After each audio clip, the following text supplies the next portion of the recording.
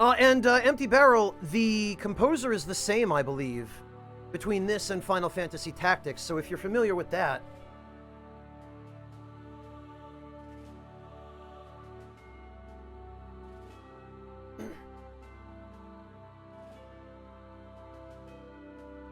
then you will be no stranger to the sounds of this game. I was astonished, having never played any of the Tactics Ogre or Ogre Battle games prior to this.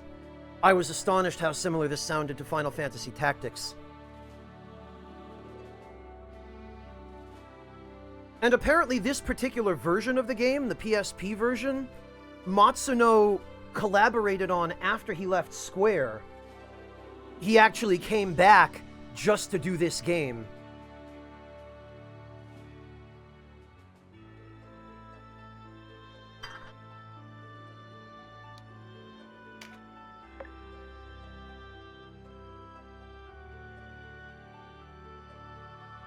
Yeah, probably instrumented slightly differently on the N64 barrel, I would guess. Alright.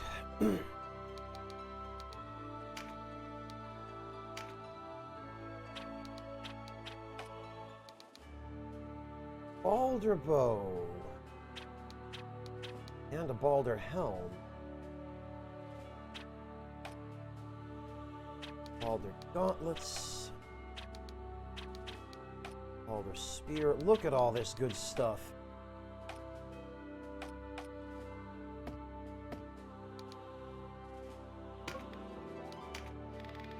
And now we can let all these fine folks go about their business. None of them seem very happy.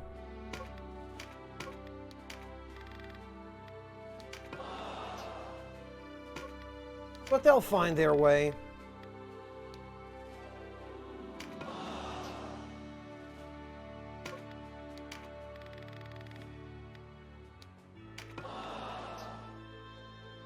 There we go. Now we've got a pile of shiny new gear that's way above what we're supposed to be able to buy.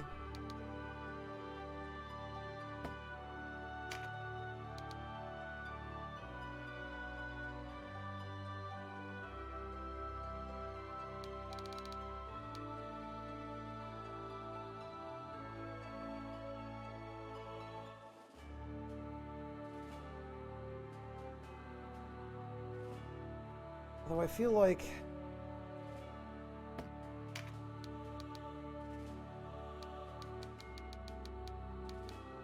everything here seems to be decreasing attack power, but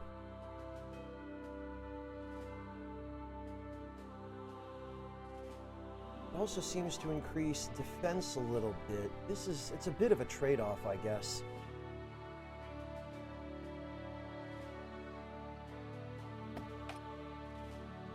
It's weird, though. I feel like the Balder stuff is maybe best suited to the runic fencers. This was originally on the Super Famicom barrel. It was re-released on the PS1, and this version is the PSP remake.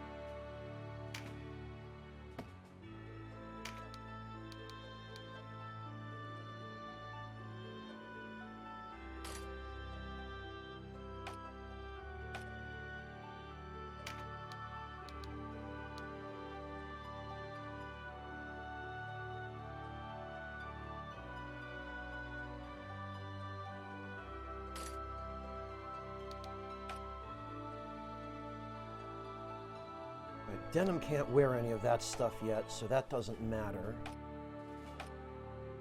Neither can Fox.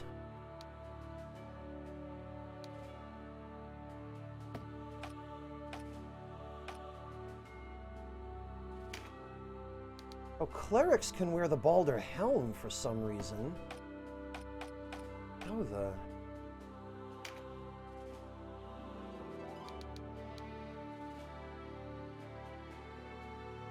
Oh? He can't use it.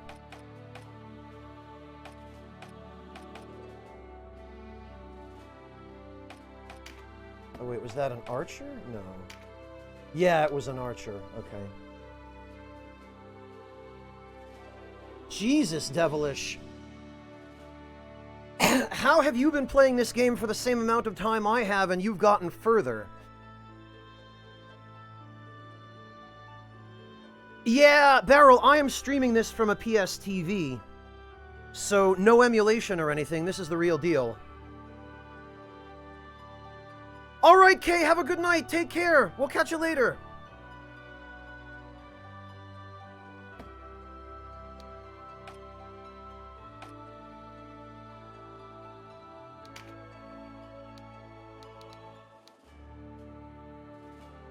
Ah, you know.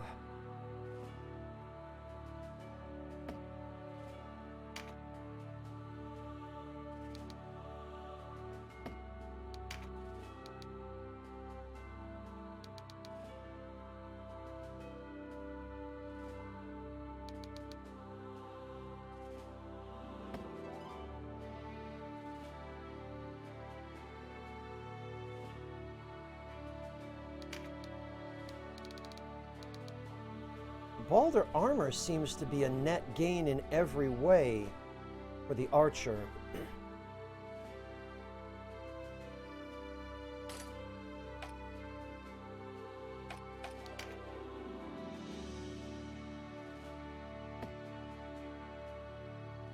Oh, okay, Devilish, gotcha. I see. That definitely explains it then.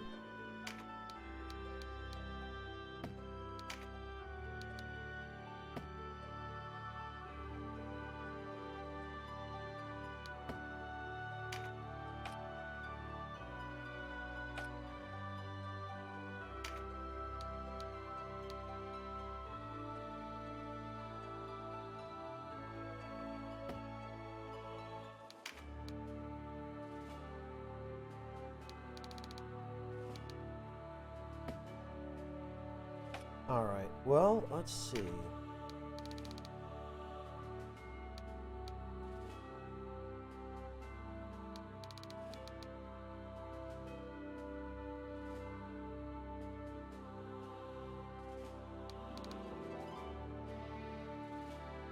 Balder Helm does not seem to...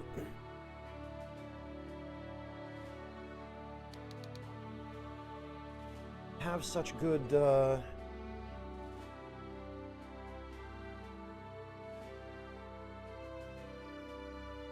effects on his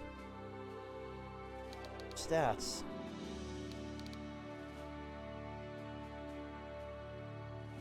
The Balder armor does, though.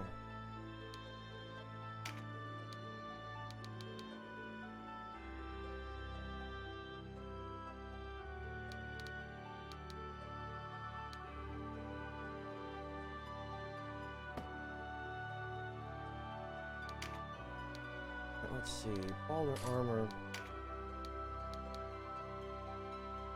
and gauntlets.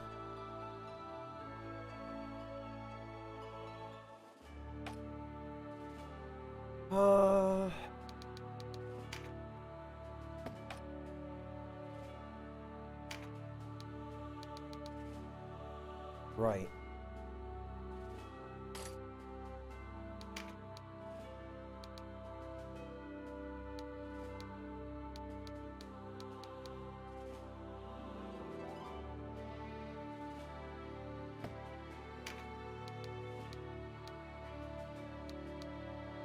Just lowers everything. Alright, well.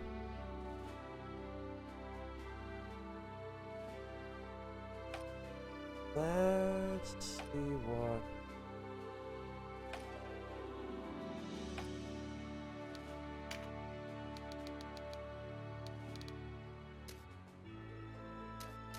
Okay.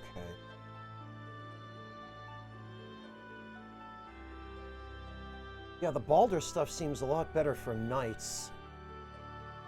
But it's level 10.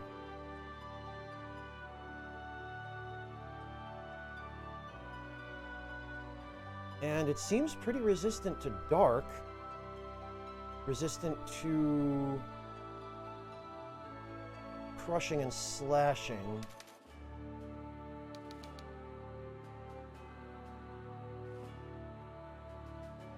Resistant to slashing and piercing. Okay,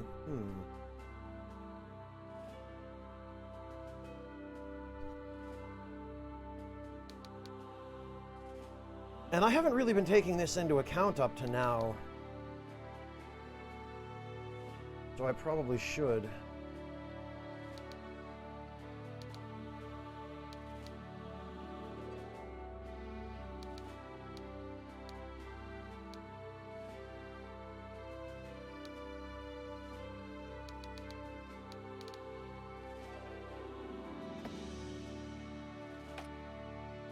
Okay.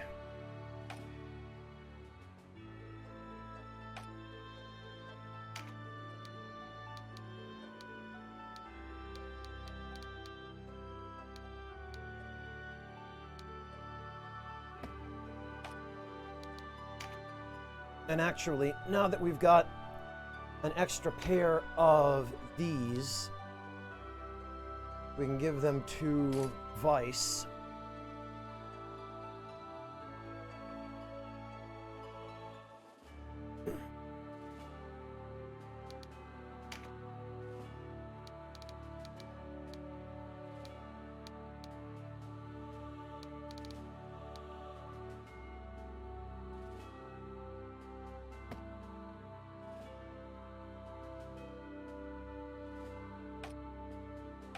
I'm not sure if that will accomplish anything.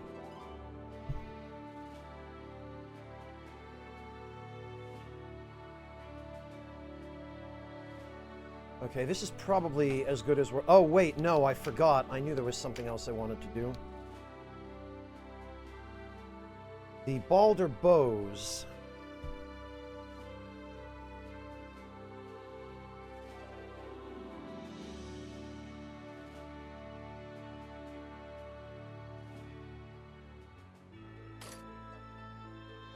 Ah, interesting. I wonder...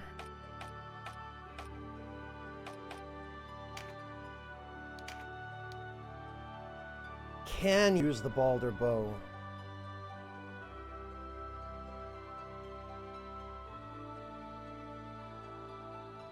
Very curious, but because he has the crossbow skill equipped, it's not going to do as much damage. Alright, this is just as well. This will give...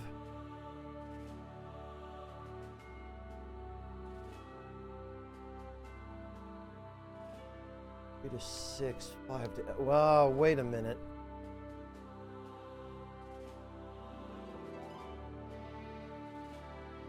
For 2 extra attack power, a little bit of defense, and some magic attack that we're never going to use.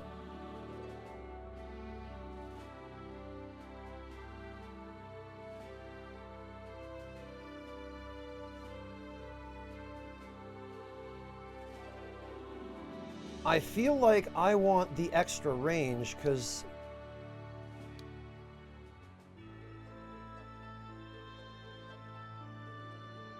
This has a range of 6, this has a range of 8. Devilish, his bow and crossbow skills are equal now.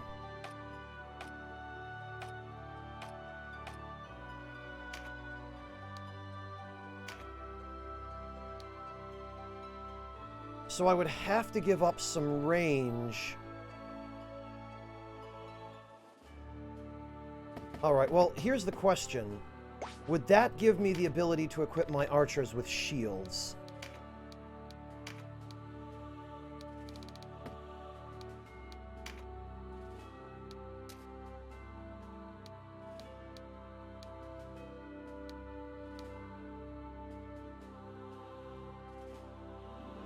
Because if it would, then maybe it's worth it.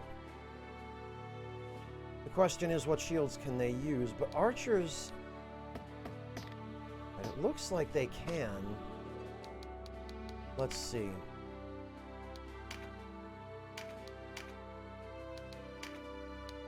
They can use the Aspis, and this raises their attack even more. Oh dear.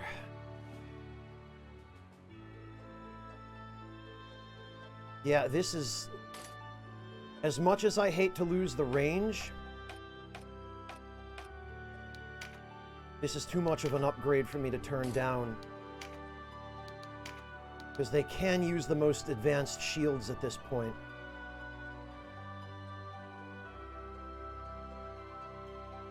Devilish, is there a Balder shield that I should keep an eye out for?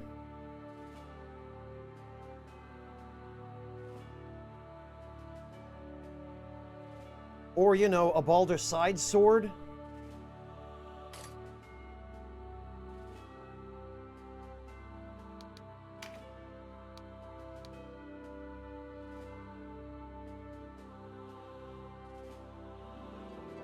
Oh, now, oddly enough, the Balder stuff is starting to look more attractive. Those Balder gauntlets.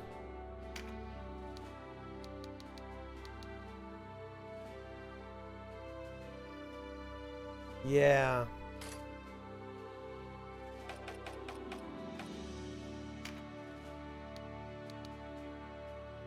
The regular gauntlets give more attack power, which I want on those guys.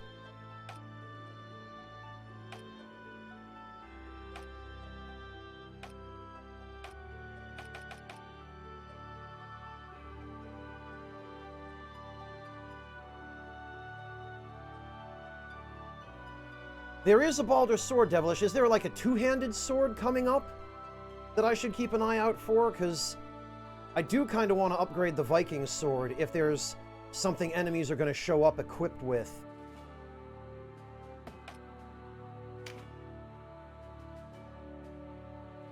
Okay, we can... Oh, they can't use the Balder gauntlets at all. Bloody hell.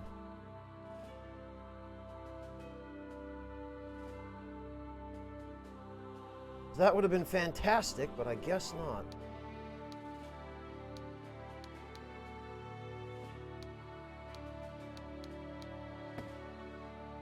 Alright then, chain leggings it is.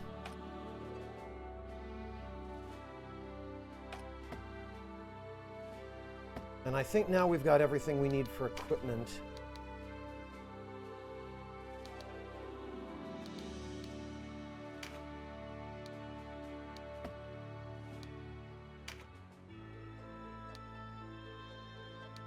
Oh, and he can use Wapango Winds.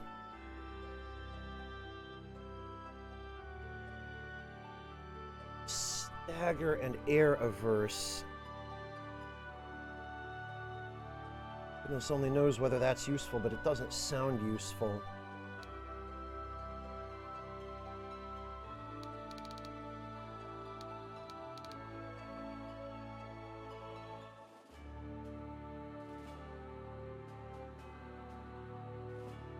Hey Dragon, how you doing?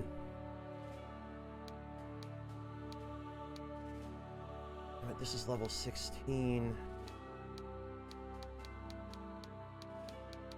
Oh, there we go. Knockback 2.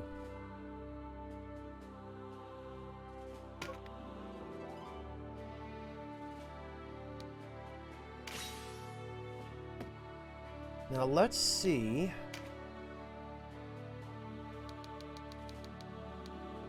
Herpetology, we can switch with knockback 1. Counterattack. We can switch with knockback 2. Oh! Okay. They don't stack then. Well, that answers that question. Glad to hear it, Dragon. Did you just finish a stream yourself?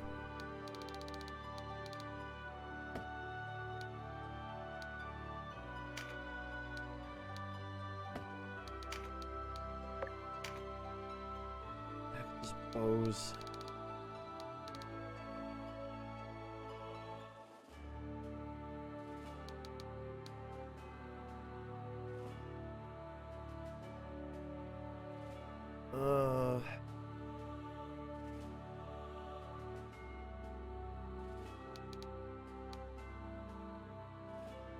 think any of this is really going to benefit me much.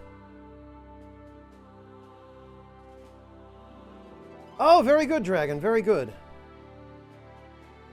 No, Devilish, you don't need to apologize. It's fine. Dragon was just, making light conversation. I guess the best I could probably do here would be counterattack, because I can't put on anything else at the moment. What do we got? We've got... Okay, I don't think... Fortify, anatomy, trajectory, true flight.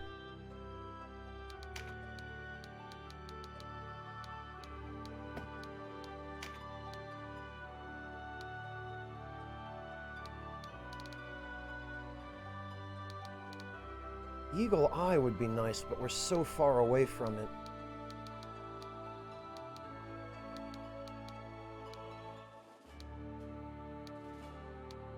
Fortify 2 is also level 15. We're way too far away from that.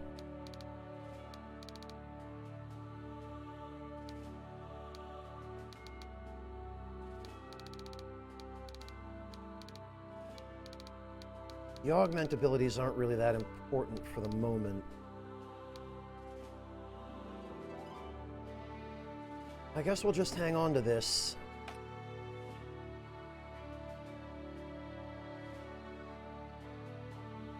Fortify, True Strike, Strengthen. Oh, we don't have enough for the skill slot.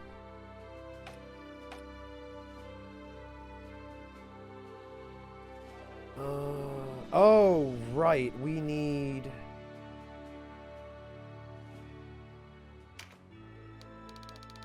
Augment...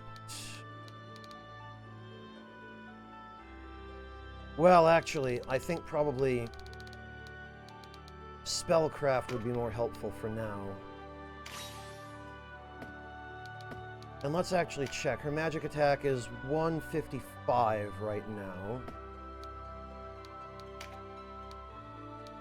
We equip Spellcraft 1.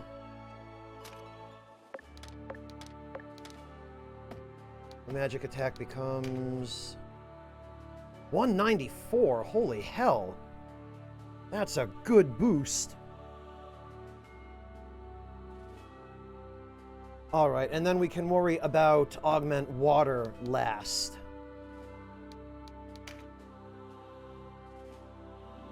We're going to need one skill slot and Augment Water.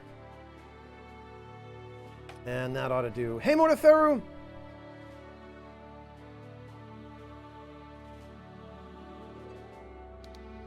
True Strike. I don't think he has enough for...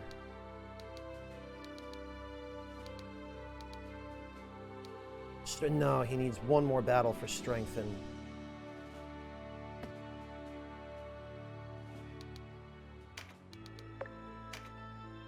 You holding up okay, Morteferu? Hanging in?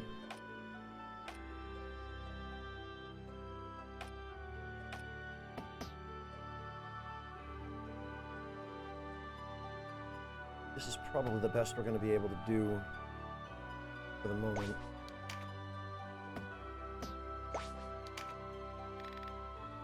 Let's see what we can get rid of.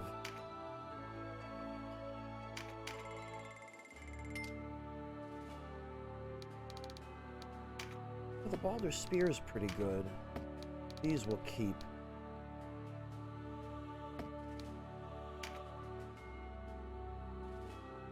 The longbows, much though I hate to get rid of them, we probably should.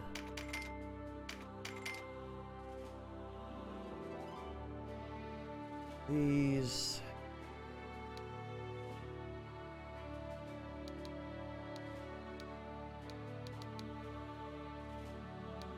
Those we can get rid of for sure.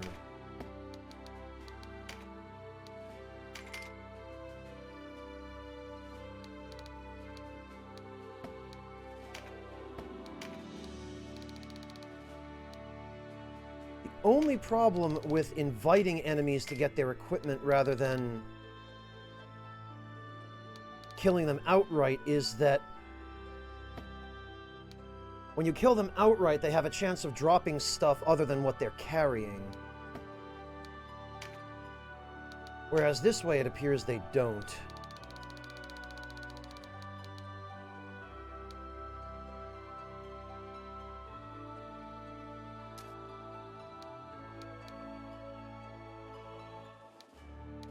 Alright, pyroclastic flow.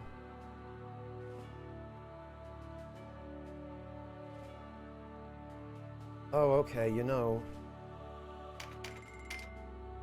One of those.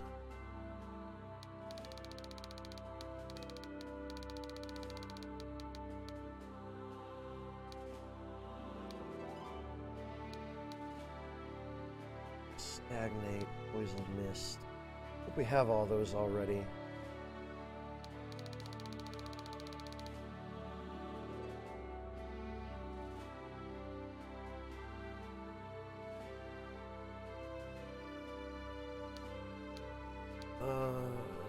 Sleep, poison cloud. Those the mage can't cast. Okay.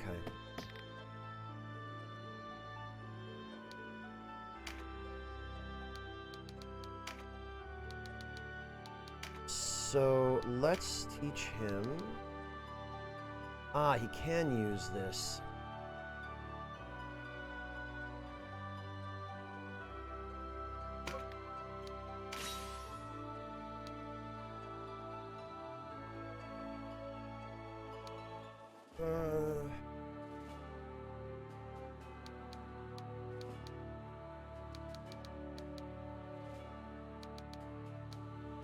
Okay.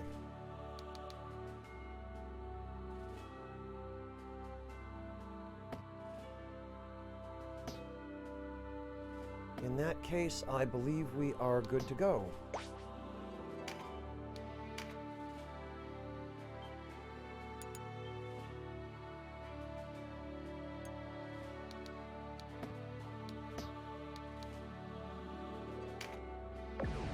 Excellent. Now, much as I would like to keep Canopus in,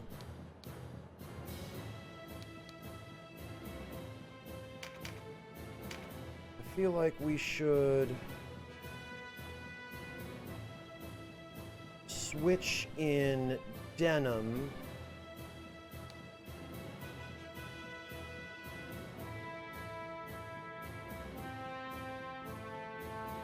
And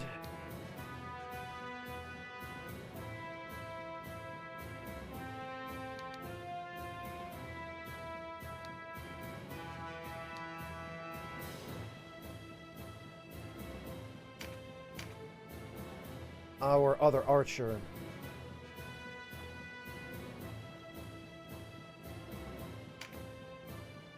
Because we're going to need some firepower, and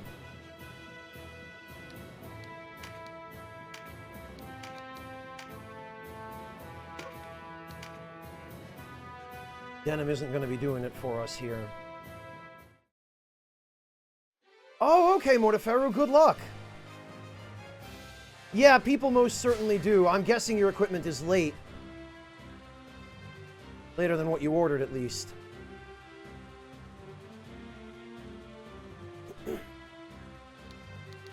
Okay. Whoops.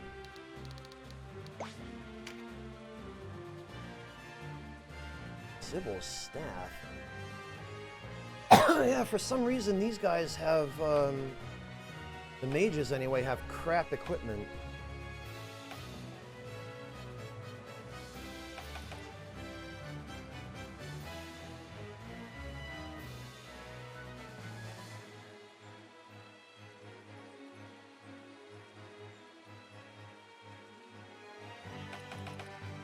Oh, a Balder hammer, huh?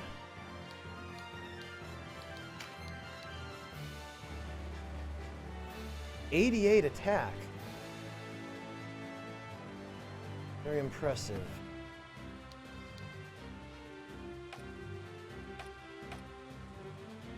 Okay, so we're going to want to recruit the warrior and the berserker.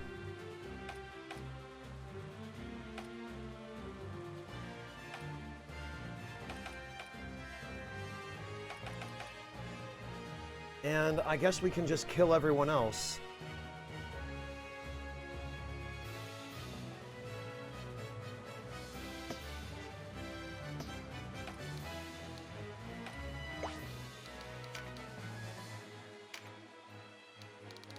There we go.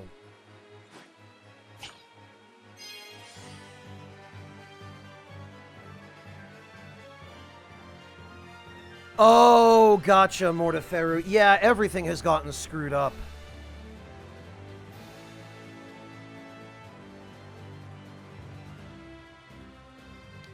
As a result of all of that stuff.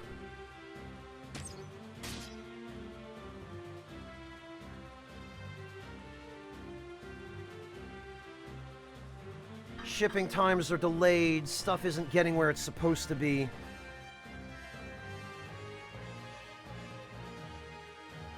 That's frustrating, I can understand.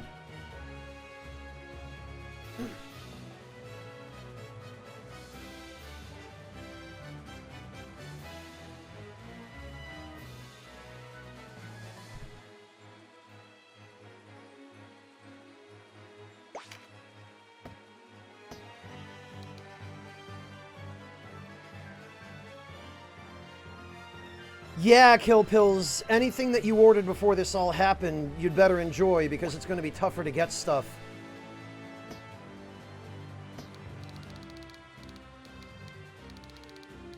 Okay, so there's the Berserker.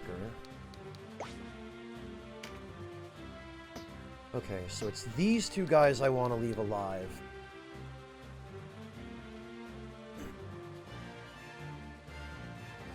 I can appreciate that, Mortiferu. I can absolutely appreciate that.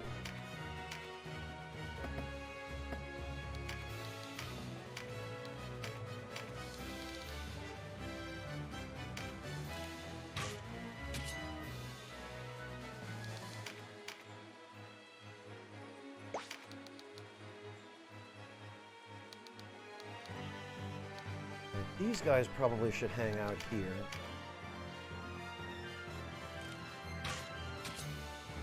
Well, that wasn't very nice.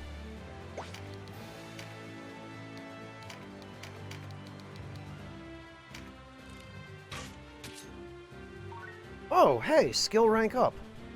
Who would have thought it would take so little? Now they've both got finishers.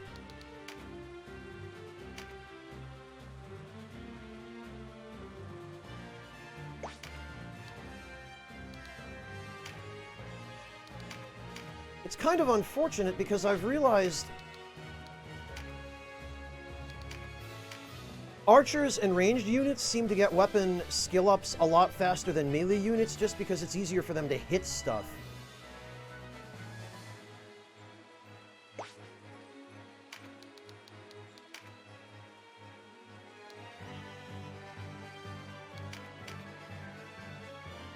So, small wonder that all my archers have been skilling up.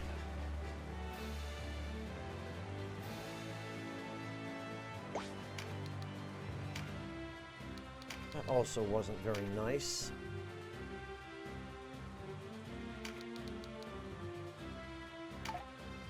Oh, really? Oops, I wonder...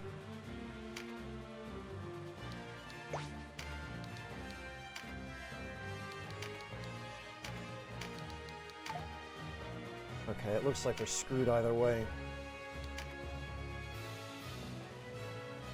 Of course, the one time a status attack works.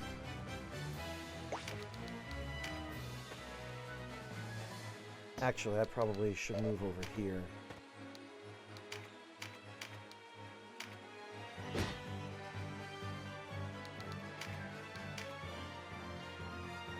Oh, you know what? That was unwise because... that now means I can't attack this guy twice.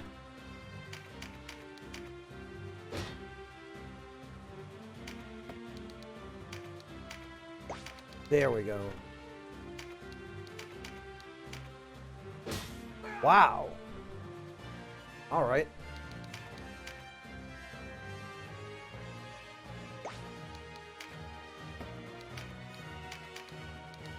Oh, come on. A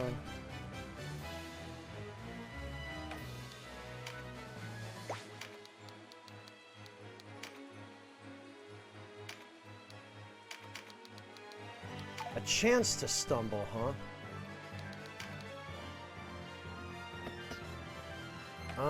I should probably...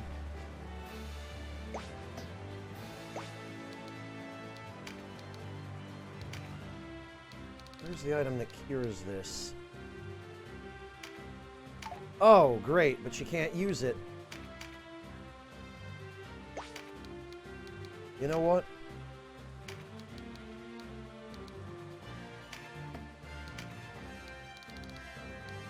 Xena wine, there we go.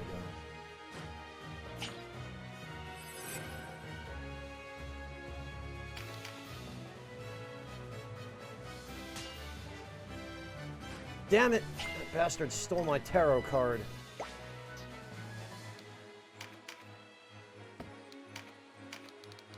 Well, she's not getting away.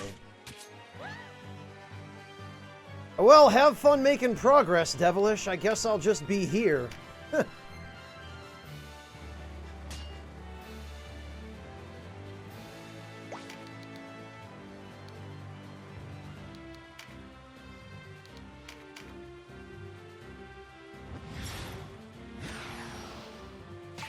Oh, good. At least that missed. Oh, for goodness sake.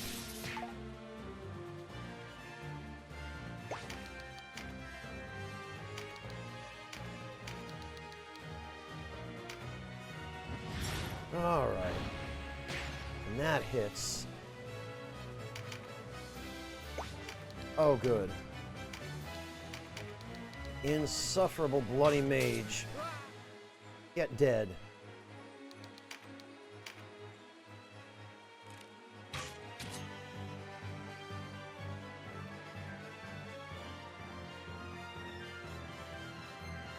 I might do that too, Devilish, if it turns out I enjoy the game enough.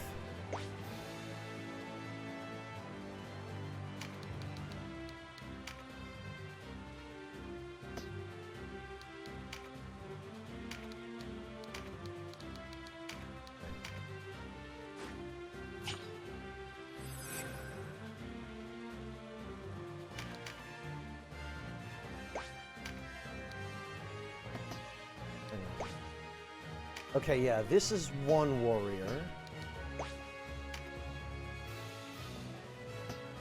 These are the two guys I want, then.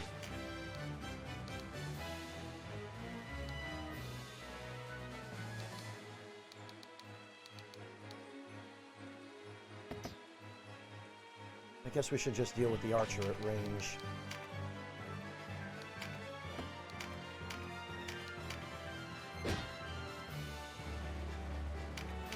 %. Okay.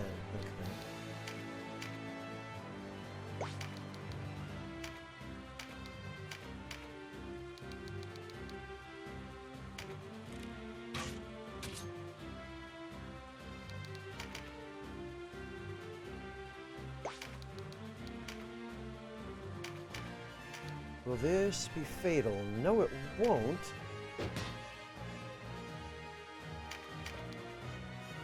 Now, hopefully, he will join.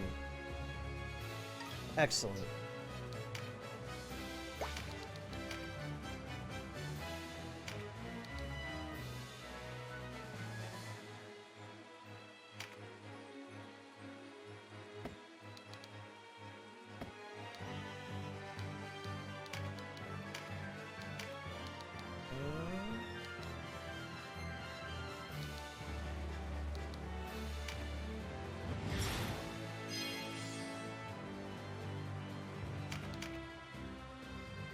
And he still went for the guy with the lowest defense rather than...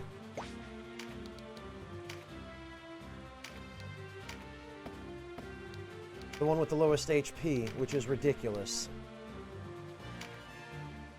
Really?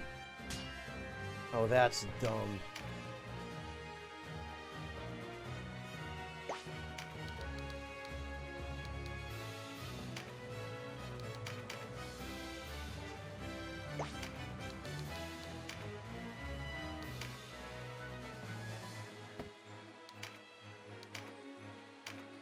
And I can't reach anybody.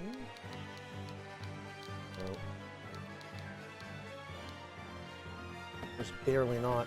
This is one of the problems with getting the bows that had shorter range.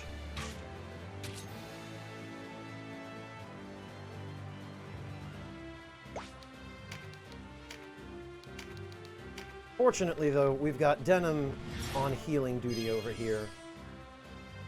So that's fine.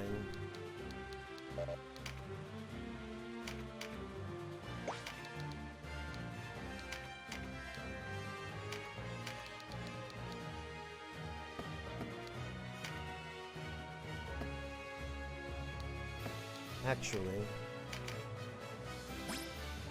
we could use Tremendous Shot.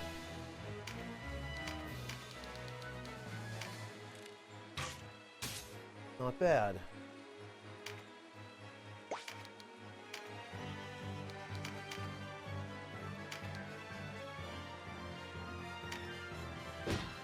Excellent. And now we should be able to... Yeah, 69%. Excellent.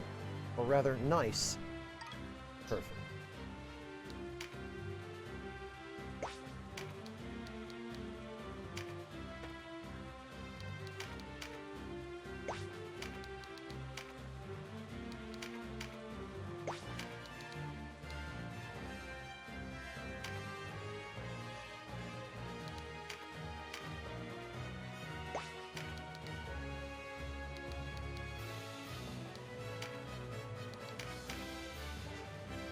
Oh, we still have somebody over there to kill, don't we? I completely forgot.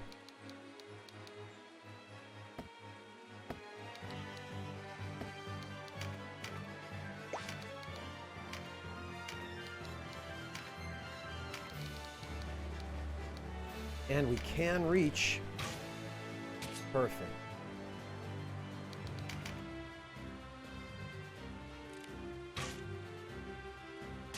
Ha! Amazing.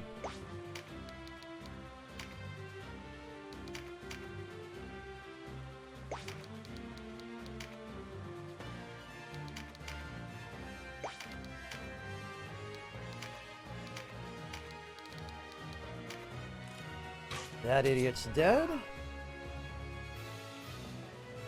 Oh, hi, Deathbed. Guess who's awake early in the morning because he's working completely from home and has no sense of night or day anymore. So I kinda get you.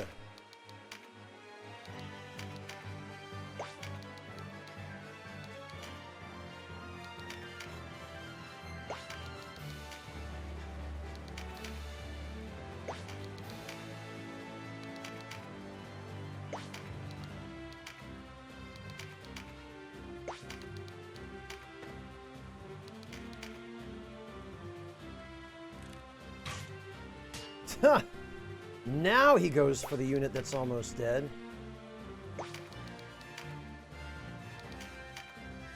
Pesky archer staying out of my reach.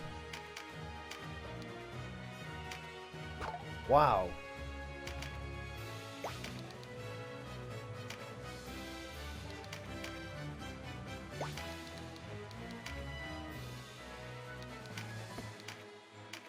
You know what?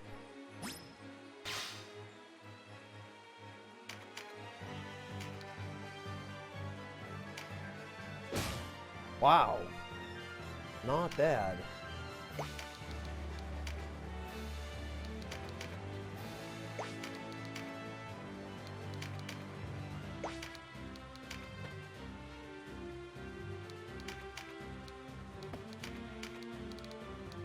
All right, I guess we've done it.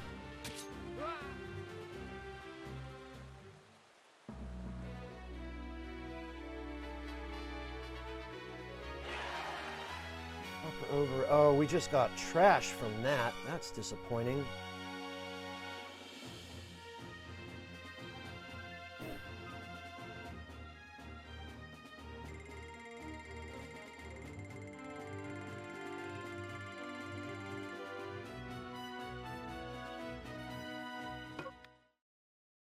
And we will take them, or rather we will take their gear.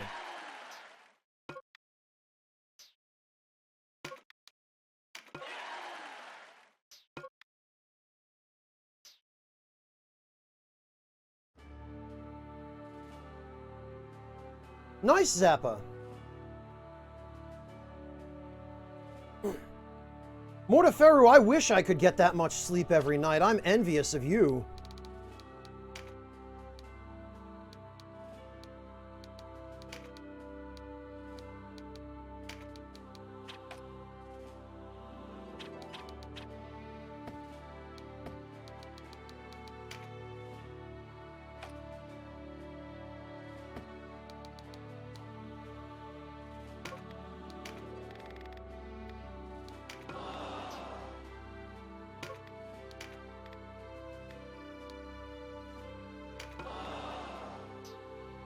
Okay.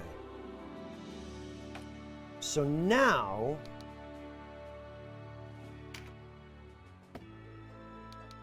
the knights ought to be able to equip...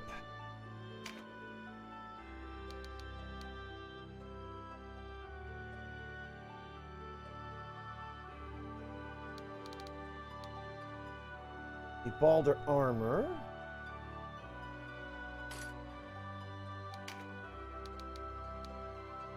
Wow, yeah, the Balder helm just really isn't that good, is it?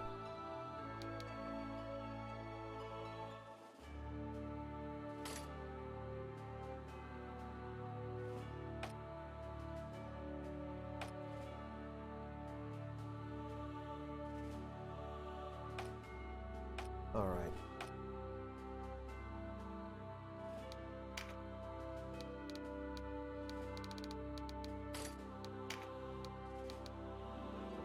There we go. So that will increase their defense.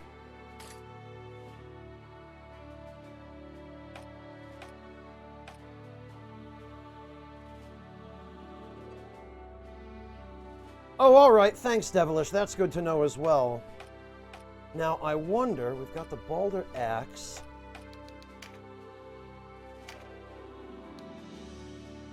The Balder Hammer is two-handed, though.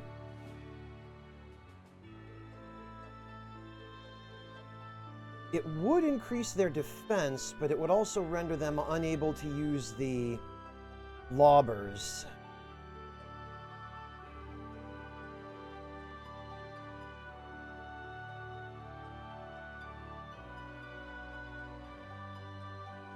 Then again, I do like units with high attack power.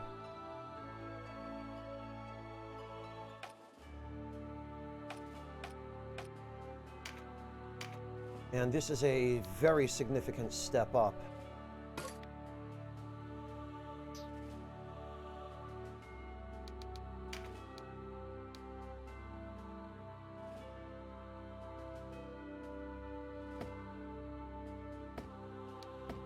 So let's see.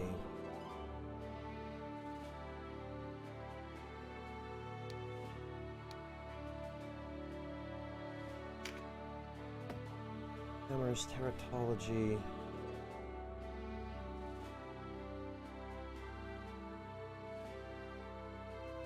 We've been there, Deathbed. We've been there. Field alchemy. Guess we don't really need field alchemy under the... Oh, okay. We've got subdue.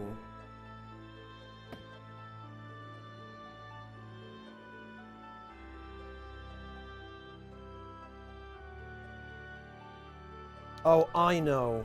I know it. We need fortify 1.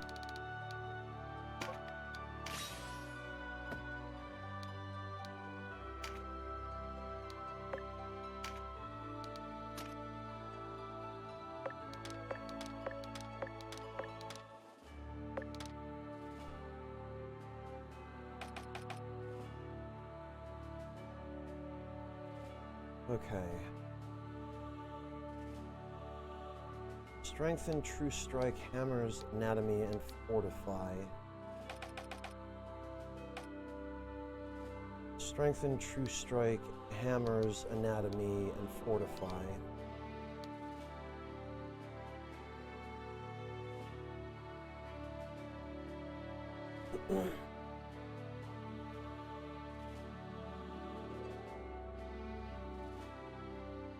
Oh, there is a Balder two-handed sword, Devilish. Okay. That's good to know. I'm glad to know that.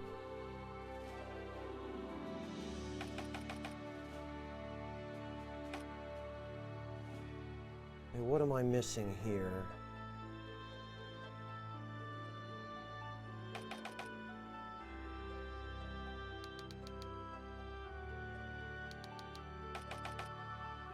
Oh, I know what I'm missing.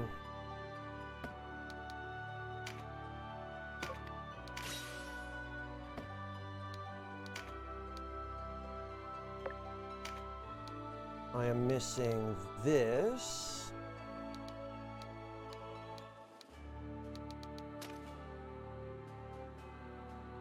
Iconology. So then, all I would need is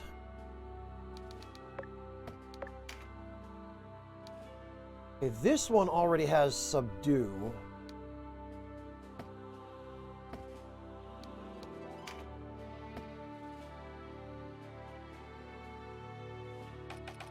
This one just needs tame. Yeah, there we go. And then I guess Empowered Dragon and Empowered Beast.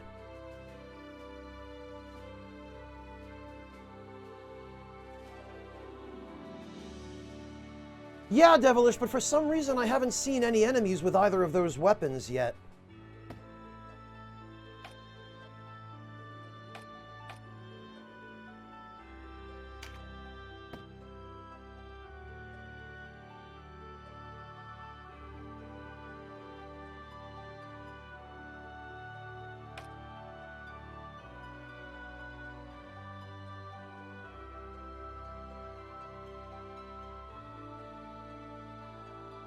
He's going to need one more battle.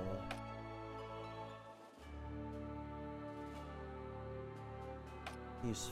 Oh, wait, Denim. Fine Magic, Anatomy. Denim is going to need... True Strike.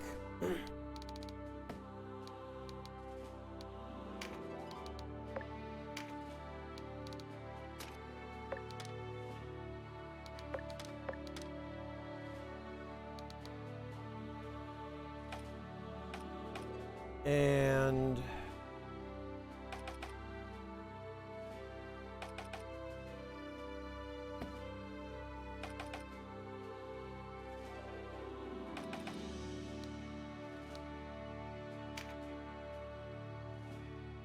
this guy is also going to need... Oh, you know what? Phalanx would be handy, though.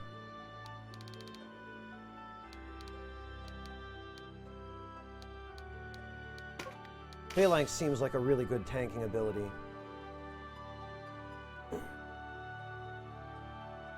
Oh, alright, Devilish. That's good to know.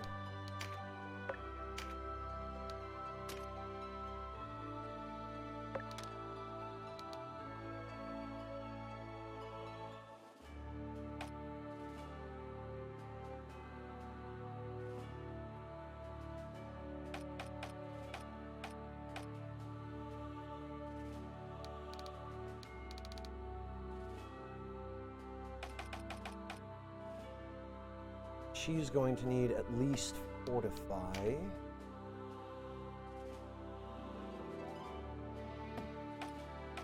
Still so much. It just takes so much to level these guys.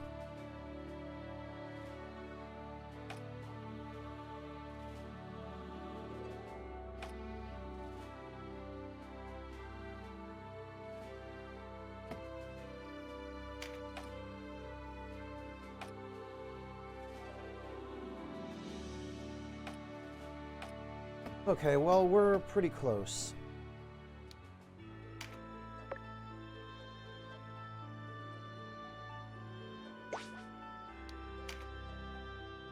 Deathbed, I feel like there's a reference there that's going over my head.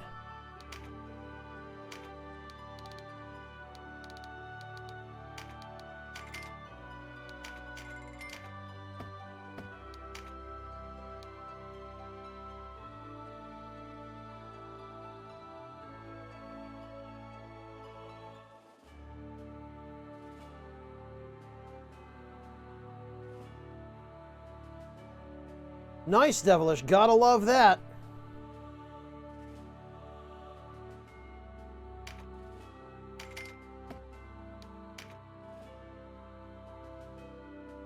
well...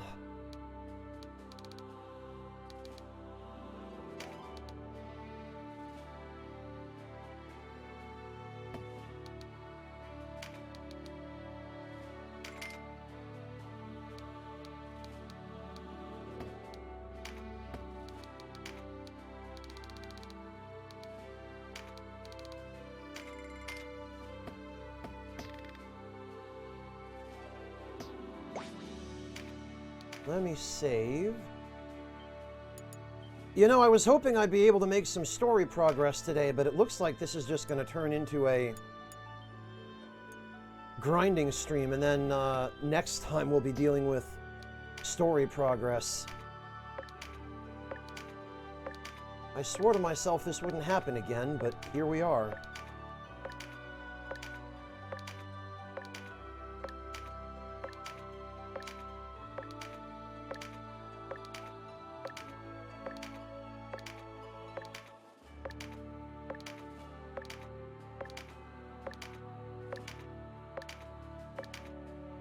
Here we are waiting for random... Oh, okay. Nope. For random encounters.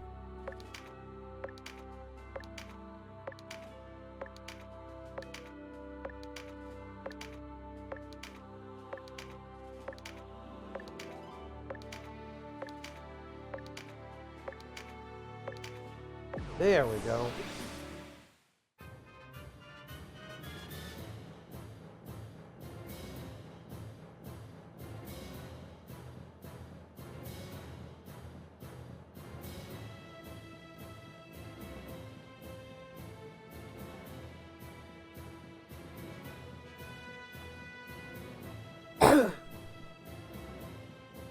Yeah, Devilish, I figure at this point, I'm just going to start the next stream with story progress so that this way, when I highlight this stream in the VODs, or, well, when I highlight this series in the VODs, I'll be able to just leave this stream out because it's just grinding and literally no progress.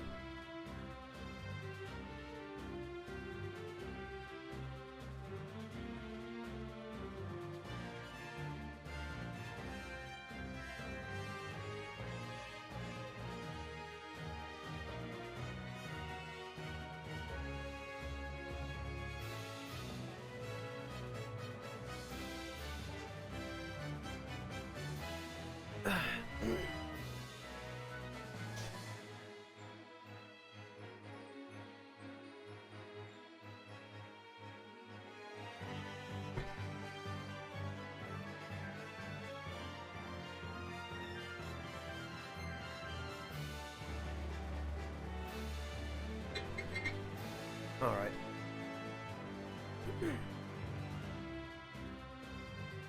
I agree, Empty Barrel.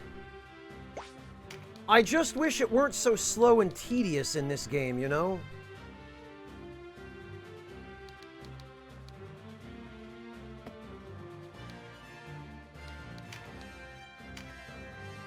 As much as I always used to complain about how slow and tedious it was to level up and grind job points in Final Fantasy Tactics, it's probably at least twice as slow here.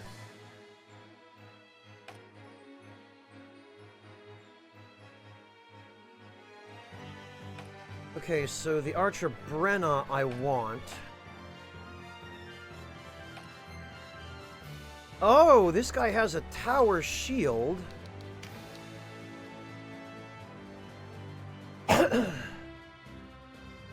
So that would be great for knights.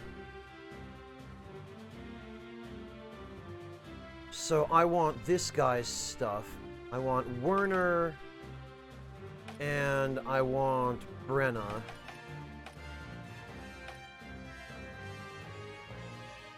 I guess I also want Auric because he has a Shamshir.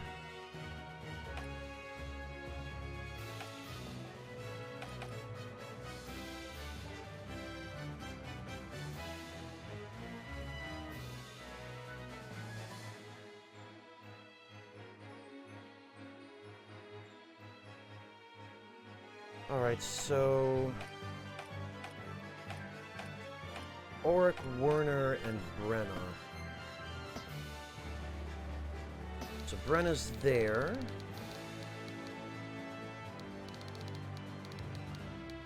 Auric is there. And Werner is there.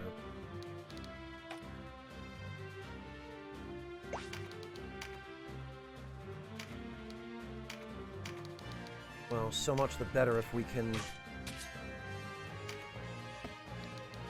recruit her right away.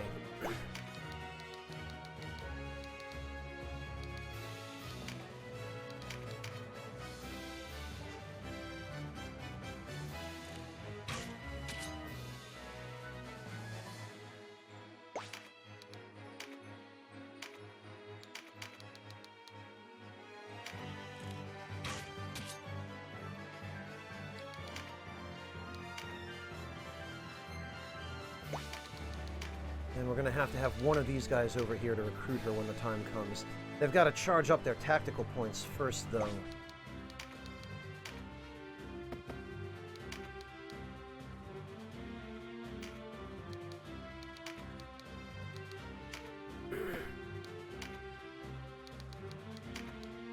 We'll have him give Fox a magic leaf so that we can heal our caster.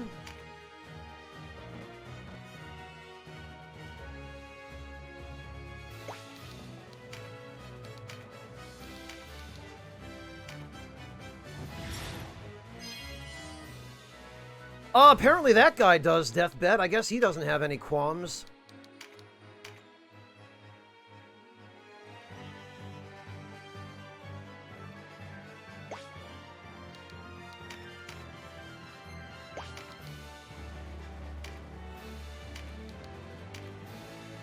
Okay, we need 49% or 49%. I'd really like to be able to get her out of my hair. Perfect.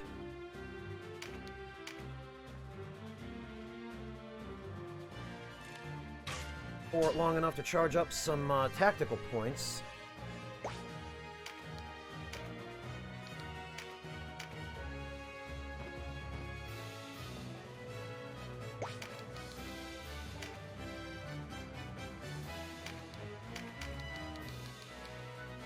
That is Werner. That is Jeffrey. Let's just kill the guys we can kill first.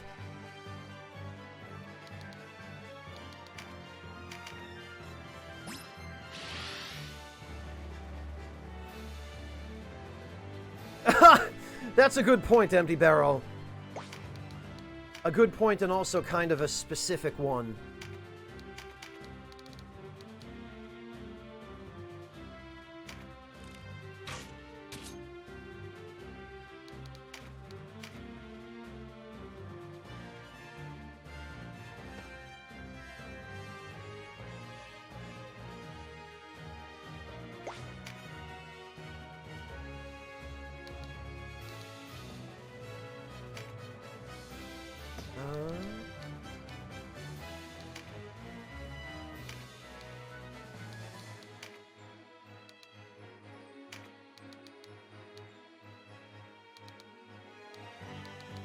I don't think anybody else needs healing.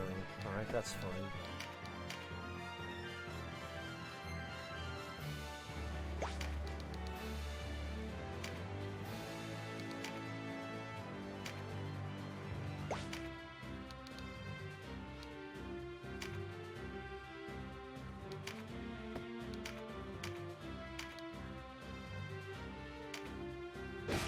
Nice.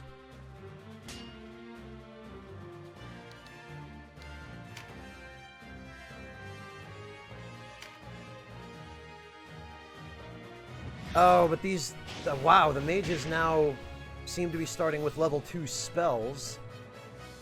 Oh, and there's a cleric over there, huh? Oh, we'll just have to do something about that, won't we?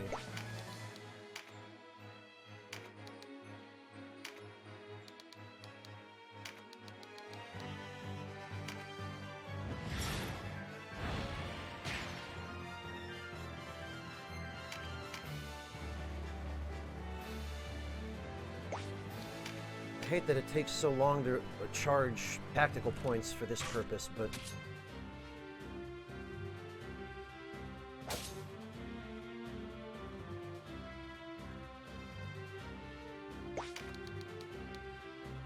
Okay. 19 damage. Utter garbage. Wow, I really need to get some of the abilities that increase my knight's attack power.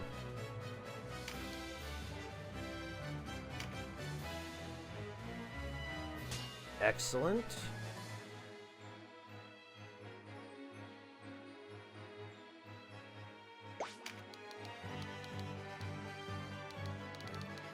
Oh, that jerk right there, actually.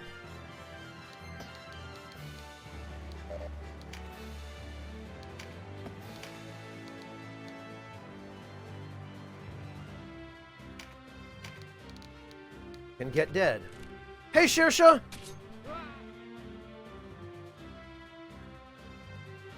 Ouch, Devilish. Are the later battles that tough that you're burning through blessed gems so quickly?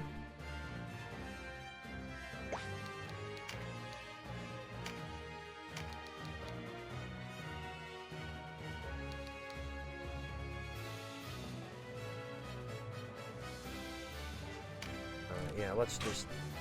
Wow! Yeah, tremendous shot is pretty tremendous. Hey, Jin!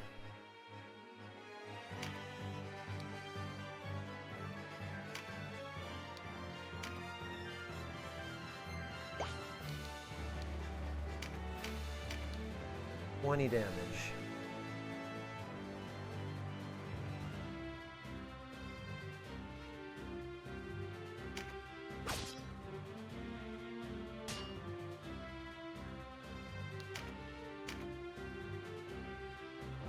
Oh, I should have gone for that cleric. Oh, I see, Devilish. Okay, well that's not as bad then.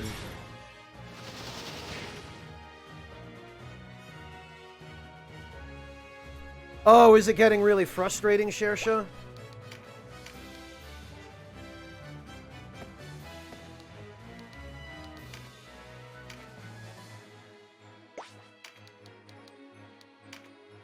I mean, it sounds like it is if everyone's just constantly blocking all your attacks.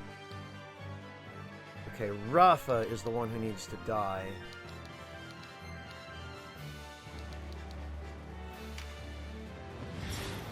Ulrich I have to keep alive.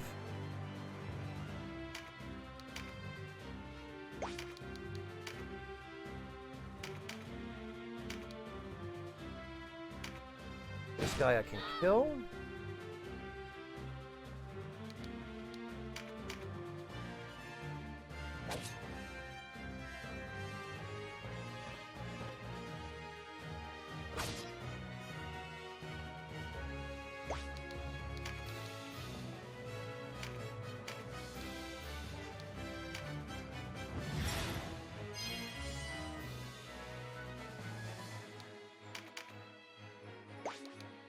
Alright. 47, so he should barely... Okay. So much for him barely surviving.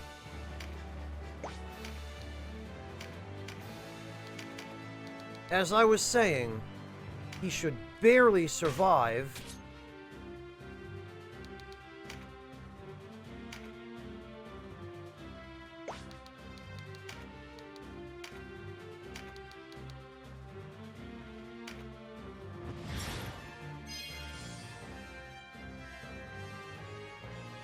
Shersha, that's Mr. Shakedown, isn't it?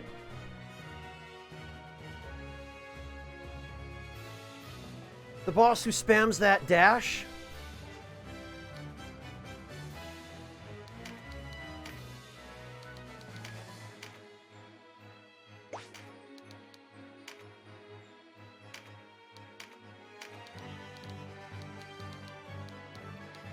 Oh, you know what? This bastard cleric is about to get one-hit KO'd.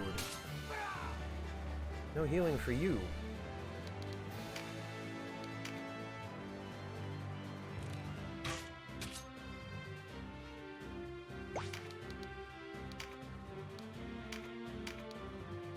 Can we get her to join? Yes, we can.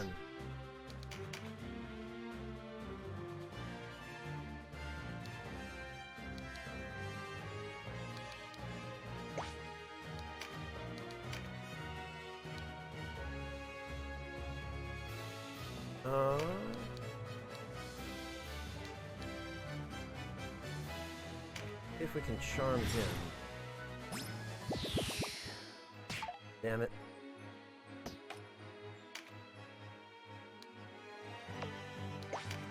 Actually, I should have moved her away.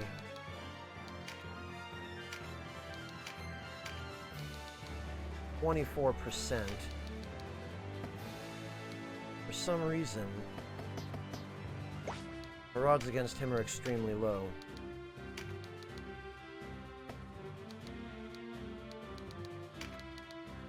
Wonder if there's a reason for that.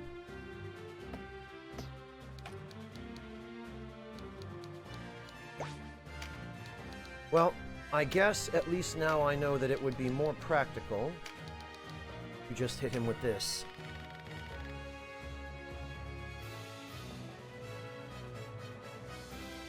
Oh, okay, Shersha, I see.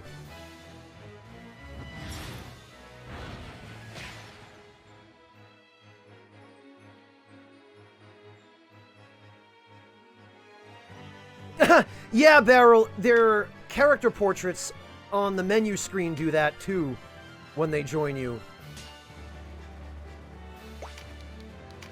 And their character portraits change drastically to the extent that the armor they're wearing changes.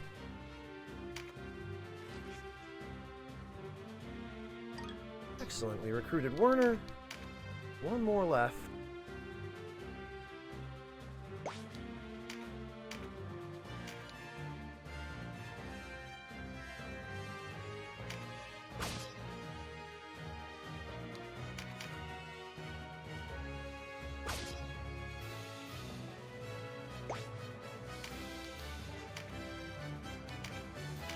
Alright, that wizard has been a pain in my butt for this whole battle.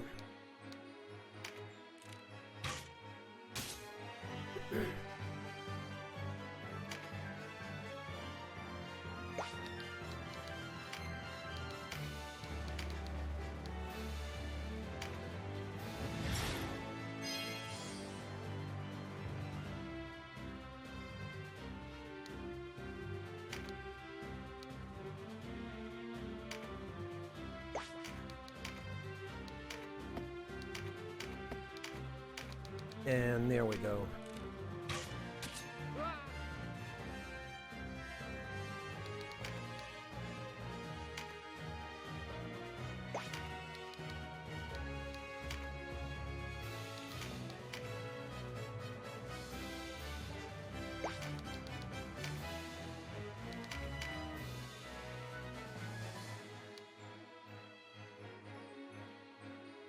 Okay, who do we oh, him. Okay.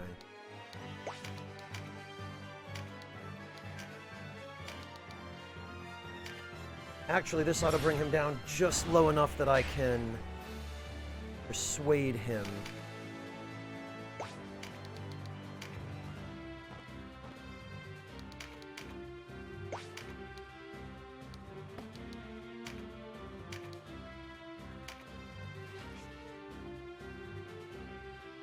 Blast it.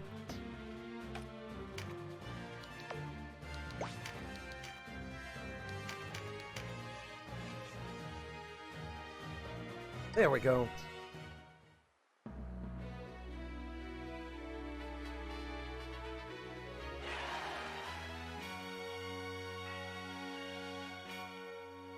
Alright, we got some Balder armor, another hammer, some bronze oberiths.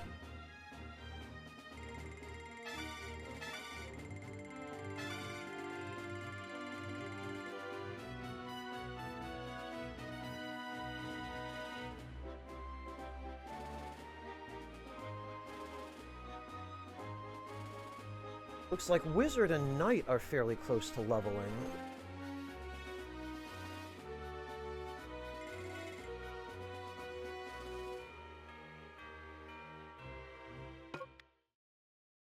Yes, I do believe.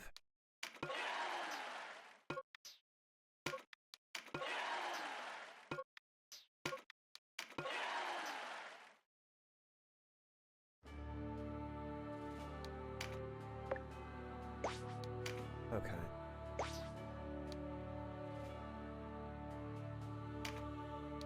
Equipment.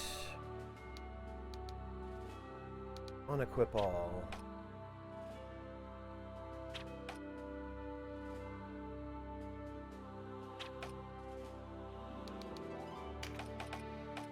Shamshir, Aspis. Actually,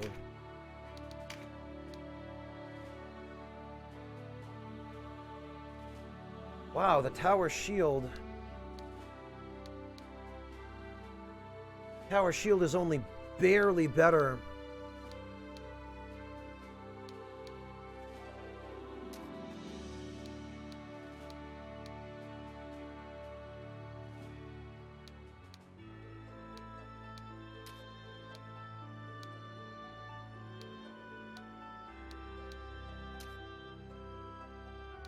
Oh, resist sleep and knockback.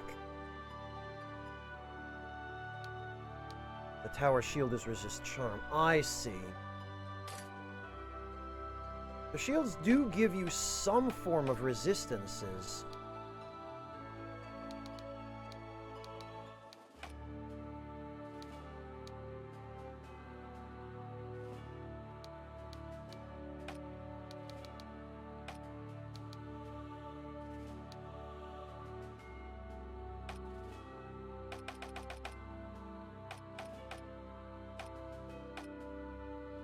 Okay, he's already got a Shamshir.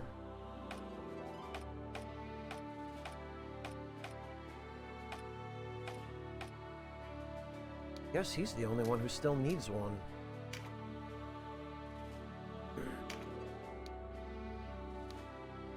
Oh, and he can use a Balder hammer. Amazing.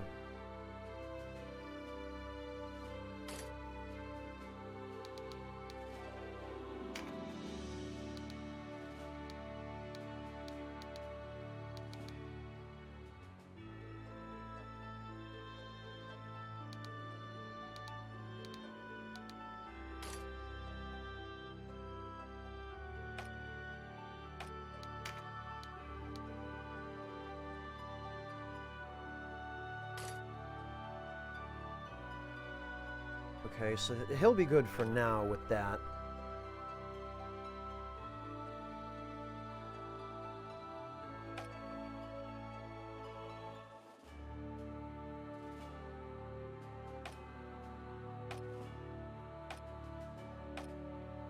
Okay.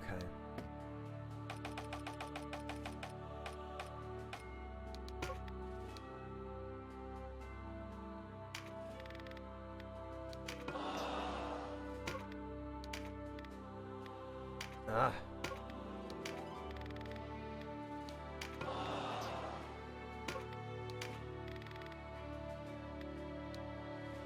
And there we go.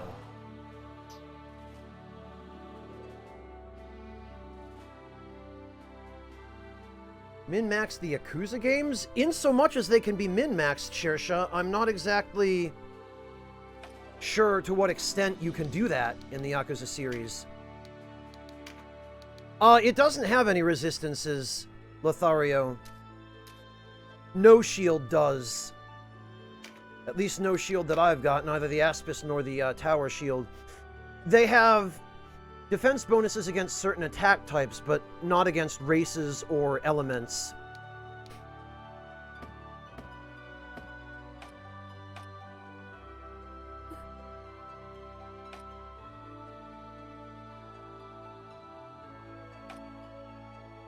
And they are slightly better. It has one more total point of resistance.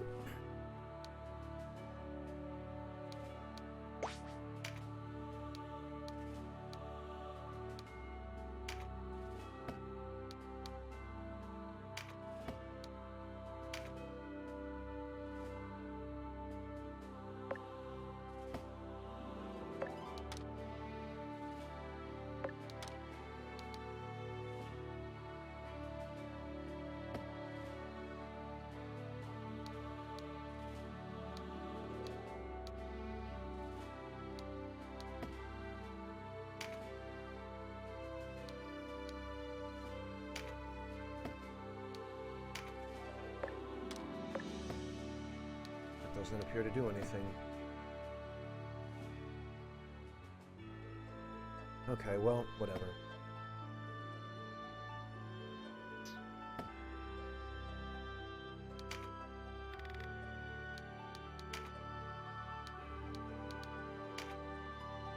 So the Dirk, I guess we don't need. I don't think we have any class that can use it.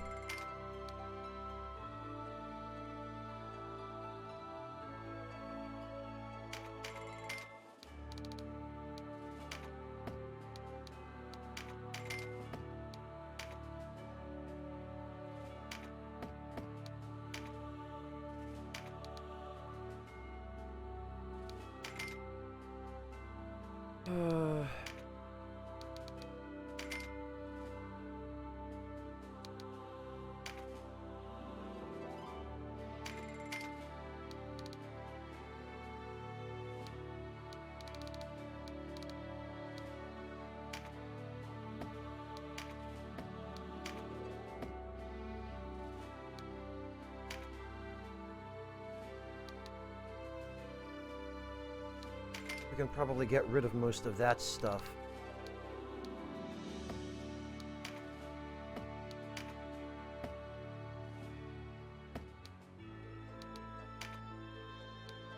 And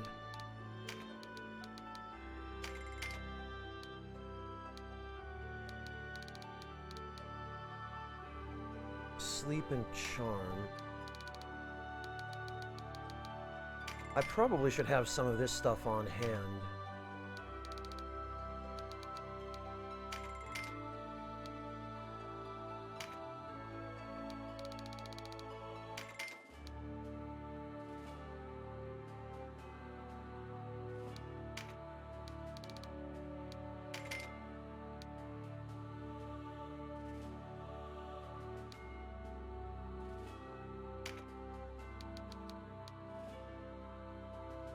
Maybe it wouldn't hurt to have a few of these on hand either.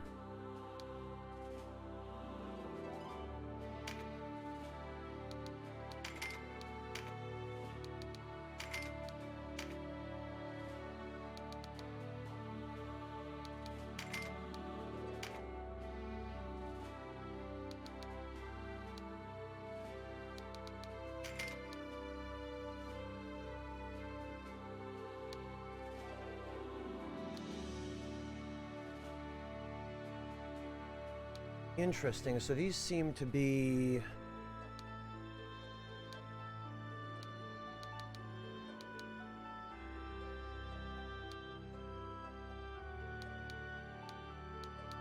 These seem to be traits in the form of consumable items.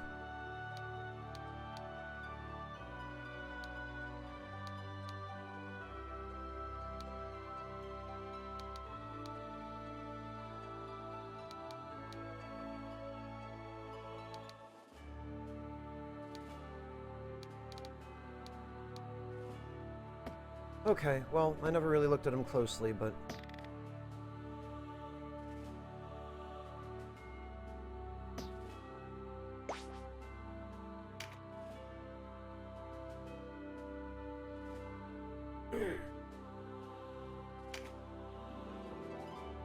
Oh yeah, Shersha, Mr. Shakedown can end up having tons of money on him, huh?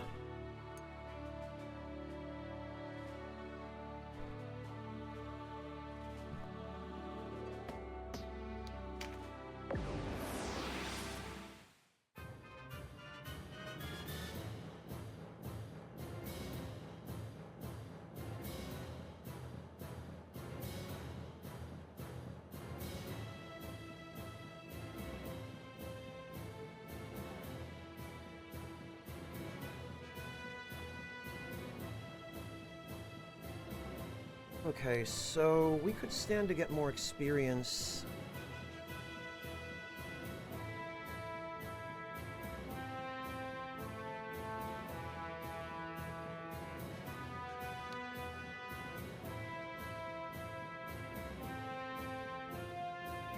Well, and skill points.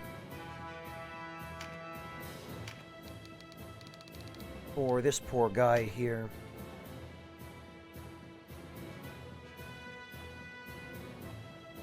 And swap Denim out.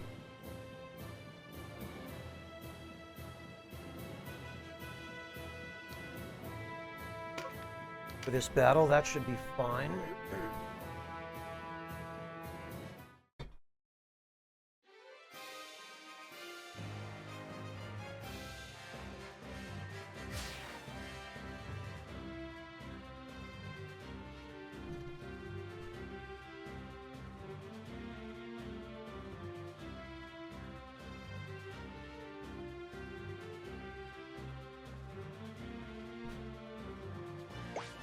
Alright, she's gonna need a healing, or MP herb.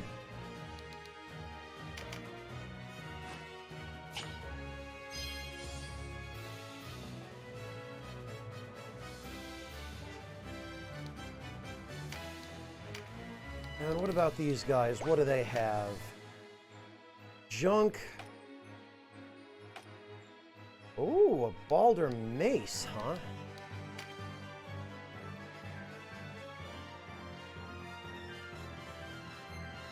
This appears to be a staff, which I do want. So, Thomas.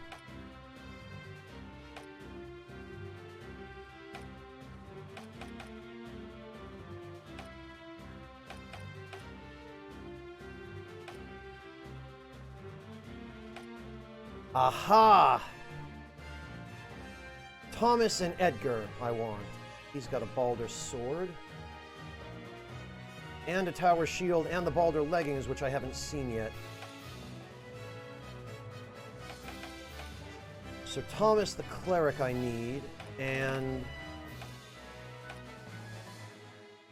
Edgar the warrior. Edgar is over here, it seems.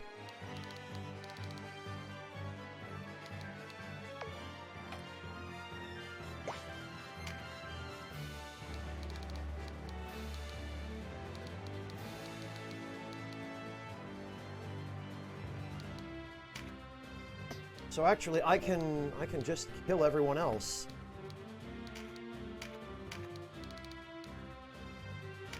$93 damage, my god.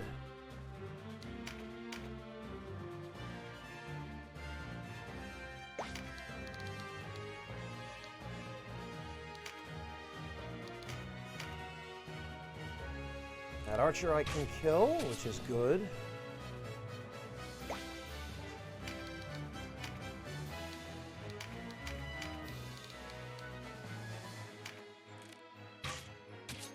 Oh, there he goes. Huh!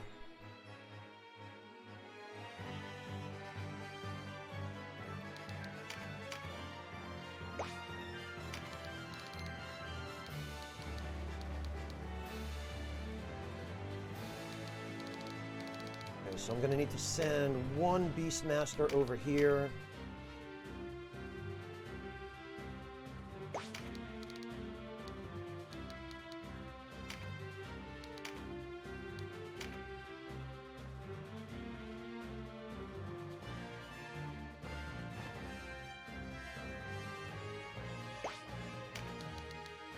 And a tank over here as well.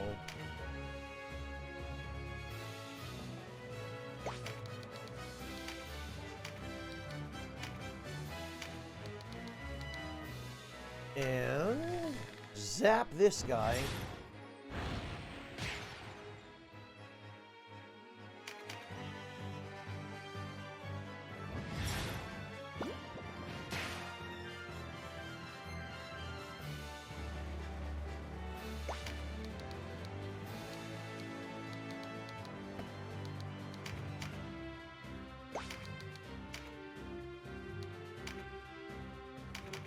All right. Very good. So,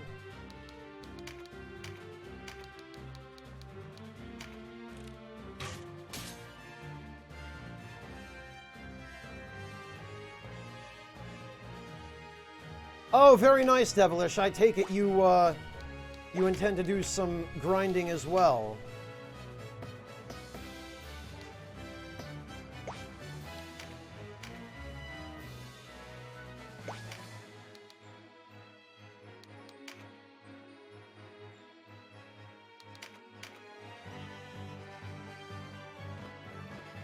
Oh, of course. Why, you...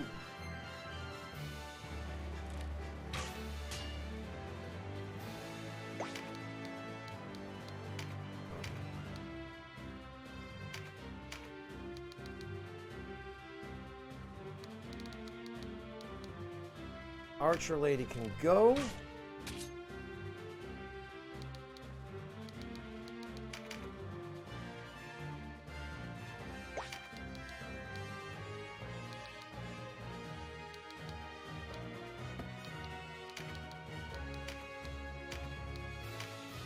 Actually, it looks like I can safely turn my back to the river here because it's just mages on the other side. Heal 2? Oh, you bastard.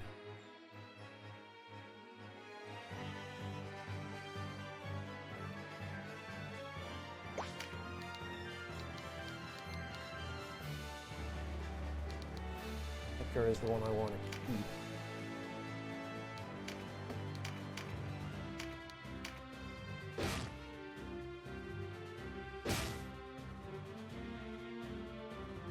Ah, well, good luck, Devilish. I hope that works out. It sounds very difficult.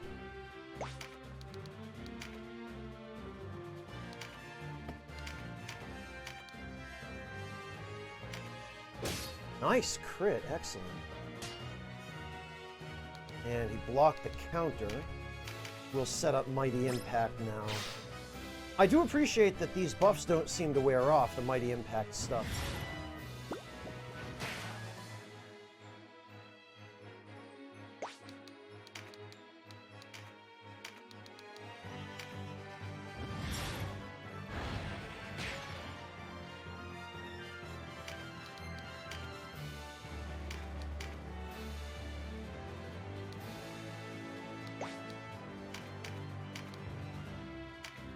Alright, this idiot's dead.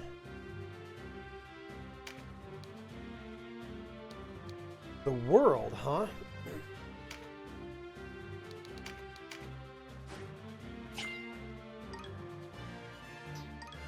Plus resistance, but not plus... I guess if it doesn't show a number there, then you got less than 1 point.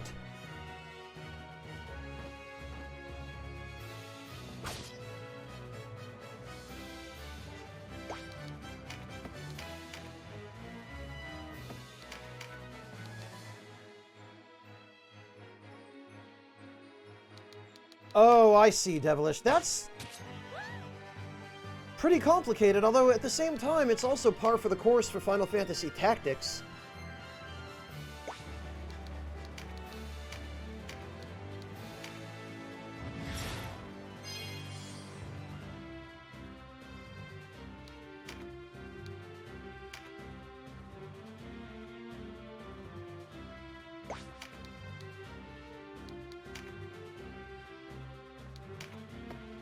We do have tremendous shot. How much health does he have? He's got full health, okay. In that case...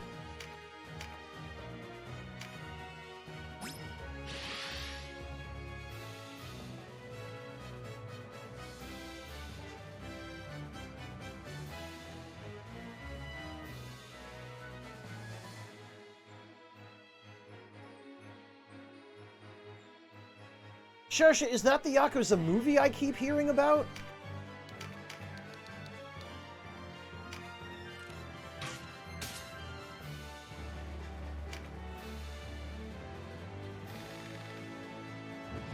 Oh, this guy must have blown all his MP and now he's only got heal 1.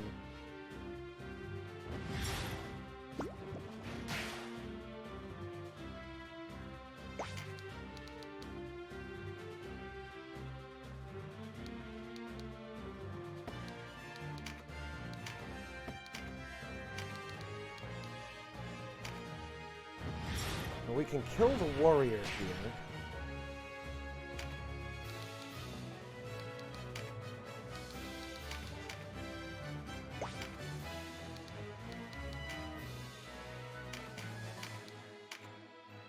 Squish.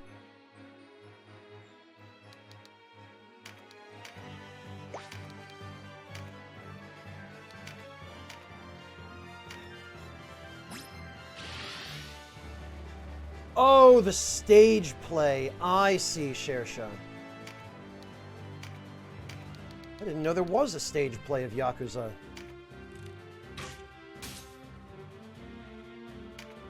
I learn something new about that series every day, it seems.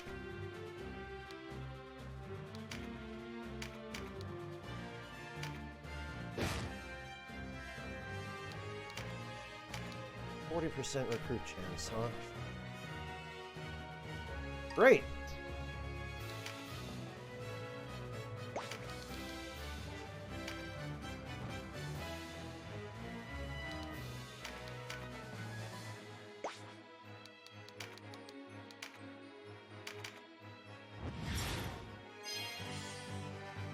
So now I just need to kill that mage.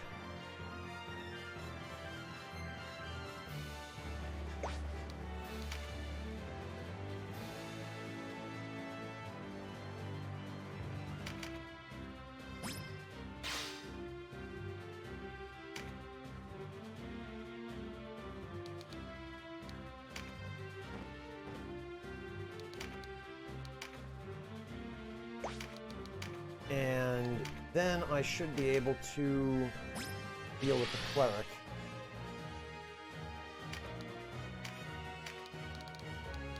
No, there's no way. I can hit him. Maybe I'd be able to invite him.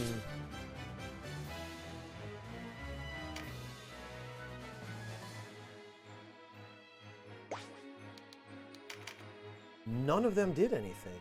Huh. They took no action. I would have thought...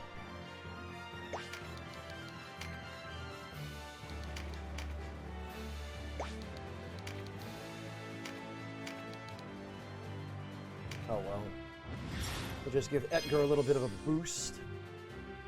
Maybe the mage was out of MP.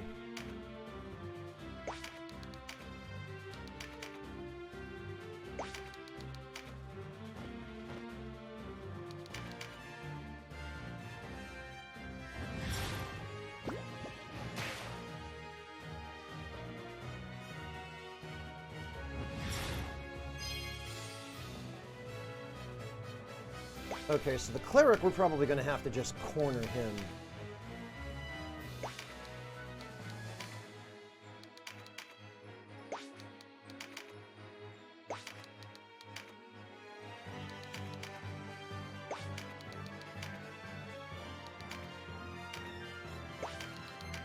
Because I don't think we'll be able to catch up.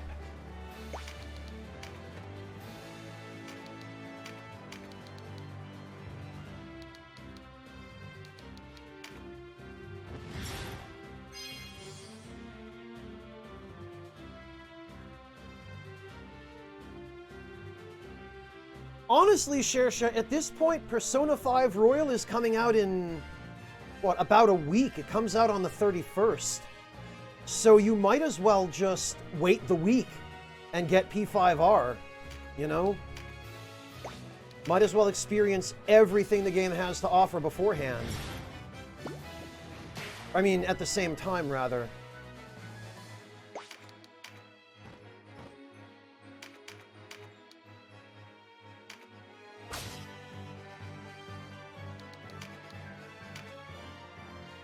Damn it, now he's gonna... Oh no, he's gonna heal himself. He didn't cure the mage. Okay.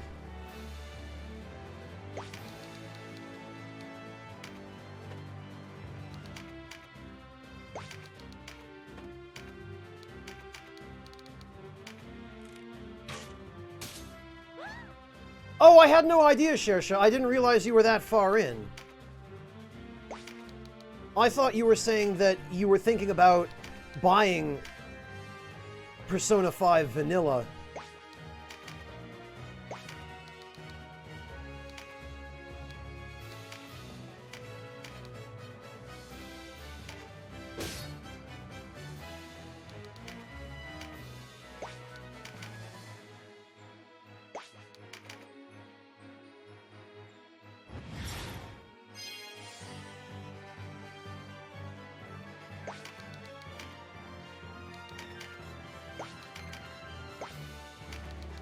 Blasted Cleric.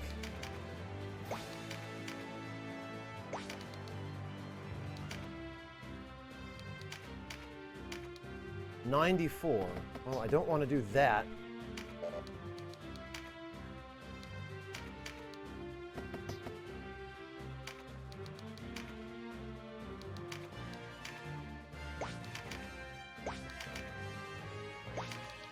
I do want to corner him, though.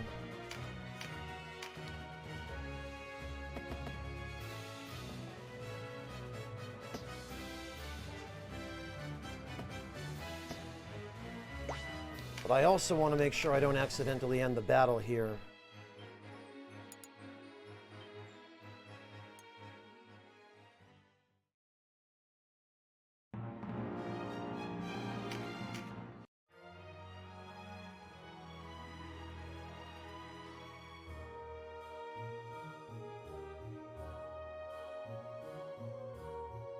Shersha, the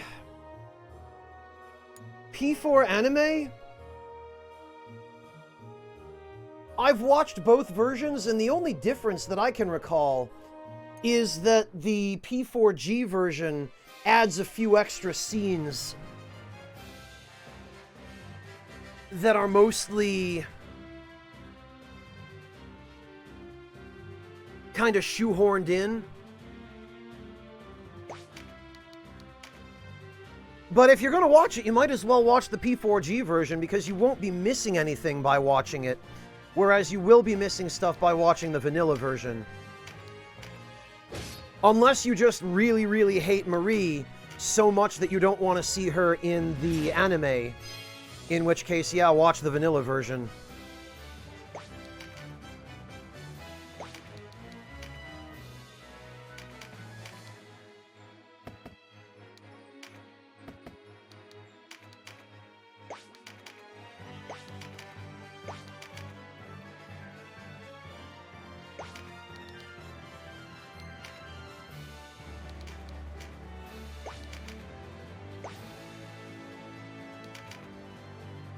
This freaking stupid cleric.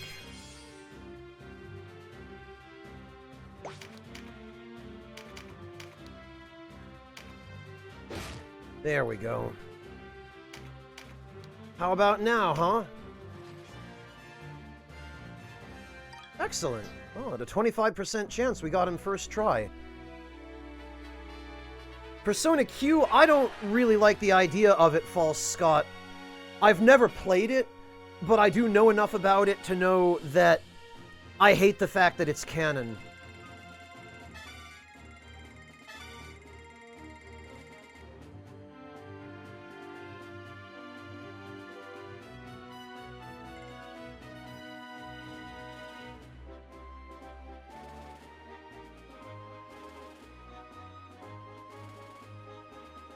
They really, really like fishing, Shersha. There are actually, you might be interested to know, Shersha, that even in the middle of Tokyo, there are a couple of, like, urban fishing ponds where you can pay to rent a rod and just catch fish there and throw them back. They actually show you one where you go fishing in Persona 5. It's one of those places, and it's based on one that actually exists. In fact, I think it's based on the one that was shown in an episode of Begin Japanology, which was the Begin Japanology episode on fishing.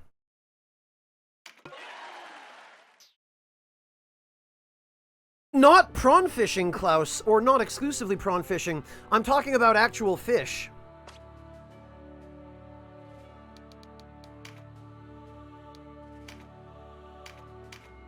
All right, now... Can't use? Oh, it's for clerics. And warriors, and not... I see.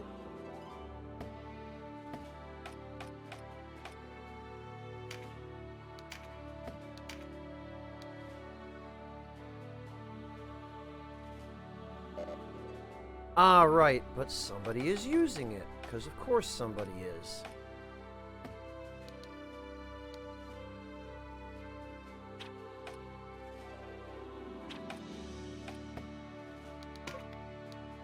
Well, actually, hang on. Divine Magic, Sidestep, and Anatomy. Silent Light, Boon of Swiftness. Awaken, Innervate, Singing Light. Holy hell. He's got the anti-poison spell, which I don't even have access to now. Heal 2.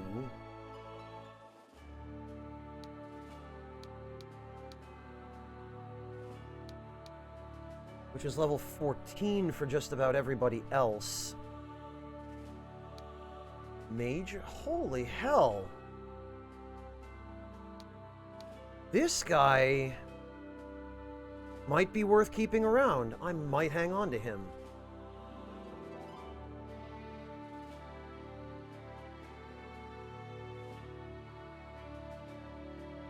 Yeah, Shersha, they're an island nation, so pretty much everyone except the people who live way inland in Japan rely very heavily on fish. And now, with transport routes and roads and rail lines available for moving stuff, pretty much everybody there eats it.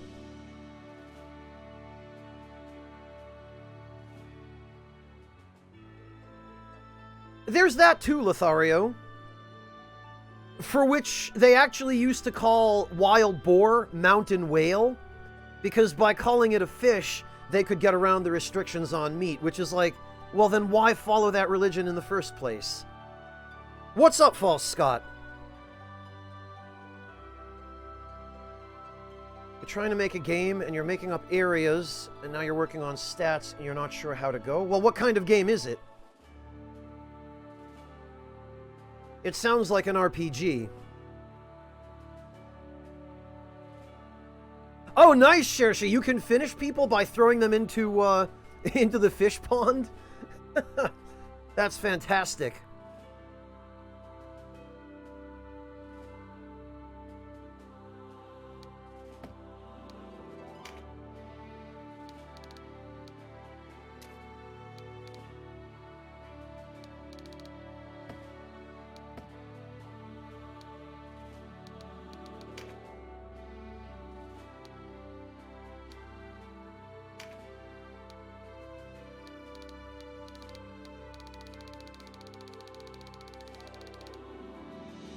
Let's see, Divine Magic, Sidestep, and Anatomy. He's got a little bit so far. Maybe we'll hang on to him for a little while.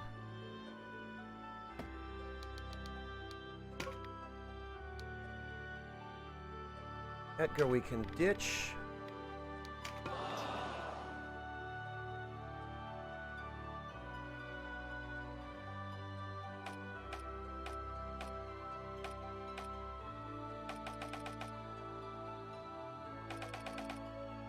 It's interesting that some of these guys have generic jobs, but unique portraits.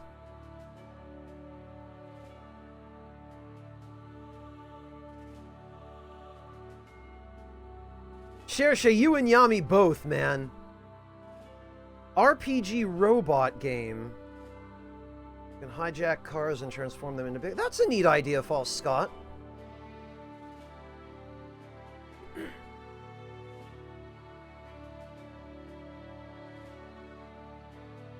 Limited robot time all access? What do you mean by that? I'm not sure I understand.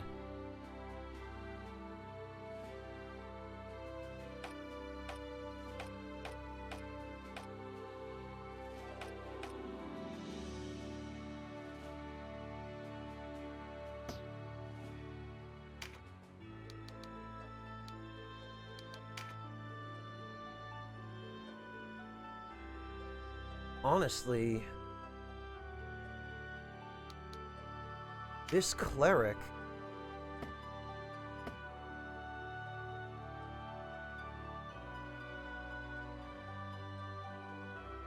The guy I just recruited has almost everything she has for active skills.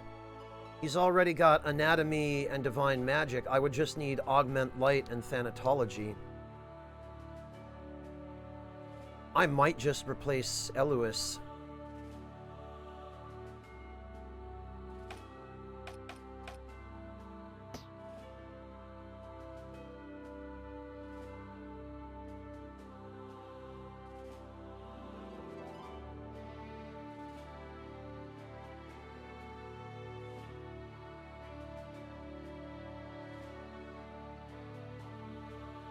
Scott, you don't necessarily need to tie that to stats.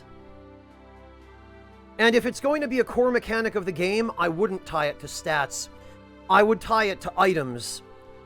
I would tie it to upgrade items that are distributed at certain points throughout the game that you give players only enough of so that they can use the transformation ability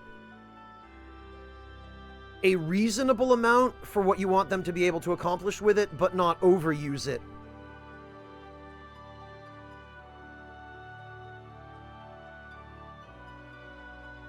Oh, that's a good point, Klaus. I guess I could. Wait, she has raised base stats? How is that? I don't think she has an entry in the Warren report.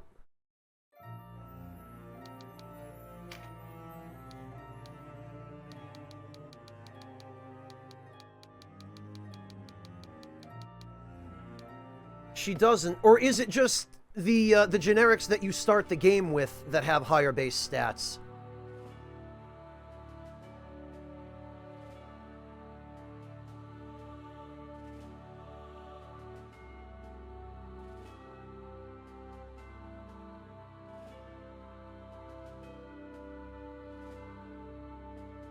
Oh, Klaus, you mean...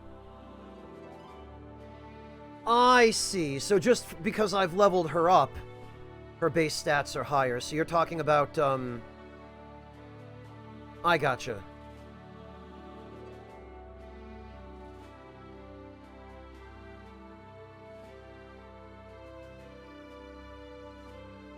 Yeah, False Scott, what you have to think about is, how do you want the player to use the transformation ability? Do you want it to be something that they're relying on all the time to traverse obstacles or solve puzzles? Do you want it to be only like a devil trigger type thing that they use during boss fights or against difficult enemies? Like, what is it? And then you determine how much access you give them to it based on how often they're going to be required to use it. If it's a traversal ability, then you're not going to want to limit their access to it based on stats, probably. You're going to want to give it maybe a cooldown timer, or like give it a bar that recharges, and when the bar is spent, it recharges it. Like, think about stamina in the Souls games, Scott. If it's a traversal ability, then I would use that kind of system, like a bar that constantly refills, and then they can drain the bar as much or as little as they want, and when it runs out, the ability has like a 1 or 2 second cooldown before it starts to recharge. If, however, it's a combat ability, then you might want to handle it more like Devil Trigger, where they build their meter by hitting the enemy or performing combos or doing really well. And then when they've built meter, they can use it to transform and go into the, like, transformation mode and do more damage. Or it all depends on how you want to use it, Scott. So you have to think about those things, because how you integrate it will be determined by what its purpose is.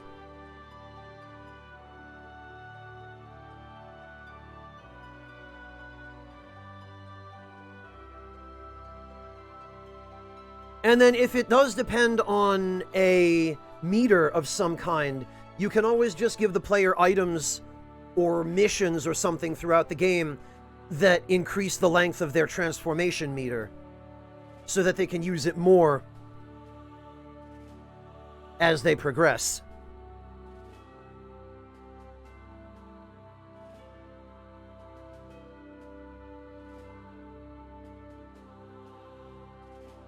But I don't think I would suggest tying a mechanic like that to the player's stats, Scott.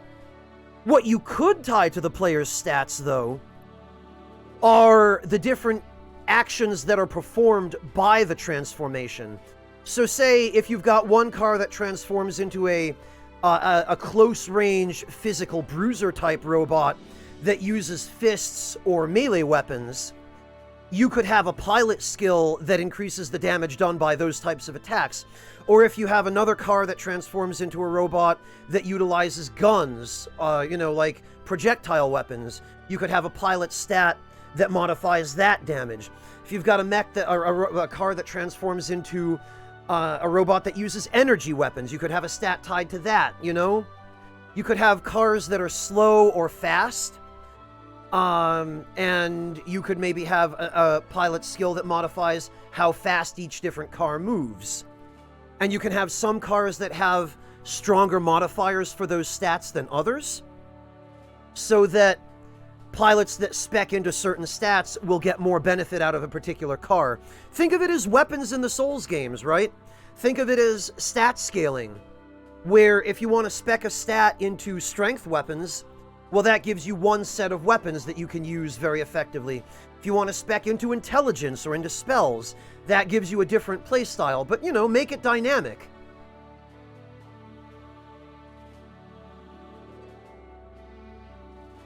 Okay, well, that's a good place to start then, Scott.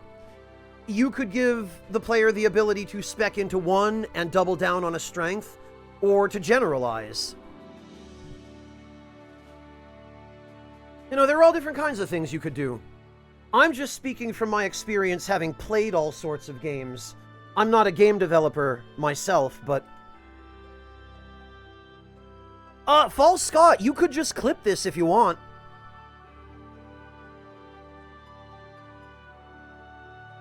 Or write down the timestamp. Or that, yeah, Deathbed makes a good point. You could just drop by the Discord, too.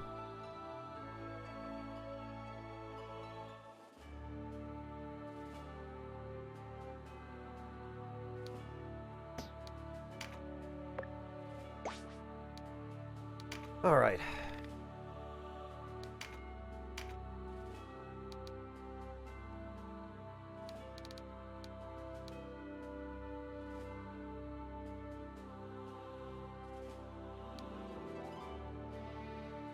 Honestly, I am skeptical about the usefulness of the Balder Mace because this looks like it's meant more as a weapon rather than to augment abilities, and I feel like 2 mage staves are double the amount of mind, more than double the amount of intelligence, if that even matters for a cleric. All right, Scott. Well, I'm glad it's been a little bit helpful to you. I'm looking forward to seeing this when you've got it all put together.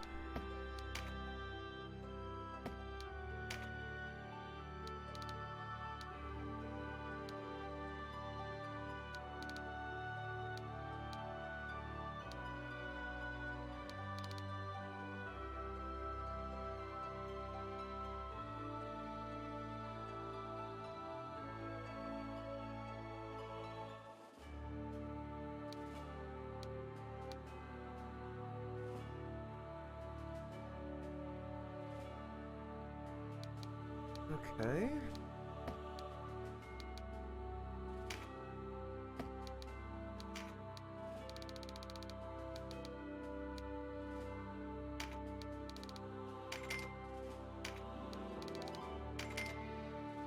All right, now I think we're good to go with that.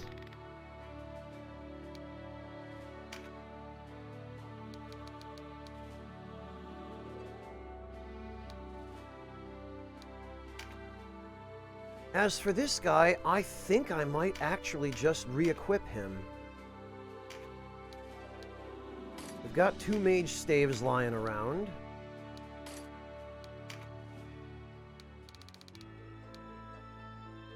Oh, and I stupidly sold the circlet, I think.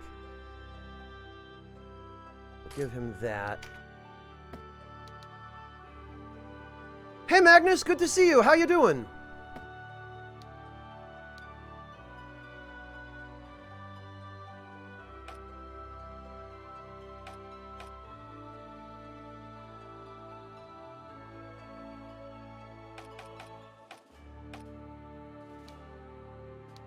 Actually, we'll unequip that from her.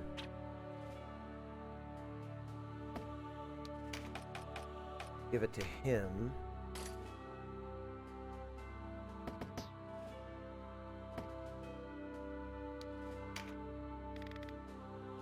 And grab a Defender's Ring. Oh, and while we're at it, because it seems I forgot, we'll sell these.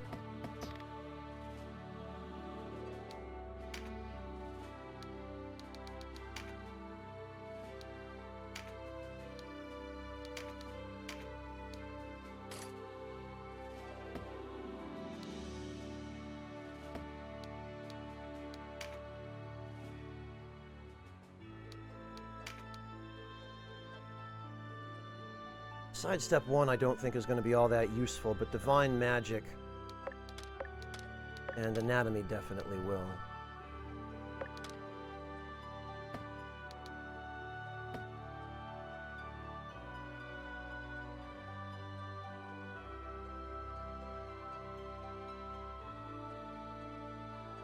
Oh, I'm just glad I can help a little bit, False Scott. It's really no problem. Genuinely.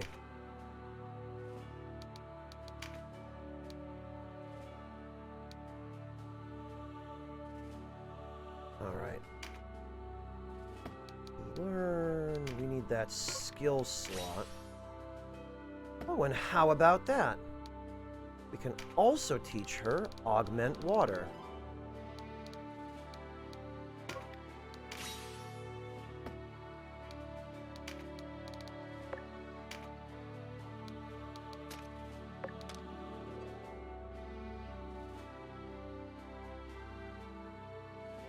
So now her water magic should be worth a damn too.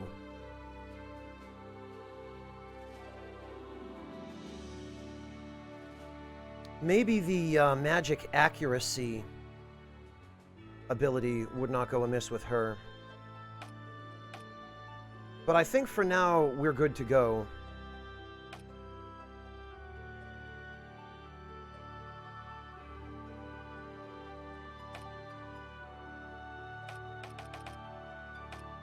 Alright, and this guy...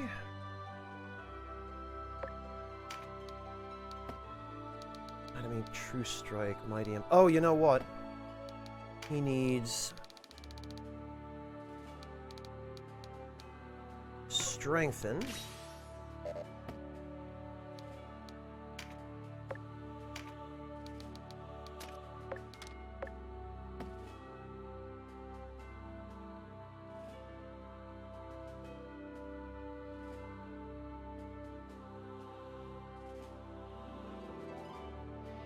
Yeah, Shersha, Magnus is a PT.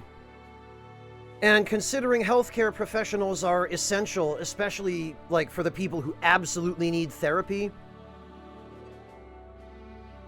it's a busy time in that industry.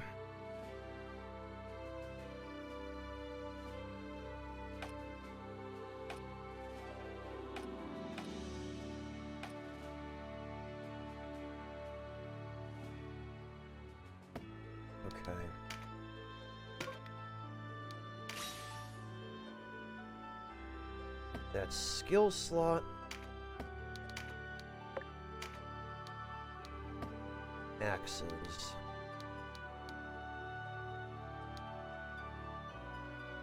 So he's going to want Augment Light and Strengthen, but probably Strengthen first. Oh, he did, Creepy Teeth? Oh, jeez. Well, hello and welcome. Thank you for coming to join us for whatever this is. Yeah, Trickster, apparently it's a reference to some song by Queen, as is this entire game. Apparently Matsuno really likes Queen.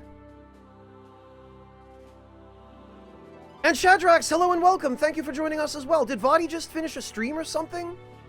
Did he send you guys here? Did I miss a raid?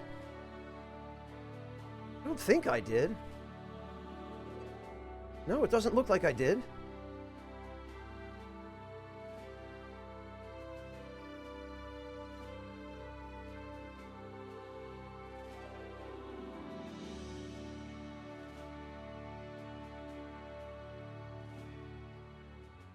Well, Magnus, at least it'll get you out of the ward for quite as long.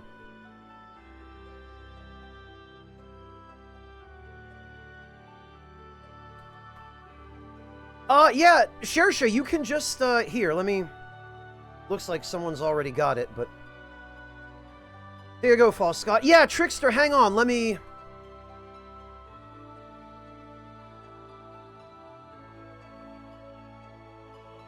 I believe he just streams under the name... Bodyvidya. I believe it is his... Oh, how about that? And he is... he's streaming right now, actually, so I have a feeling people are going to just run off to watch him, but what the hell?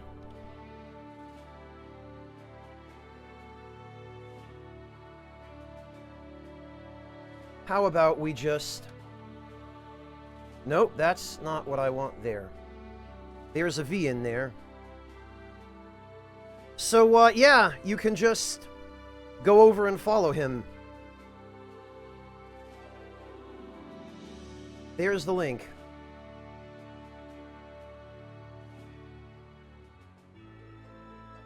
Oh, no problem. I really appreciate that, Shadrix. It's great to have you. And I wouldn't blame anyone who's just found out that Vadi streams for piecing out to hang out with him. I totally get that, but I'm happy to have everybody who feels like sticking around to watch me forget to play video games while I talk to chat about all kinds of food from around the world. Because those of you who know me by now, I think. Well, I appreciate that, Creepy Teeth. That means a lot to me. And I am happy to have you guys.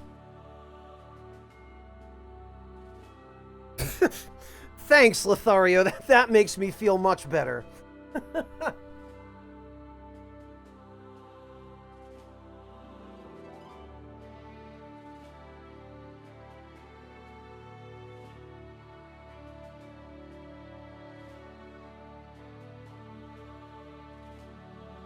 Well, thanks, Magnus. Shersha, what do you gotta give me something to work with if you're gonna do that, Shersha. I need at least some ingredients.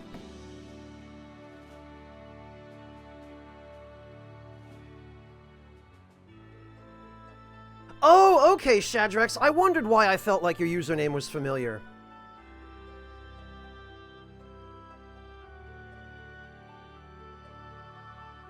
Okay, so Fox is all set for now. Okay. Oh, you know what?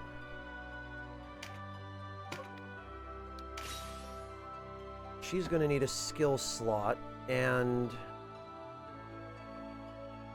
in one battle she'll be able to get Fortify.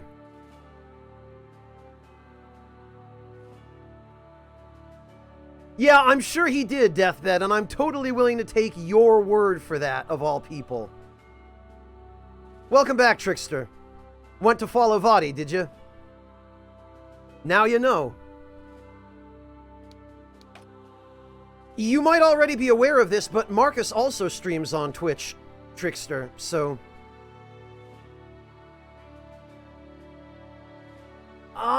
Yeah! Trickster, this was originally a Super Famicom game. It might have been slightly after Chrono Trigger, but I think Chrono Trigger was also 94, 95, wasn't it?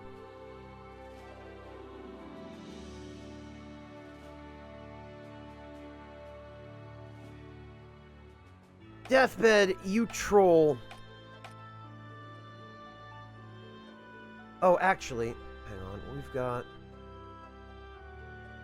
Root Anatomy Hammers, Paratology, Strike, Strengthen. I think this guy already... Yeah, he does know Subdue. So, we're going to teach him Empower Beast.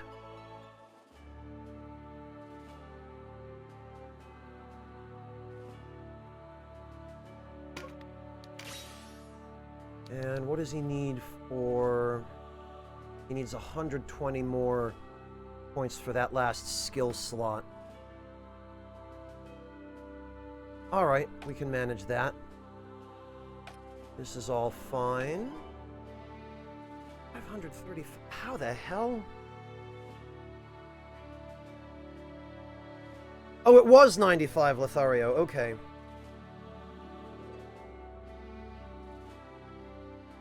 No kidding, Shadrax. Well, it doesn't matter how often you're here. I'm just happy to have you when you do feel like showing up.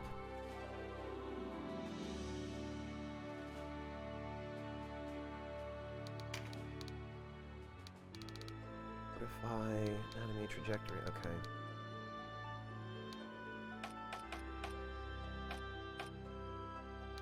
Hang on a minute. Okay, yeah. She's missing Fortify.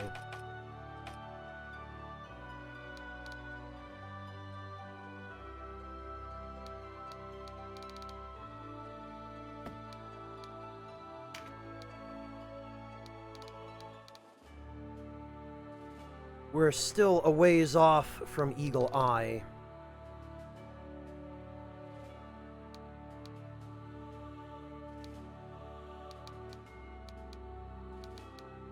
So, oh, and we're still a ways off from True Flight 2 as well. Blast it. Don't feel like my archers ever really get hit with magic.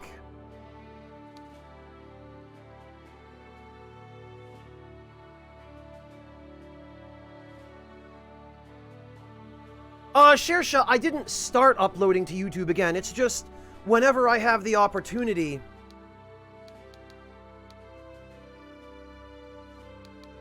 Like, if I'm... Ooh, parry or deflect, huh? Completely avoid melee attacks. This might actually be a worthy use of that skill slot. Shersha, if I happen to be in a place where I can get some footage of something unique or interesting, then I will upload that to YouTube, but I'm not doing regular uploads there because it's just not worth it. They've turned that place into such a terrible platform that is so user-hostile and that doesn't want to support me in anything I do other than uploading the same kind of content over and over again.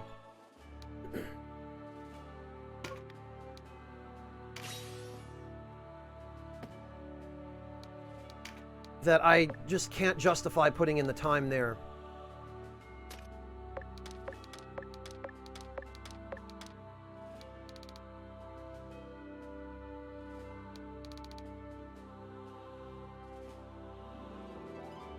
Dink Smallwood? I don't think I've ever even heard of that trickster.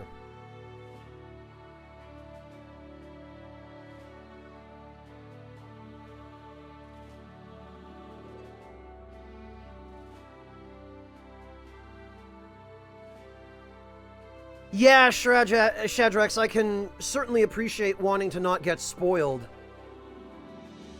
Although, at the very least, you've probably already played the Souls games, haven't you? By now? So that's not something you have to worry about being spoiled on. Yeah, Trickster, most of the reason I went to that Mexican restaurant was because I found out they served ceviche. And even in Boston, despite how much seafood you can get in Boston pretty much everywhere, I've found very few restaurants in all the years I've been visiting that city that serve ceviche. And I wanted to check the place out and see if it was any good. And it was, actually. It was really very passable ceviche. Hey, Lucky Boy, welcome!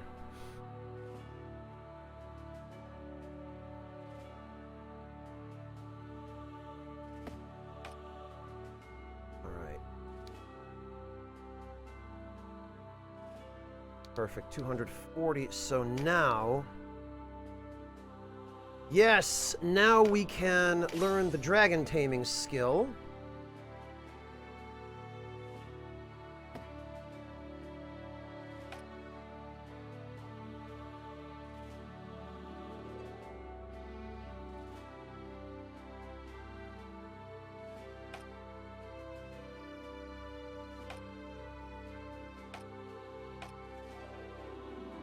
Okay, and actually, I believe we did get a Yes, we got a Balder sword.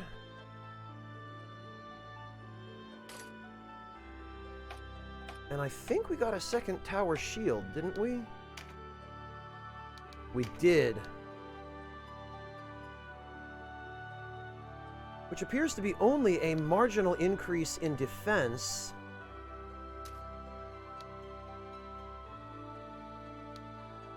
But I suppose it resists a much more dangerous status ailment.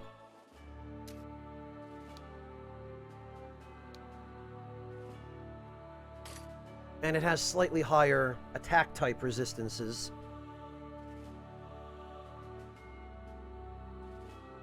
No, it's fine, Shadrax. We're here to talk, right? Yeah, Lucky Boy. A number of my Latin American viewers told me it was a surprise to see that as well. Apparently, it's not quite traditional ceviche, even by Mexican standards, but apparently it's also fairly close.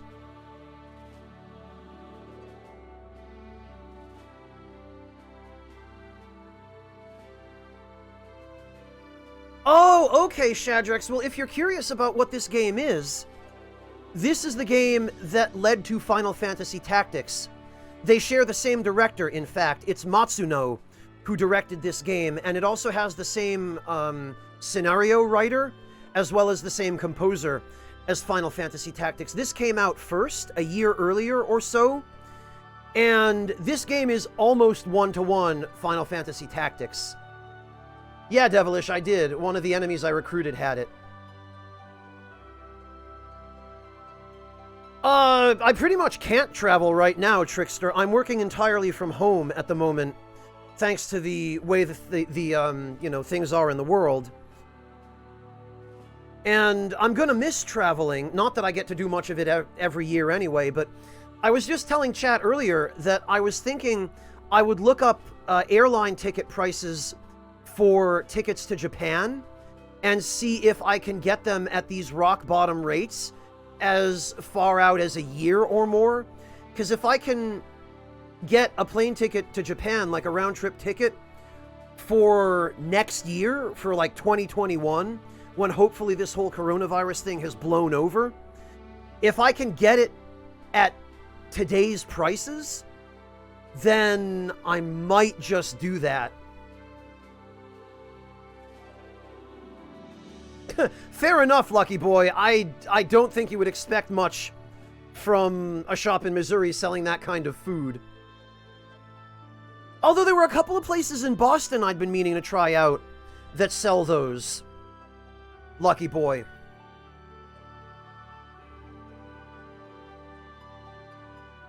For the most part, it's good, Shadrax, but it definitely shows its age. And having already played Final Fantasy Tactics inside and out, playing this, I definitely feel where Tactics improved upon this game's systems.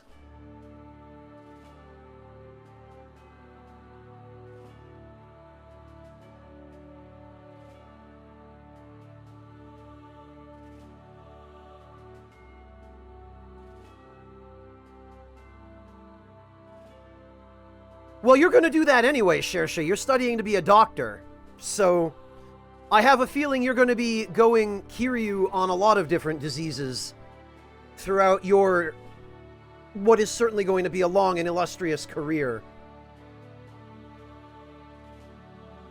Take heart, that's what doctors do. At least, good doctors. And I know you're going to be a good doctor.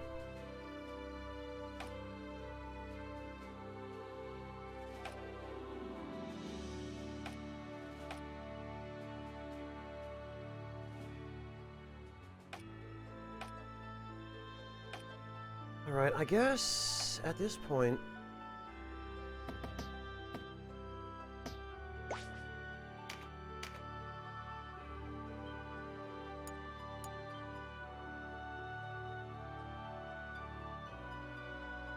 Oh, when did that change, Shersha? You're studying law? I thought,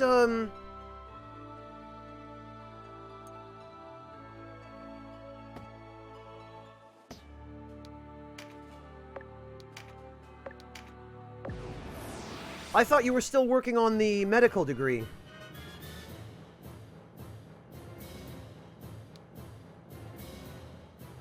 actually, this guy...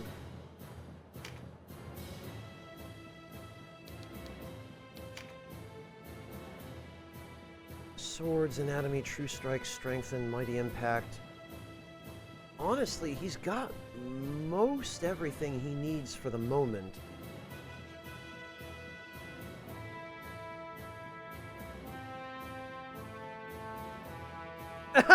Yeah, Magnus, leave it to the Canadians. Heaven forbid hockey should be cancelled.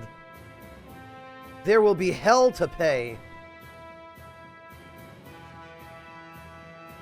Yeah, Trickster, we're going to get into combat right now. I just wanted to check to see that I could swap this guy out, which it turns out I can. I want to swap in the protagonist here. Oh, and actually, I want to swap her out as well, because she's got pretty much everything she needs at the moment. And...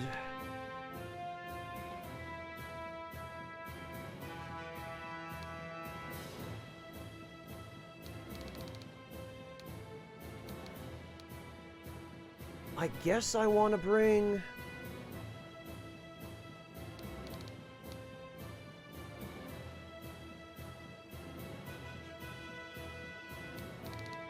I want to bring Donalto. Well, I should actually probably bring this guy, Thomas.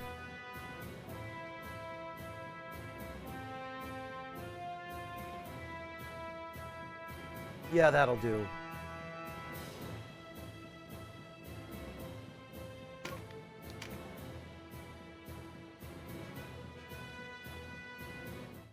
Okay, Shersha, I see. I do, Trickster, yes. I keep in touch individually with all four of them, as well as with Eli. Eli and Pat, in fact, Trickster, as well as Paige on occasion, still drop by here to hang out, actually.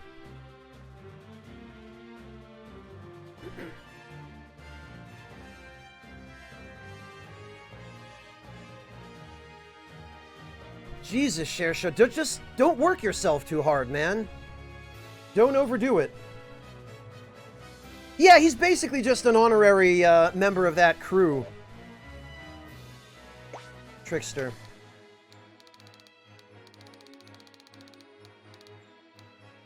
Alright, let's see.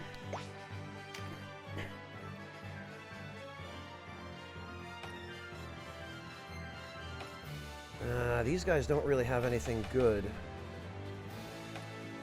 Wait a minute, a Balder crossbow? I don't have one of those yet. So I'll need to invite Rolf.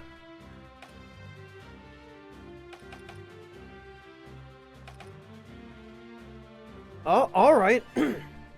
And we've got another warrior with a Balder sword. So Rolf and Heinlein.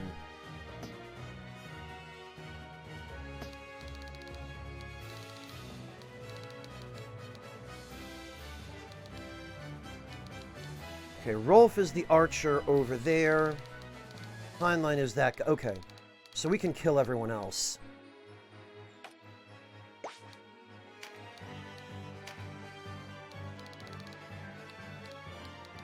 Jeez, look at all the ridiculous spells this guy came with in the first freaking chapter.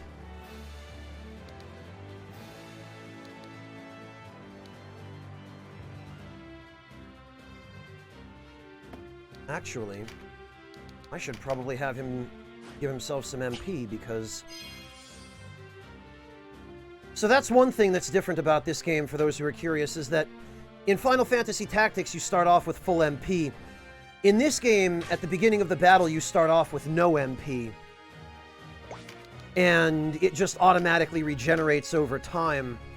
I guess to prevent you from instantly nuking the whole battlefield.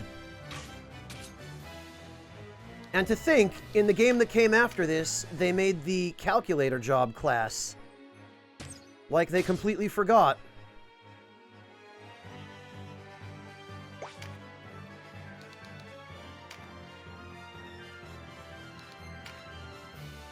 Yeah, CT5 Holy Devilish. Do you want to instantly cast one of the most powerful spells in the game on every enemy on the battlefield? Well, guess what? Here's the class for you.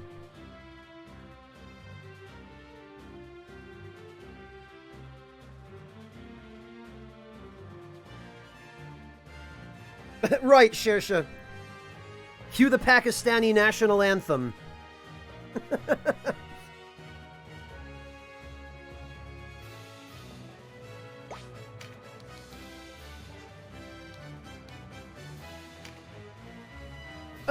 Hi, Winterheart. No, nobody said explosions yet, but we never turned down a good explosion around here.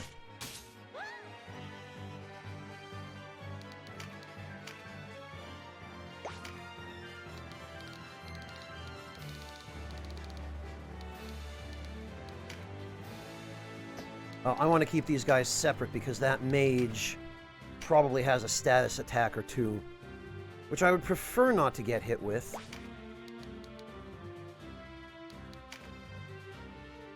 Wait a minute, is there even anyone left? Okay, yes. One of the guys I want to invite is over there, in fact.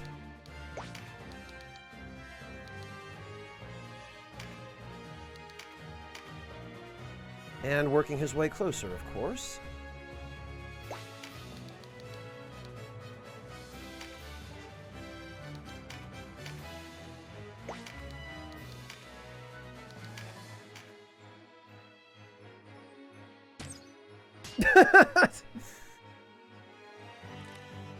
Well, Shersha, I mean, right?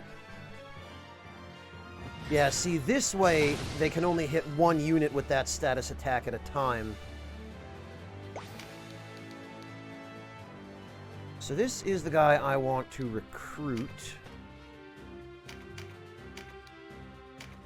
Squish. That did 3/5 of his life. Incredible.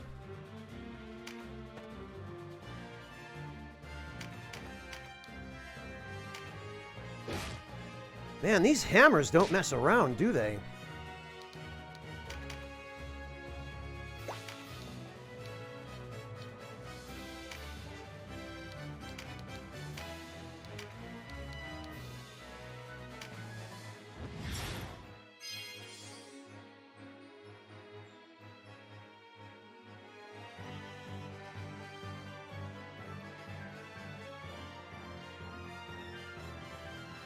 Well, Trickster, there may soon be one.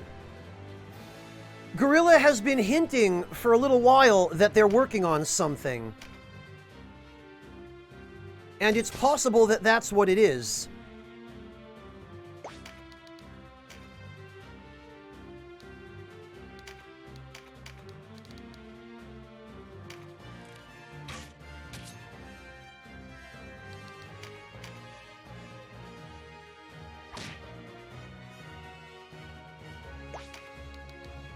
So, don't despair.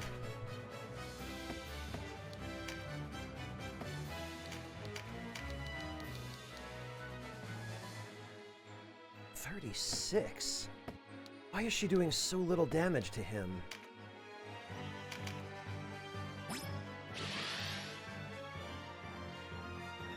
Death Stranding? Maybe, Trickster, but Guerrilla Games had nothing to do with Death Stranding. That was Kojima.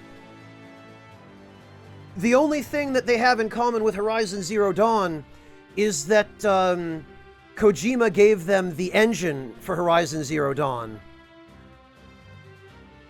So they operate on the same engine.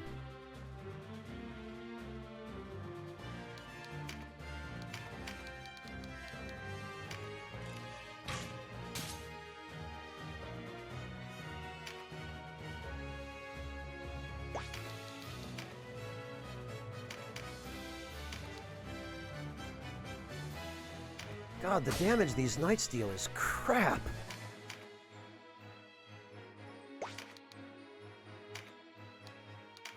Then again, I guess their purpose isn't really to deal damage.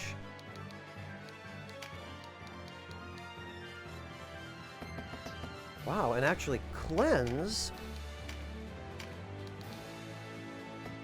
Holy cow, cleanse has quite the range.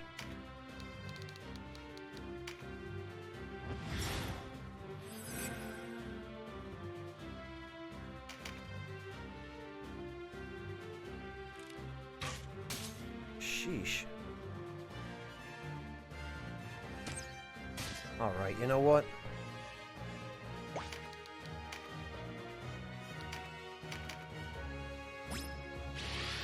Yeah, that much is pretty clear, Devilish.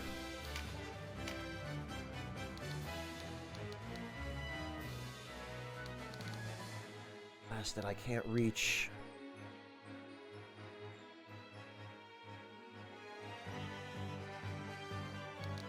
Alright, yeah, we're gonna have to just get rid of this guy.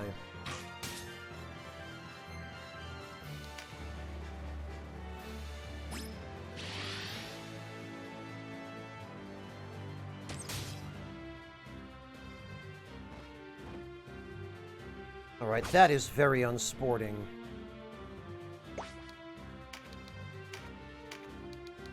Everyone focusing on poor Voltaire.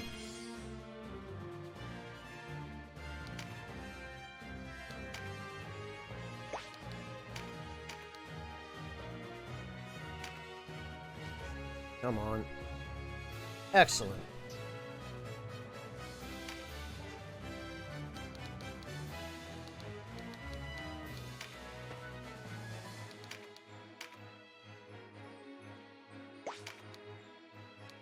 And let's finish off this unit here.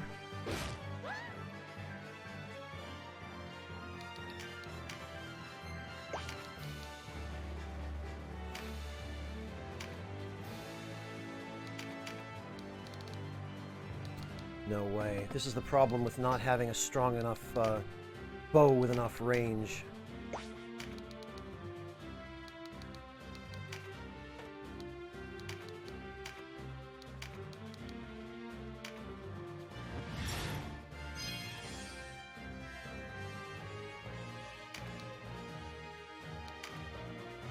Oh, and actually, now we'll have a chance. Oh, heal and heal 2 have the same range.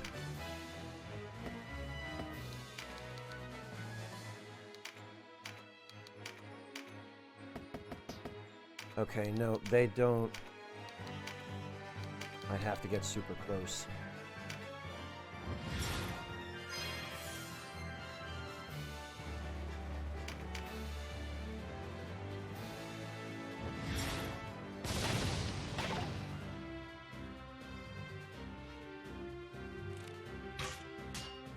That is kind of crazy, Shersha, but I guess maybe people there just don't feel like it's going to affect them, which is unfortunate if that's the case. Granted, that's happening everywhere. People just think they're invincible. I know that, Devilish. That's pretty obvious.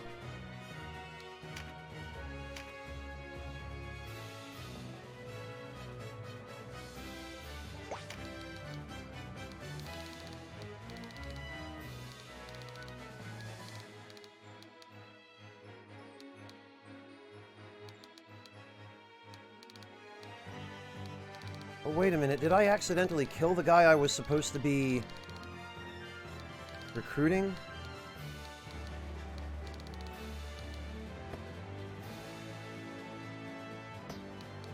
Oh, wait, no, he's right here.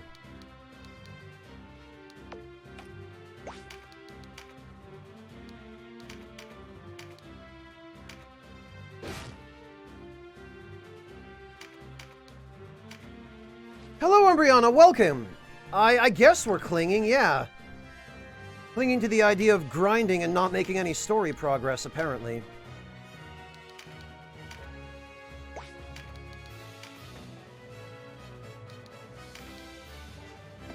Actually...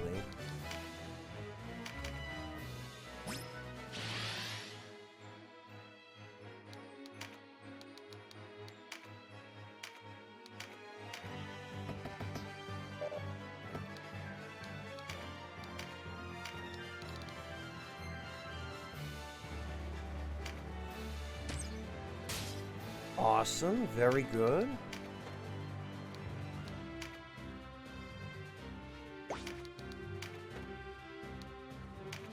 And we are definitely going to take out that mage first.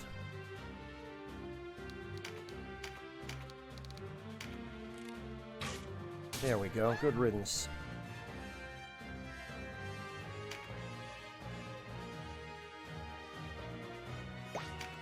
And I'm gonna have him drop back.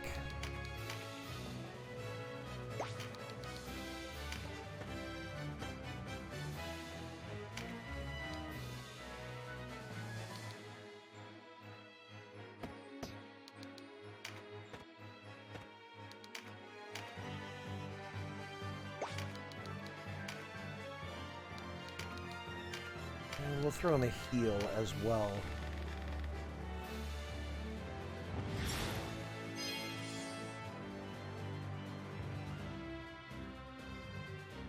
Yeah, Umbriana, there's always somebody who just goes completely idiot mode.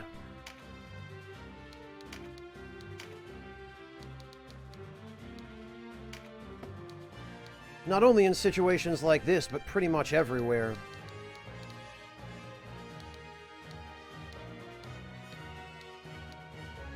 Cleanse, that's what it was.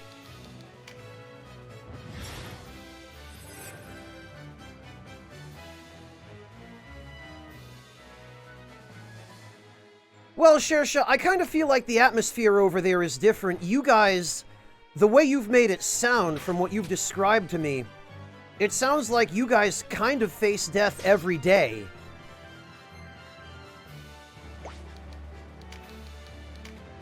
Or at the very least, it's much more present in your everyday lives. So maybe that's why people are so calm about it over there.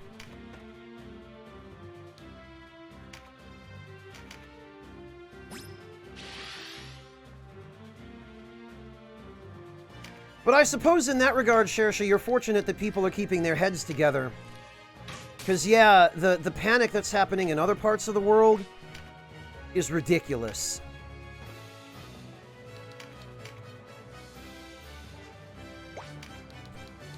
Alright, can we get rid of this guy? We sure can. Oh, come on, 1 HP.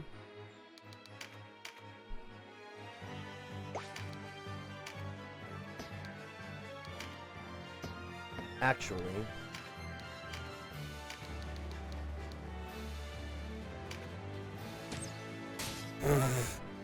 well, that's silly.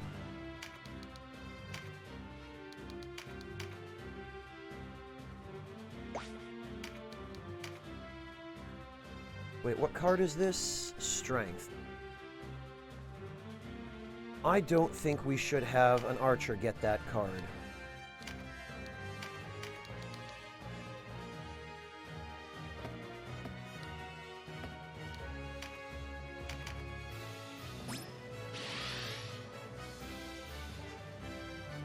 Yeah, that's the kind of thing I'm talking about, Shersha.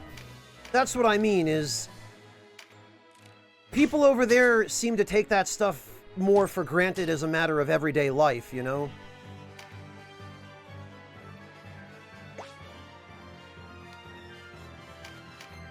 Okay, there we go. We can have him get that.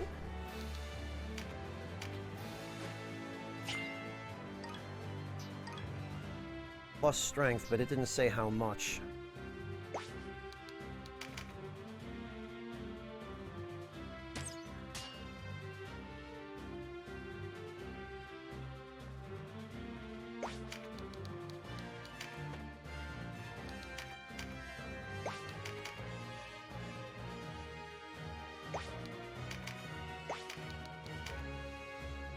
Alright, let's finish off this archer.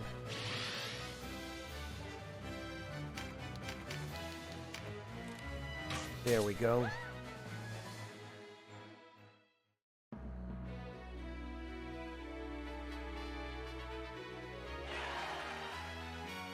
Well, we got garbage from the fight itself.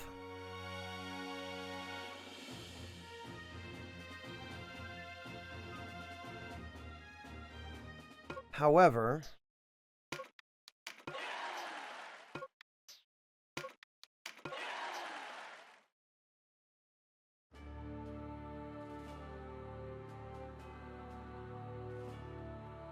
yeah, Shersha, that's one thing that would be very jarring to most Europeans and Americans to live with.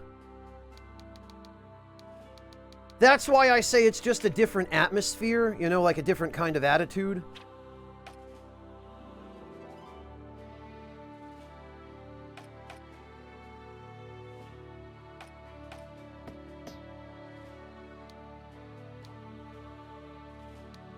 Oh, did I not recruit the second guy? What the heck?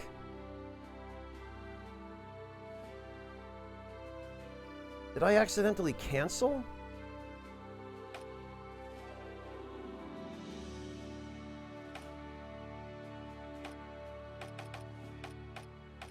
Oh, wait, no, he just went into a different, part of the lineup.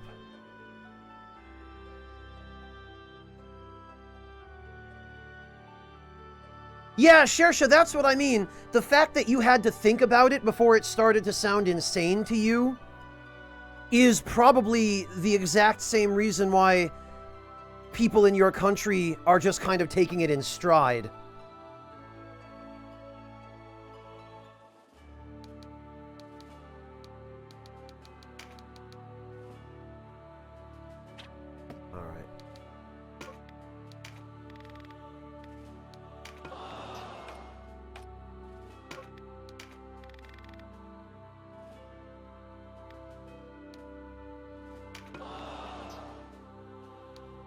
Okay, so we'll give that second Balder sword to Fox.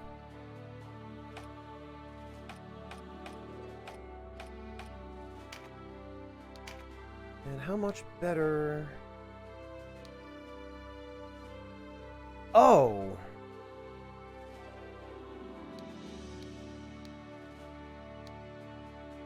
So there are both one- and two-handed crossbows, apparently. This one barely has more attack. It's got shorter range.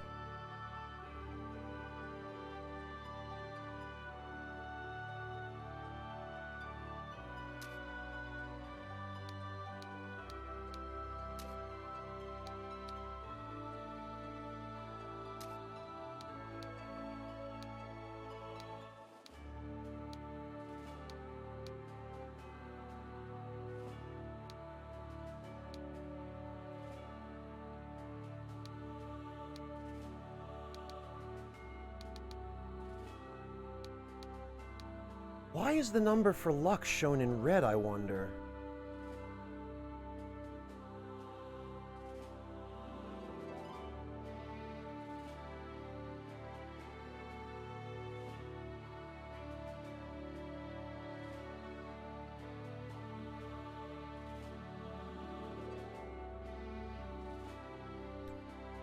Oh, I thought it would have been a -1 if that were the case, Devilish.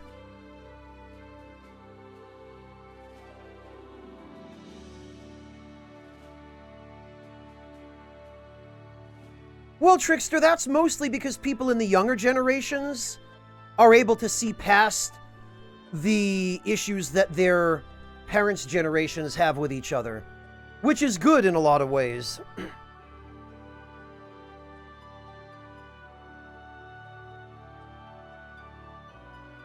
It's good that the younger generations are getting further and further away from that, because it makes it more likely for them to meet on equal ground and, you know, sort things out.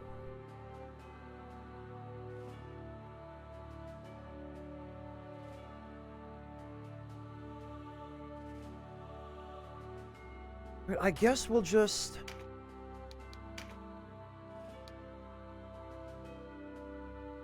I guess we'll just give him this, because...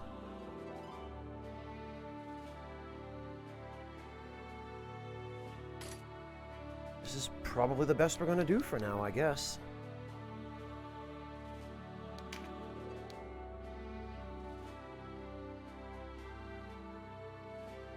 Oh, the Balder leggings look like they might not be that bad.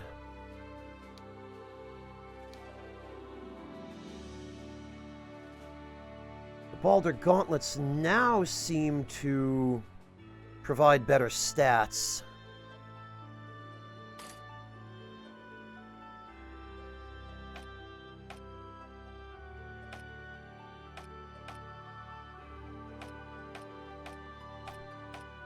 Holy hell, and now... now Canopus's intelligence is on par with that of the mages, so I guess if I have to teach him any magic, this is certainly the equipment for it.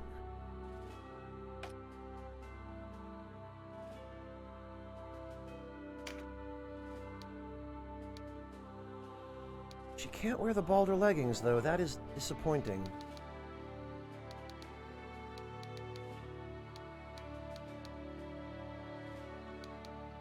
Alright.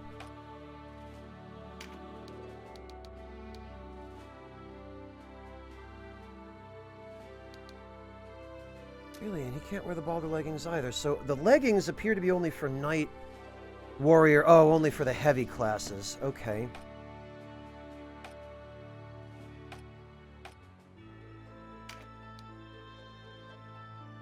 Oh, the leggings are a net gain over the gauntlets.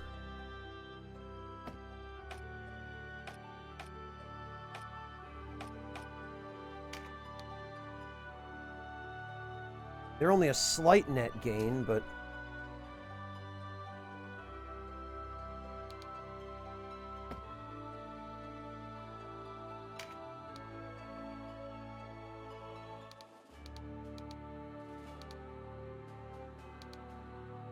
Well, but they're a loss of a little bit of slash resistance.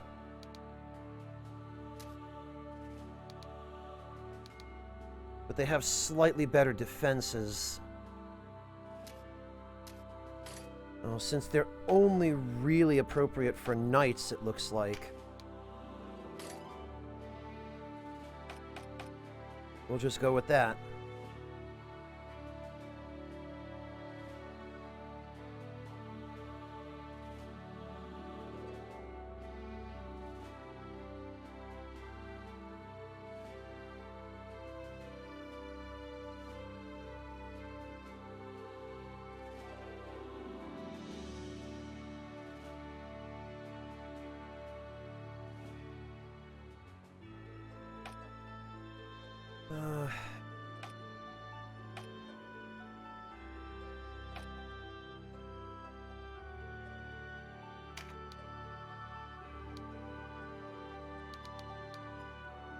Yeah, I guess that's probably the most we'll be able to do.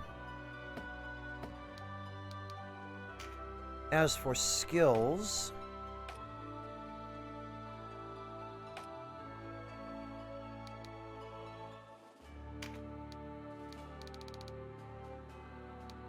Phalanx is going to be important.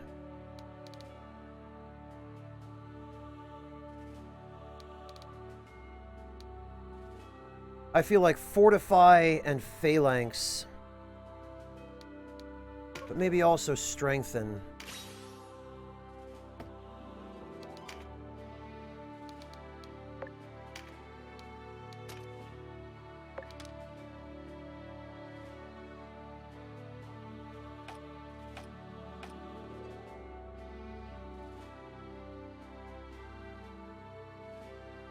Because Augment Light doesn't really seem to be doing an awful lot here.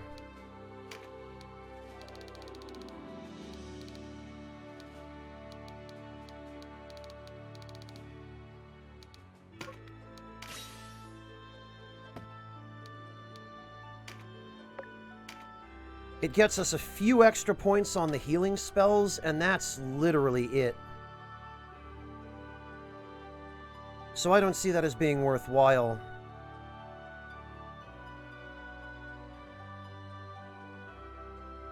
Has it been 10 hours already, Winter? When was the last time I had a break? Well, 10 hours ago, clearly.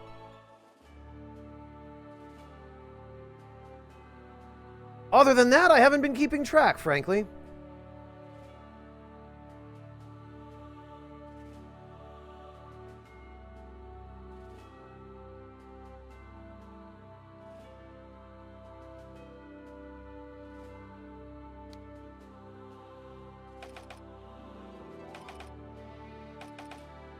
Okay, yeah, these two have identical abilities now.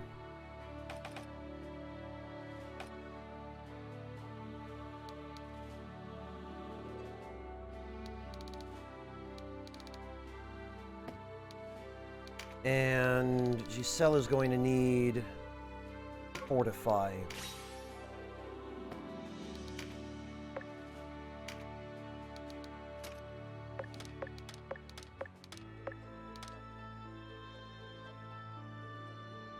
All right.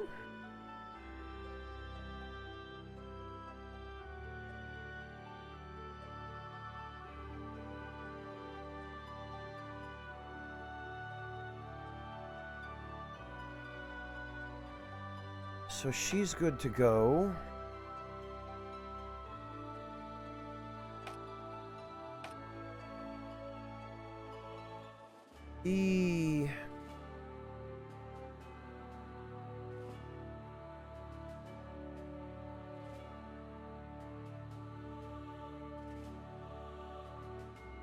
What do we have to spend? 240. Okay, so not nearly. How do I not burn out, False Scott? I enjoy what I'm doing. I enjoy having all of you here to hang out with me and, you know, for talking about food and all kinds of stuff with you guys. And answering whatever questions you might have, as well as asking you guys things I'm curious about. Plus, the game is fun too, you know? And that is, as much as I forget to play the game often enough, I do kind of need the game to be fun and engaging for me to be able to stay focused.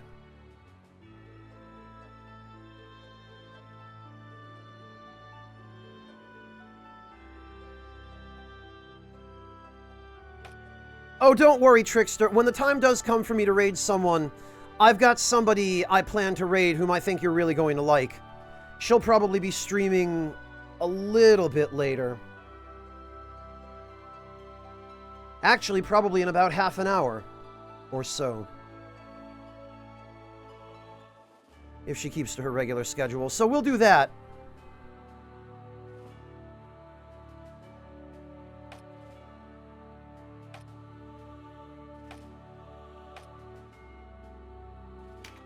All right, let's get that skill slot.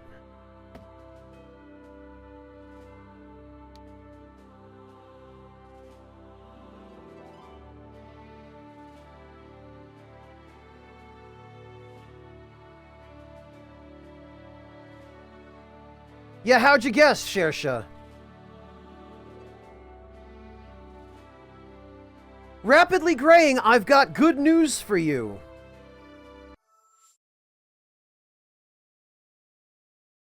It is on PSN for Vita. You can download it via the PS3 and then transfer it onto your Vita if you want. It's a PSP game, but you can play it on the Vita. I'm streaming it from a PSTV, actually. And this is the best version of the game. This is the PSP version, the remake. So, there you go. Go get it.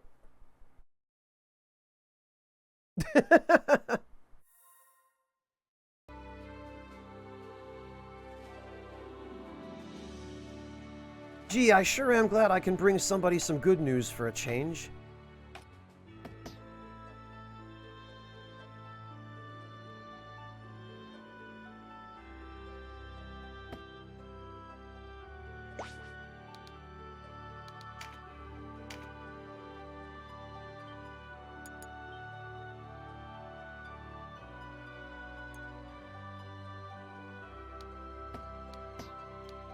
Yeah, Trickster, it's basically the Vita menu. It's just that this is the only version of the Vita that has HDMI output. Thank you, Shersha. Hello, Burnside, welcome. I am doing all right, thanks.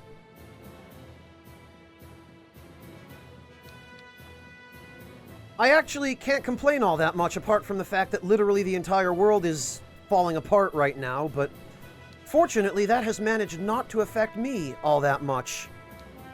Because it turns out that quarantine is just another name for my regular lifestyle.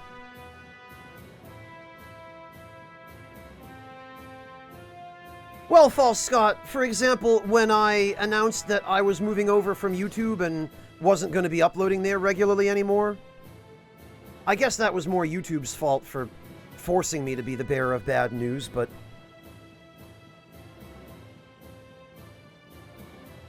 Alright, well, it looks like my archers are pretty damn well set here, so...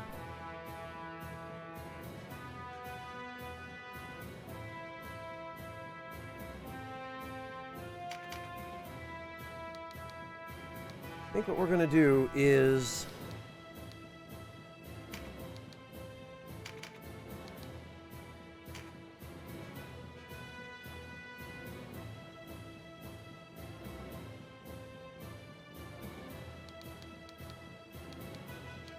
Yeah, that should do.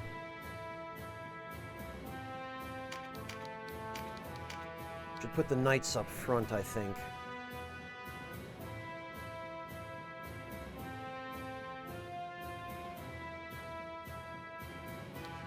And actually, maybe we move everyone this way a little.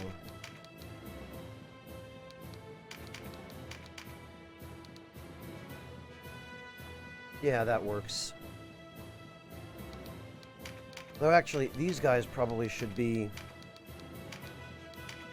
up front, because they're more appropriate to take damage. There.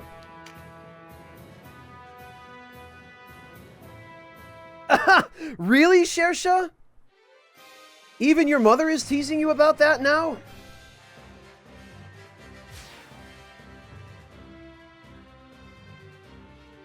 Oh, Twitch just told you to use that, Trickster. Well, generally the best use of that command is you tell me what you've got in your refrigerator or in your cabinets, and I can give you a suggestion on that basis as to what kind of meal you can make with what you've got on hand.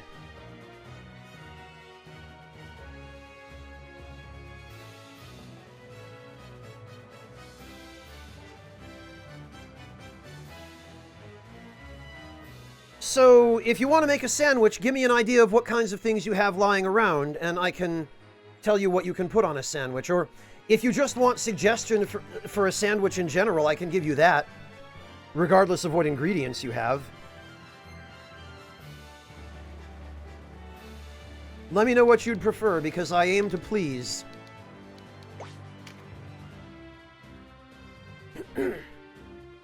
Honestly, I don't think I'm going to bother going for the Balder Mace.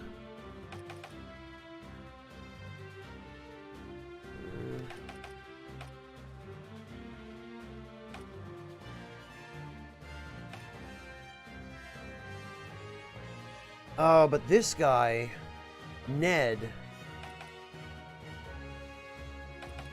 he does have stuff I want.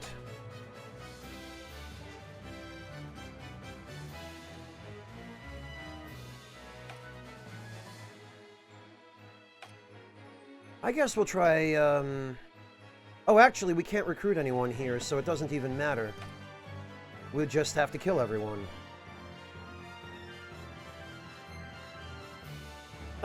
Alright, False Scott. Oh, excellent, Shersha. Good, you kind of have to lean into that. Yeah, Trickster, I try to at least give something somewhat engaging to do with channel points. But Twitch doesn't really give you a lot of options. Pretty much any kind of custom channel point redemption is not integrated into Twitch any more so than just having it show up in chat. I feel like channel points were explicitly designed around people who use webcams, because the only thing I've ever seen any broadcasters use them for, as far as custom channel point rewards goes, is, yeah, pay 10,000 channel points, and I'll swallow a handful of wasabi peas, and you can watch me die on stream.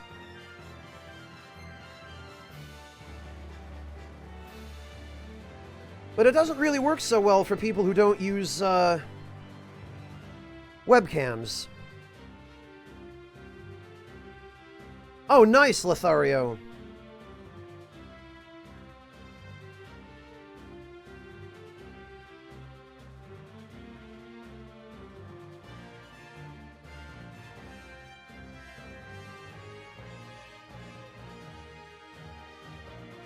But yeah, Trickster, if you want, I don't mind giving you some ideas for a sandwich. I'd probably be eating one right now if panic buyers hadn't taken all the bread at the grocery store.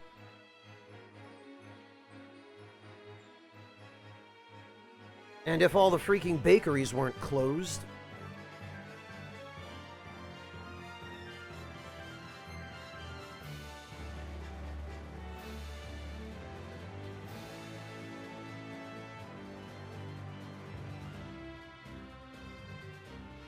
Ghoster, now, this is my radio voice. Unless you'd like to speak to Grandma Spy. I just finished baking some cookies. Chocolate chip, your favorite. Do you kids like cookies?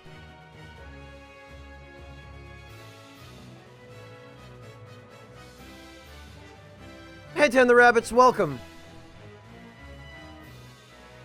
Oh, Shersha, you... Shersha, I'm so glad somebody else had the same thought at the same time.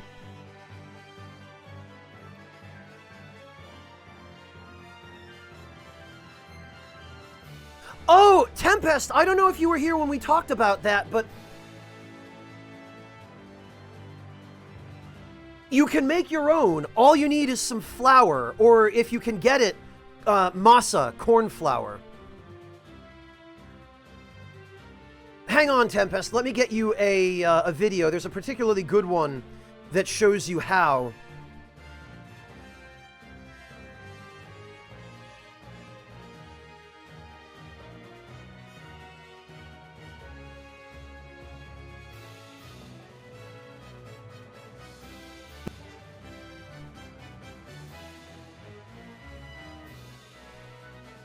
There you go.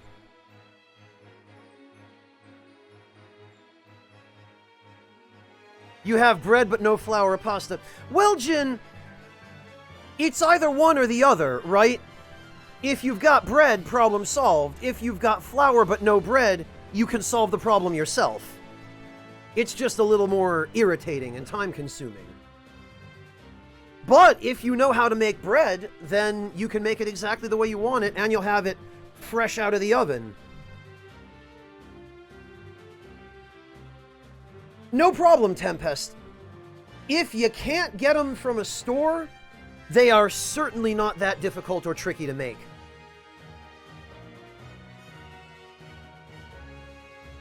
Well, exactly, Shersha, and that's why we ended up talking about that the other day, is that everybody is panic buying the stuff they don't need. You know, the toilet paper, the frozen pizza, the hand sanitizer, when it's actually more effective to just use soap and water when you're at home. Whereas hand sanitizer is for if you have to go out somewhere, which smart people aren't doing anyway. But they leave all of the stuff that you can use to make food that just requires more effort. And frankly, people around here are leaving a lot of the vegetables and the fish. I guess because they just can't be bothered to put any time into their disaster prep. They want it all pre-done for them.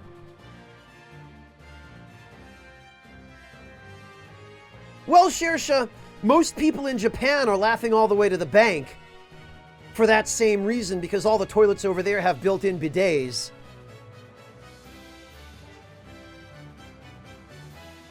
That company, Toto, must be making a killing right about now. I bet their business is booming. Toto is probably the only company in the world right now that is benefiting from this bullshit.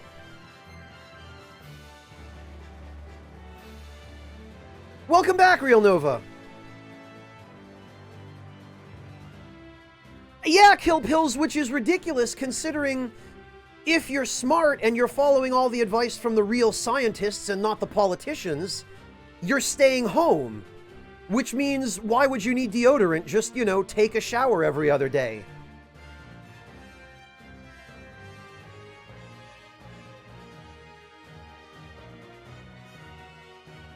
He made his own sanitizer with your business partners. Out of what, Shersha? Alcohol, I'm guessing?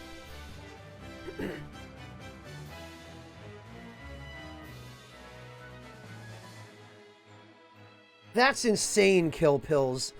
I don't know why people think they need to buy toilet paper during a disease outbreak. It's not like it's a natural disaster like a flood or an earthquake where the plumbing infrastructure is damaged. You know, just why?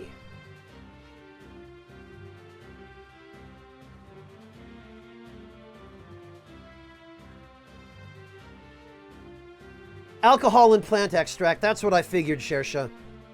So you've got some people in the family who know at least some basic chemistry, then.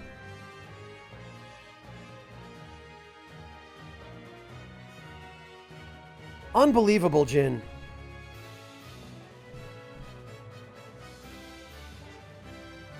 I mean, I believe it, but...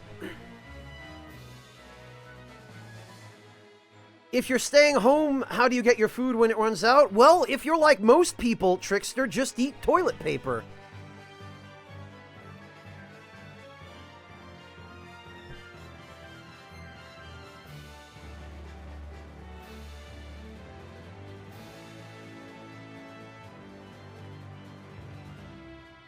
Oh, that's good of him, Shersha.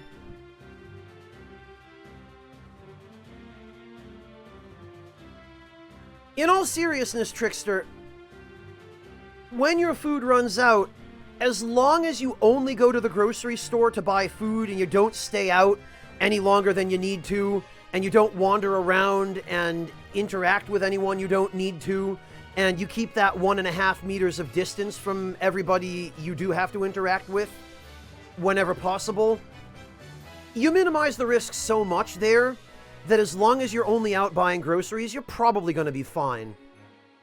Pandemics like this are all about risk minimization. You can't eliminate risk. You know, you've just got to go do some of your activities of daily living no matter what. But you can minimize the risk to the point where you don't really have to worry too much. It's really common sense stuff. Like, yeah, Winter, like that. Like, don't lick people. Or really, what the scientists are saying, which is what you should listen to, is, you know, don't touch your hands and then your face after touching something out of the house until you've washed your hands, that kind of stuff. Yeah, Nova, I mean, it's not like coronavirus is a gastrointestinal disease.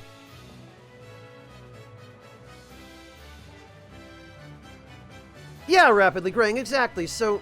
I wouldn't worry too much about it, Trickster. As long as you only stay out as long as you need to be and you don't go anywhere unnecessary. You know, you get right to the grocery store, you get what you need, you pay, and you leave. The only problem you're going to have then is what's left at the grocery store.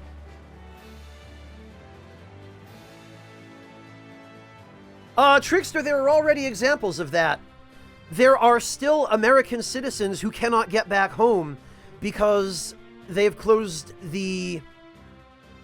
they've temporarily closed entry into the country.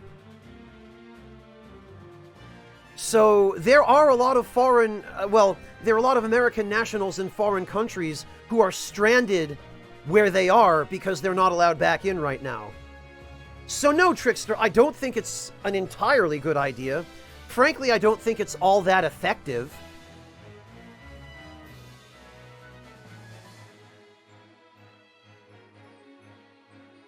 I think it's more effective personally for people to take individual measures on a large scale.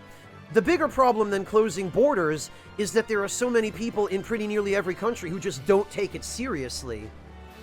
And who ignorantly or willfully contribute to the spread.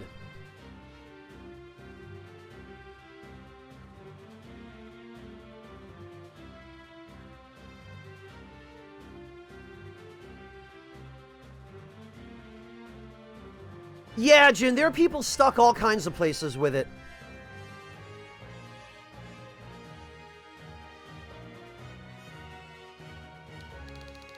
So, no, Trickster.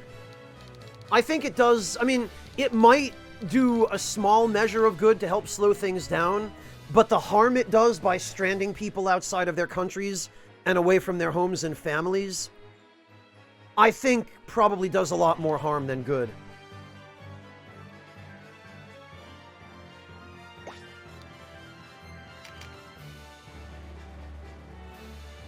Oh wait, no, I did bring my, okay. I did bring my Beastmasters.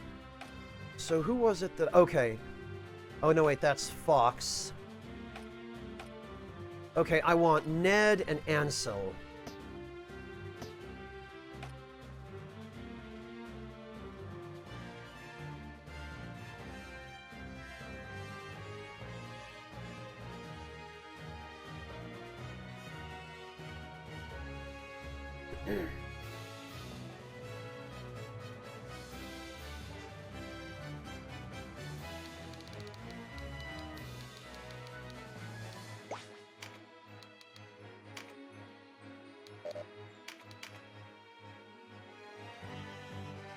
Master Greg, we're still in Chapter 1. I'm not sure how far into Chapter 1 we are, but that's just about where we are.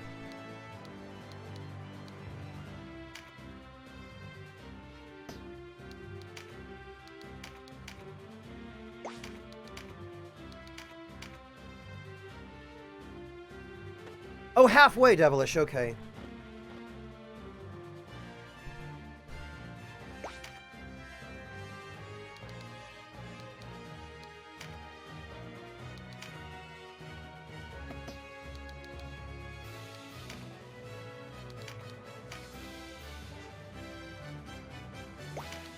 Alright, I want to have my heavy units head out first.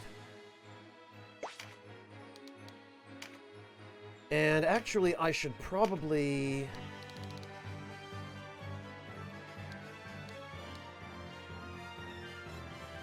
Oh, he doesn't have enough MP for Boon of Swiftness. Damn it.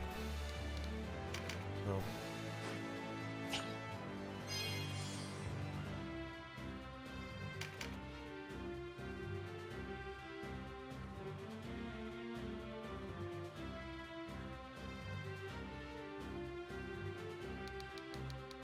Where can this guy move? Alright, we'll take up a position right in front of him.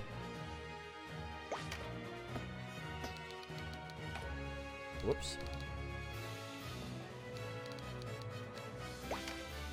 Whoops. Ah.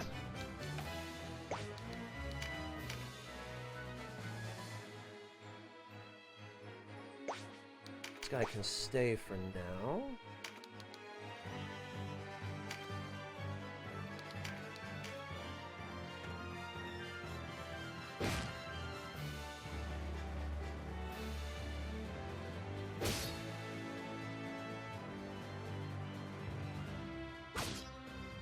Oh, I'm glad to hear that, Tempest. It seems that a lot of people use these kinds of streams as an opportunity to grind right along with me, which I am perfectly happy to support.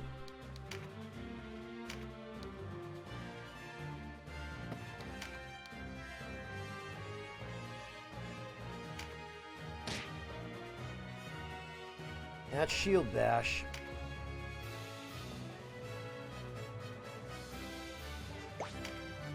He didn't even try to attack. Great.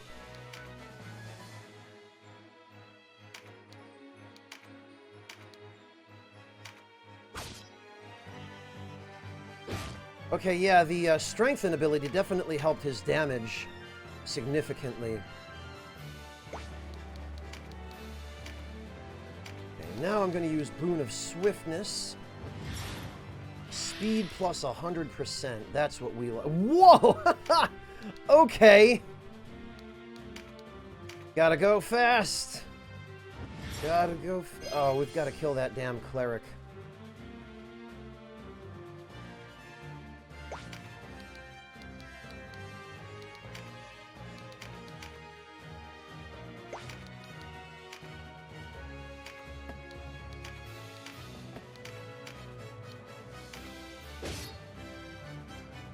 God, now the damage of this Viking sword is starting to fall off.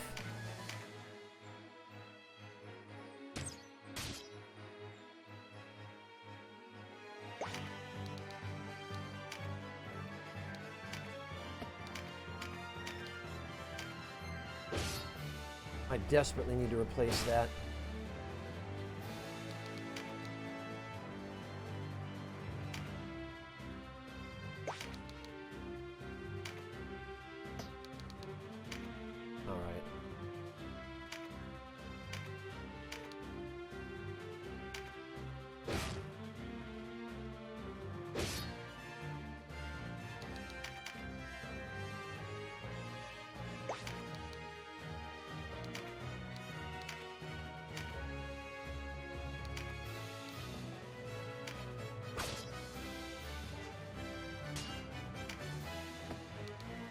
Okay.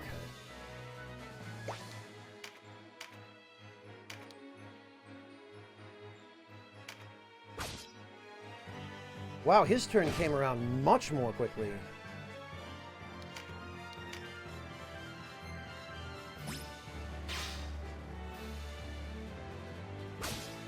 All right, you know what?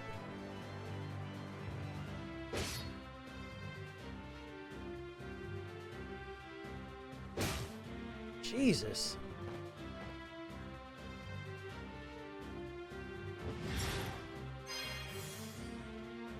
Oh, really?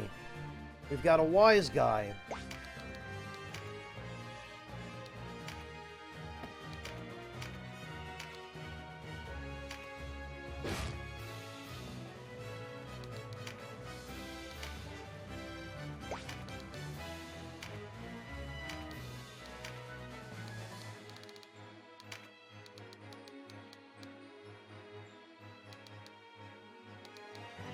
Great, and I can't reach him.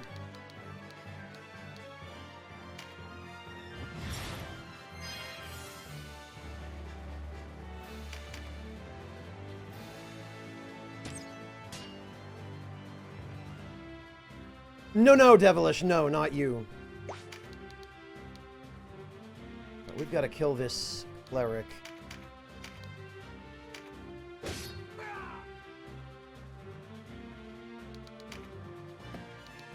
Oh, and actually, we should probably charge Mighty Impact.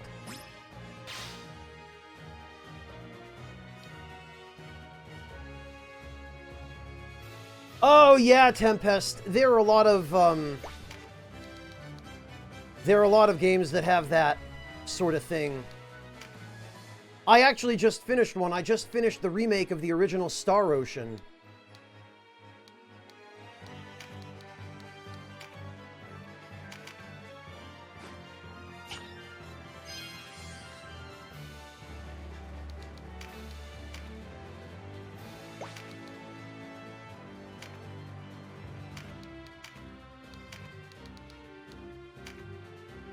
There we go.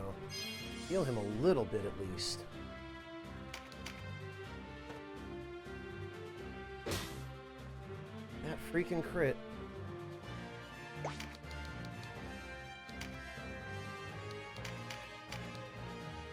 $64 damage.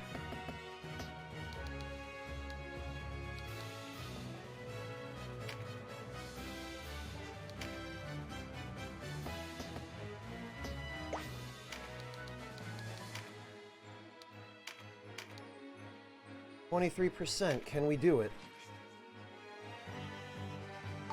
Nope.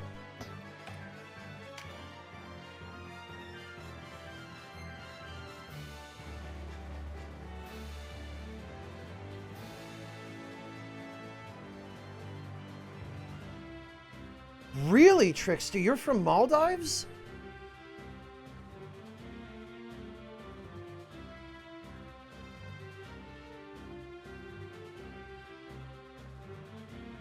Trickster, as long as they're able to isolate those confirmed cases, you should be okay, but the problem is, those sorts of cases are difficult to isolate who actually has them, because you have to test.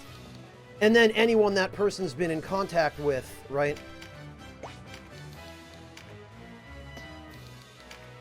Becomes vulnerable, so...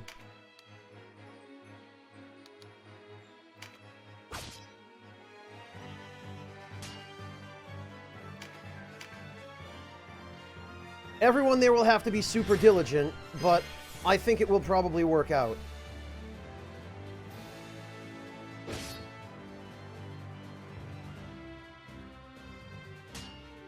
Yeah, pick on my cleric, why don't you? Jesus!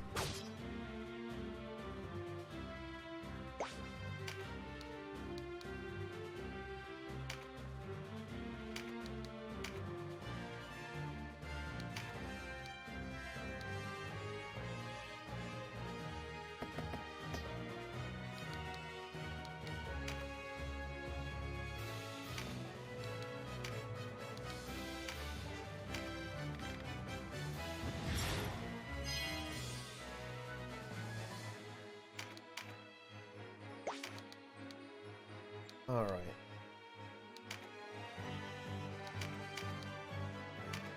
Come on, damn it.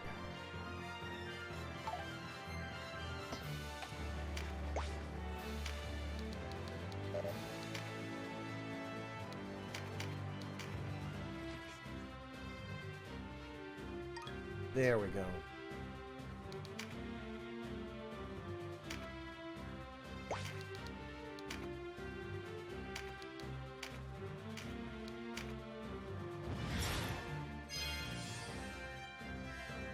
And we will eventually have to get rid of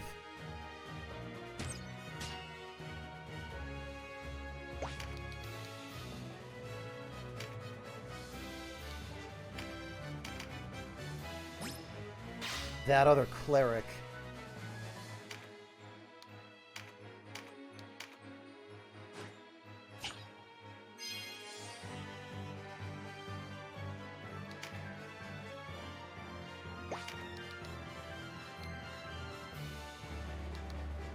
Okay, Ned we need to keep around.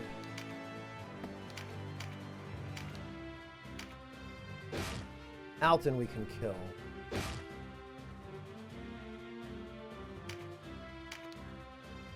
%. Oh, but I don't want to recruit him.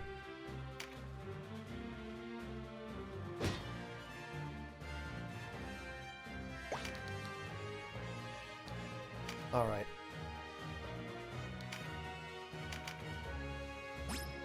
Boy, this whole thing has just turned into a big mess, hasn't it?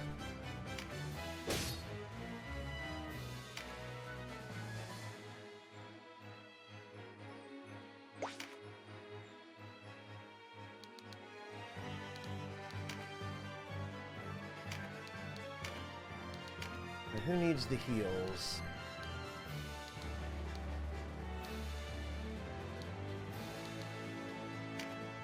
Esmond.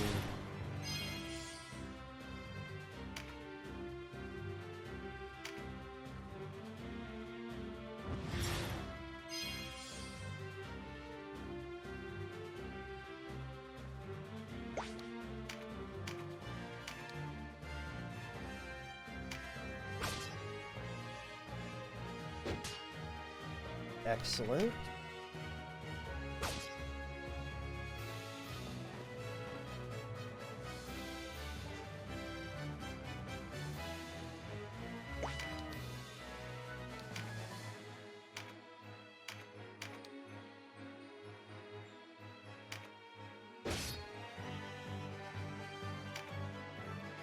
There we go.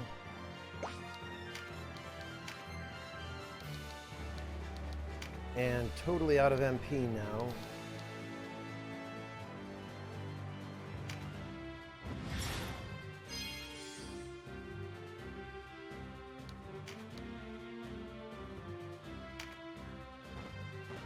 Yeah, I figured he might try that. Jesus!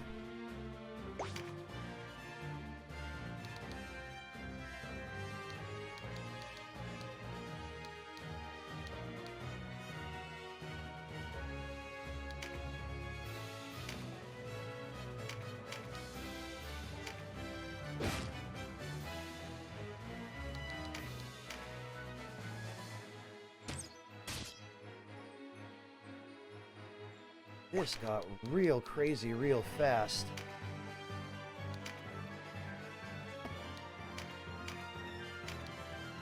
Get out of here.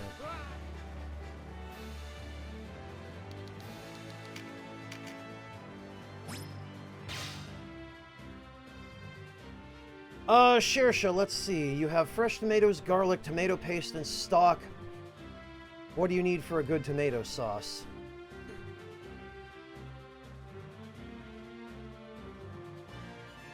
You're gonna want some extra virgin olive oil to go with that, Shersha. And also some fresh cracked black pepper. Oh, I know, I wouldn't recommend wine. I know alcohol's illegal there. Don't worry, you don't need wine to make a good marinara. You're gonna want olive oil. Okay, you've got that. You've got pepper. You're gonna want a little bit of butter as well. And you probably shouldn't have too much trouble getting this in Pakistan, but a couple of anchovies. And you're gonna want to take the flat of a knife and, or you know, a spoon maybe would be safer, and kind of crush the anchovies into paste. You only really want one or two. They're to give the sauce a little bit of savory flavor. Salted or unsalted doesn't matter, Shersha. Just know that if you use salted butter, you're going to hold off on adding quite as much salt to the sauce. Yeah, Purwasa, that's what's been happening. Another thing that would go well, Shersha, if you can find it, is fresh basil.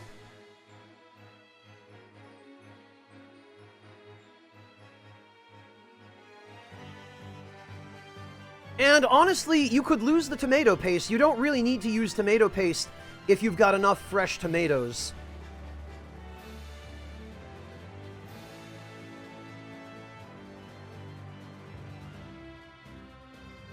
You can substitute the anchovies with a little bit of salt. Or, Shersha, if you've got any kind of fish paste or something like that that adds a little bit of savoriness, you could use that.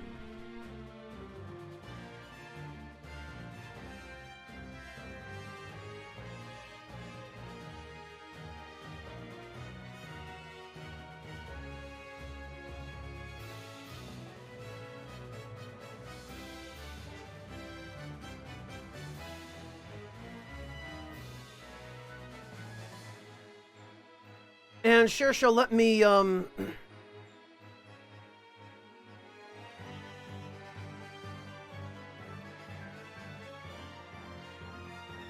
me give you an idea.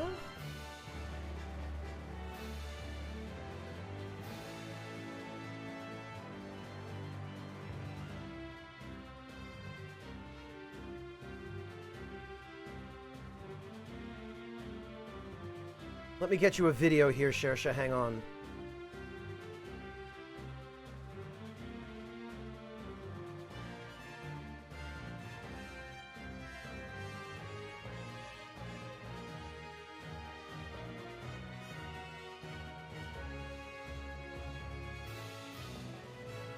Let me get you a good example.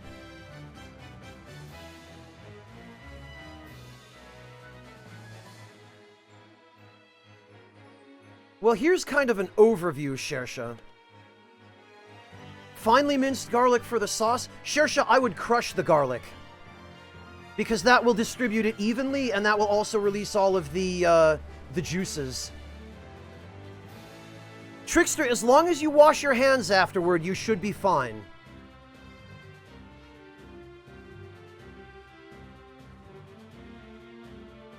Just basic hygiene.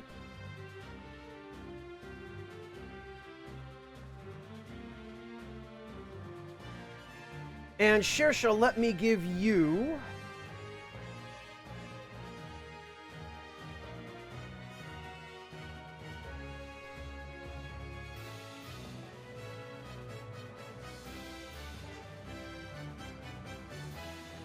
Oh, perfect. Here we go.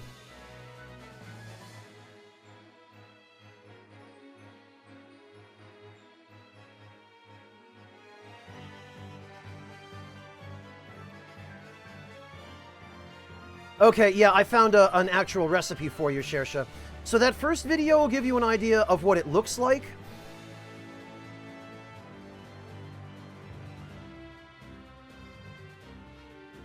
But what I'm going to give you here, this is, here. This is a video that was done, I think she still has a show on PBS. Lydia Bastianich is her name. She is an Italian grandmother and professional chef. And that's her recipe for marinara sauce.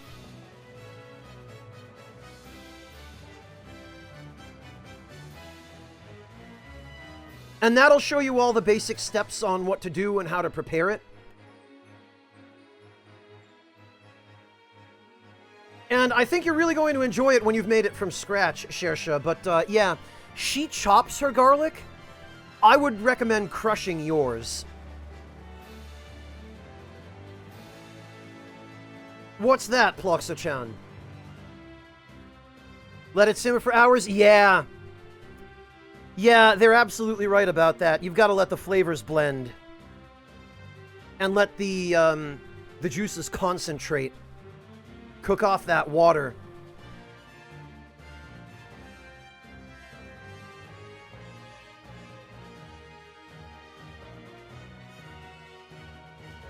Thanks, Trickster.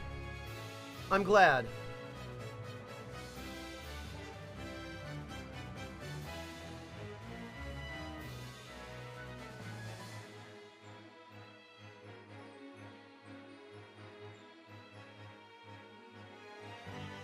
Well, Ploxa-chan, there are a lot of chefs I know or have watched videos from that they like to leave the garlic in large enough chunks that you can still see it.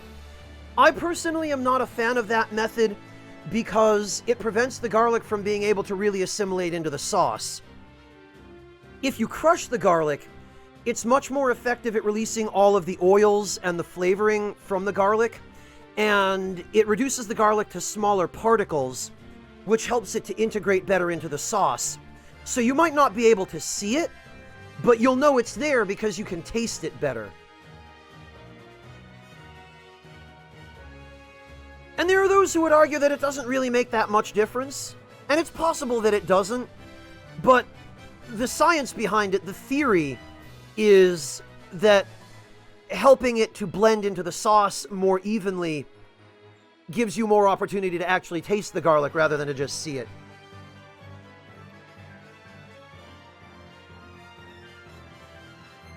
Yeah, Ploxa-chan, it's possible that there's some other reason she has I'm not thinking of, but I'm a fairly avid home cook myself, and I've done some research on it, and the consensus seems to be that unless you're doing something like a very particular kind of meat dish where you want the garlic to be in thin slices on top of the meat, for the purposes of a sauce, generally the consensus is that chopping garlic is a matter of personal preference. I kind of feel like you can compare it to min-maxing in a video game, maybe, where min-maxing, the optimal method would be to crush it, but how much of a stat boost that gets you over the standard method of chopping it may be questionable, right?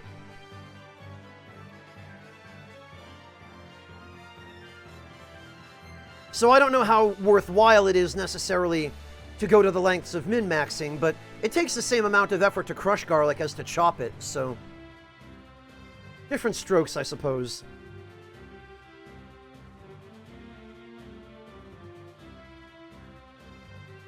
Yeah, Ploxa-chan, that seems completely reasonable to assume.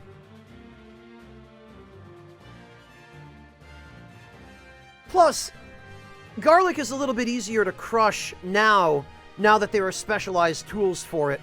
Crushing it with just a knife is more or less just squishing it flat and then mincing it.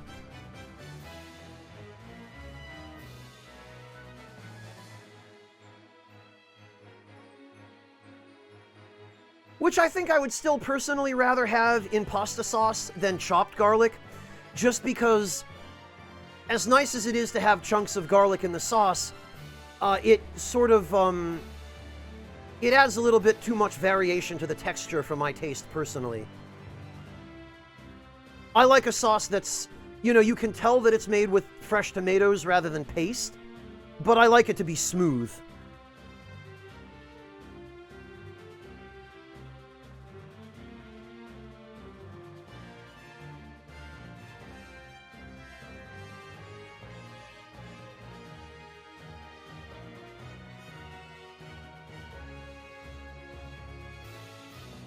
And actually, there are some pasta sauces that you can get in jars, nicer ones even, that I've had before, where it was a really nice pasta sauce,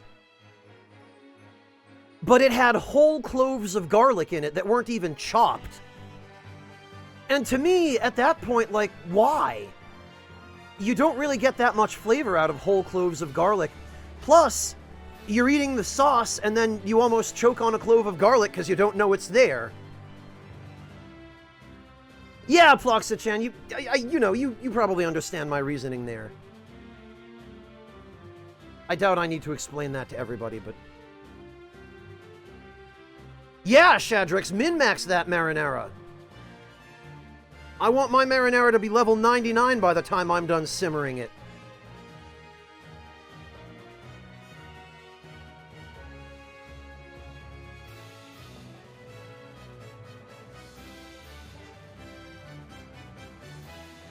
Yeah, Shedrix, there are a lot of people who don't emphasize the importance of texture enough in cuisine. Even professional chefs, on occasion. And something can be the most delicious dish in the world, but if it has the texture of Jell-O, and it isn't supposed to be Jell-O, then, yeah, I'm out. I'm right there with you.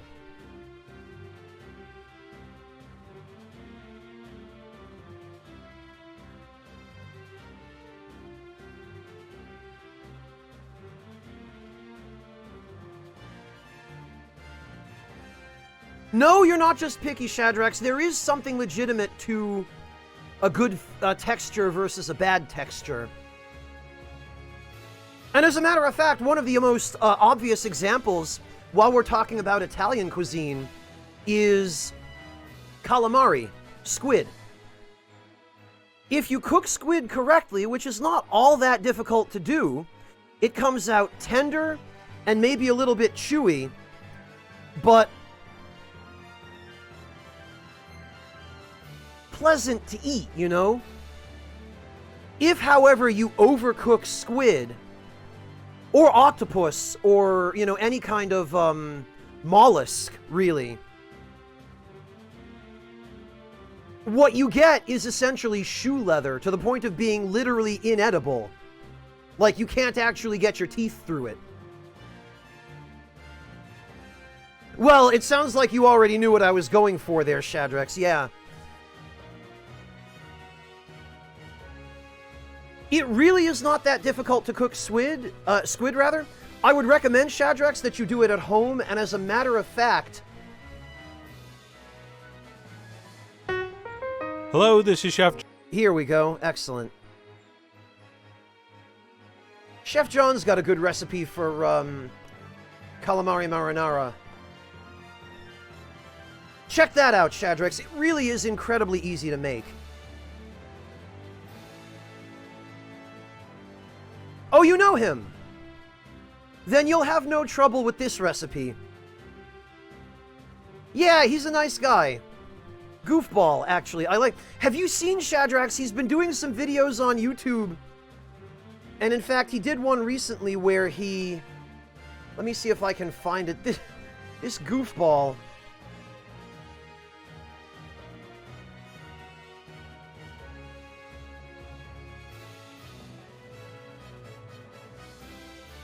It's easier to show you than to try to explain it.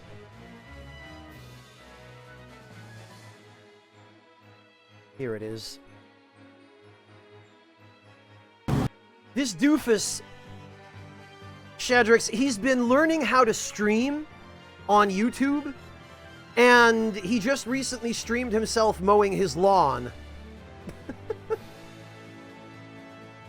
Yeah, he seems like a super sweet guy, Shadrix. Good-humored, kind of a goofball, a little bit of a marshmallow. But that's part of his charm. And he's definitely a very competent cook. Yeah, exactly, Parasa. It's like if you get a tough steak that's grisly, you can't eat it, really. Or you have to force yourself anyway.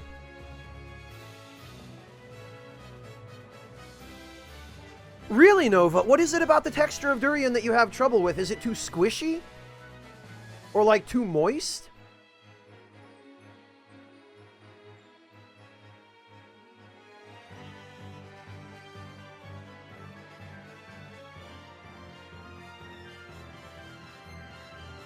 Jacques Fenshi, I'm not sure what you're referring to. I am still in Chapter 1. I kinda got sidetracked with chat talking about food for 10 hours.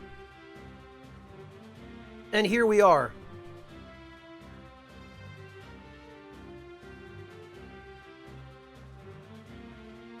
Well, Nova, if it's too squishy...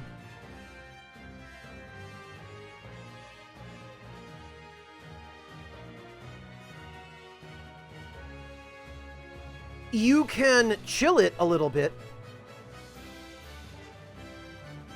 Like, put it in the freezer, not until it's frozen, but until it hardens up a bit. Yeah, Chad is the real game, Shadrix. And Fenshi, I like ramen as well. I like it quite a lot, in fact. I'm not sure what kind it is that Naruto eats, other than I think he likes the one with the actual fish cake in it, but...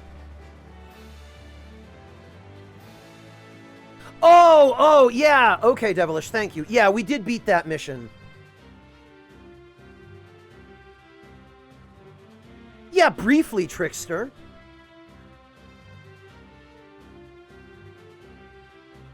But it's been about 80% food, 19% game, and 1% bidets.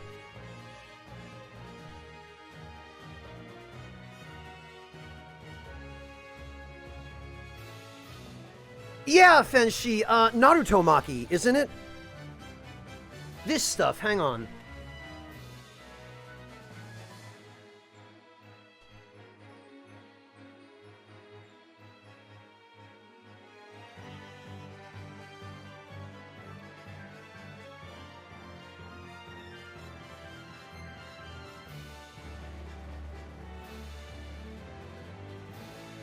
Yeah, you probably know it better as Naruto Maki. But that's what it is. I think it's made out of pollock? I believe it's the same stuff that imitation crab is made from, if I remember correctly. But it's that stuff.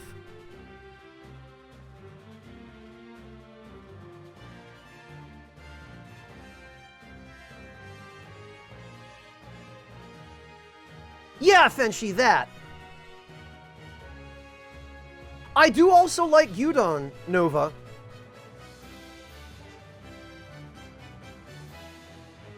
You love pasting your face into food pictures. Yeah. Well, Fenshi, I can get on board with that, but I'd rather be in the picture eating the food, you know? Trickster, it is a Japanese style of processed fish cake. Let me link you the Wikipedia article on it.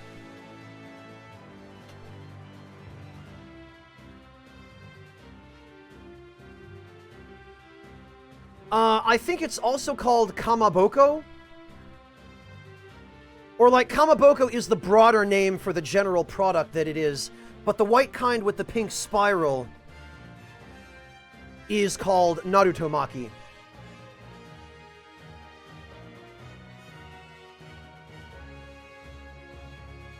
That's the stuff there, Trickster.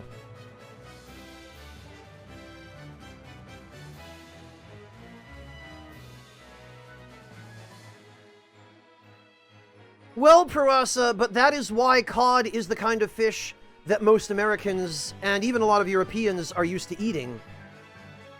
Outside of European countries and parts of America where fishing is traditional, I guess, because, cod has relatively little flavor.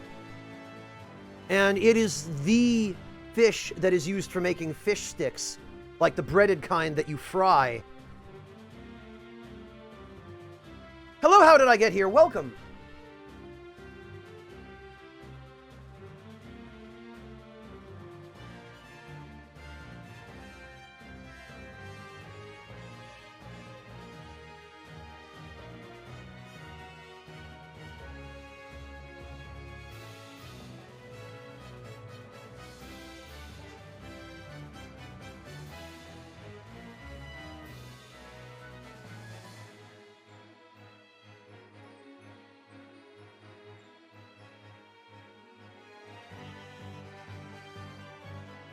Oh, probably at least 20 minutes or so.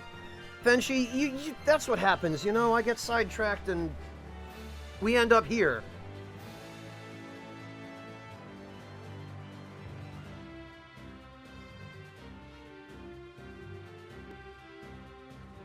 Do you guys eat much fish in the Netherlands, though, Captain Dodo? I kind of get the impression not.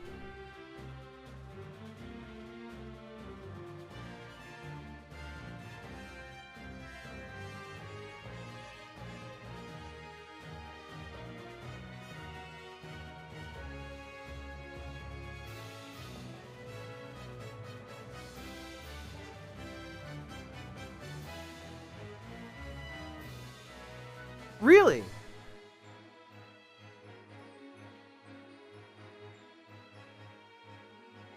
Because I would think you guys do, because food in the Netherlands has a lot in common with food in Germany, and we like fish here. We especially like pickled fish here, like pickled herring with onions and whatnot, but very few of the people I've talked to who are from the Netherlands seem to like fish, so I was starting to wonder.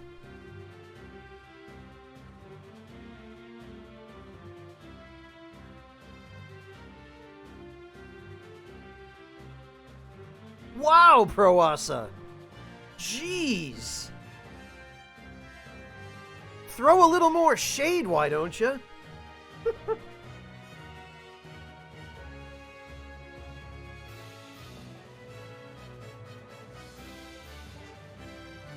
Okay, Captain Dodo, so then it is like it is here.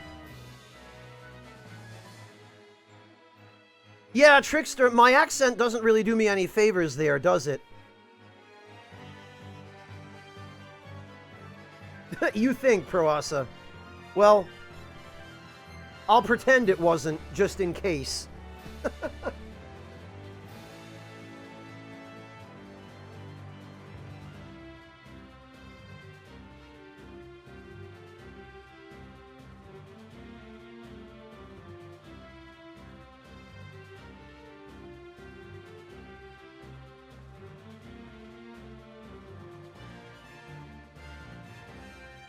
But yeah, you see pickled fish a lot in Germany. Sometimes at restaurants, but especially like around Christmas, when all the Christmas markets are open. And there are all the food stands and the food trucks out.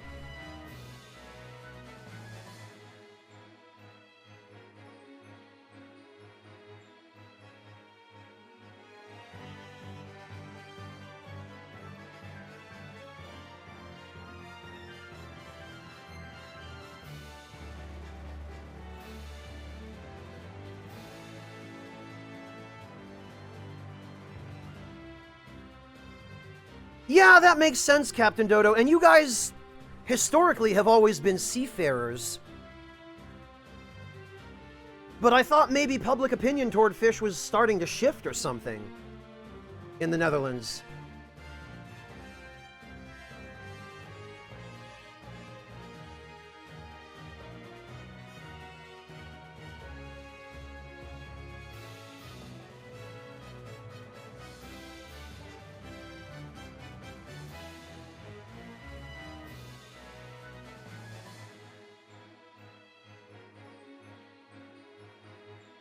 Jesus, Captain Dodo, that's pretty tall.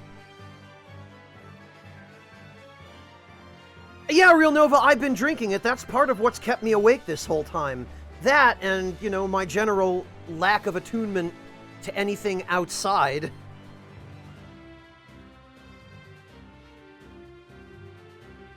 An iconic Dutch food, Fenshi? Oh, that's easy. Tulips. They love them. Eat them on sandwiches? Deep fried? I'm sorry. Forgive me. All my Dutch viewers, please.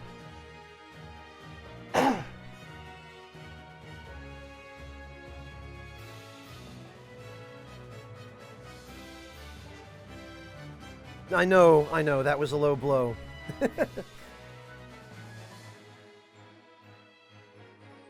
It was a joke, Nova. Yes, Fenshi, tulips is in the flowers. My Dutch viewers got that joke. Thanks, Devilish.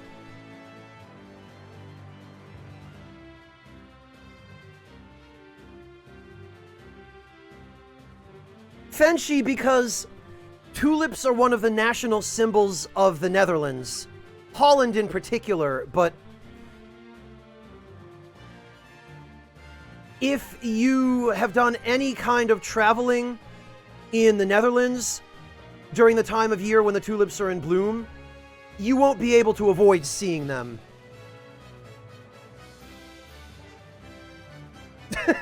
Yeah, tulips have a long history in the Netherlands for a few different reasons.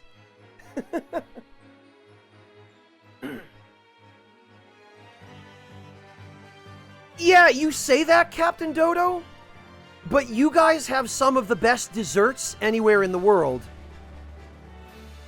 And much like the rest of us here in Germany, your cousins across the border, you guys are especially proficient at using chocolate.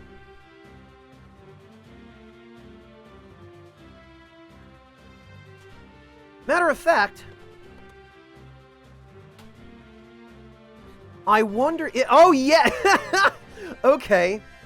Look at this. Wikipedia does indeed have an article on Dutch cuisine.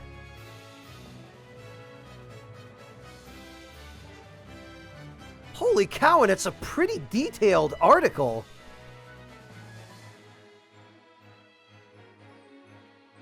Okay, yeah, if we look down under dessert,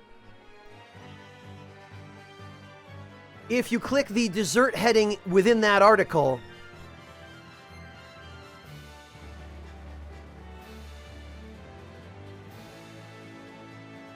Dutch apple pie, Oerlibullen, what else is there? Grioten,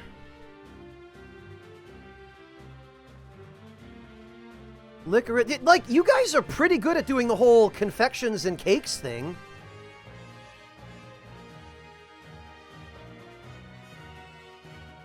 Not to mention, they show the smoked eel here.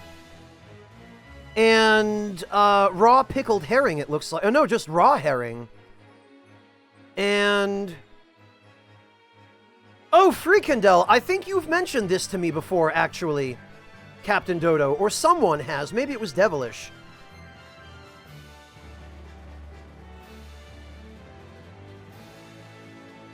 And then there's a whole bunch of pictures down at the bottom of the article.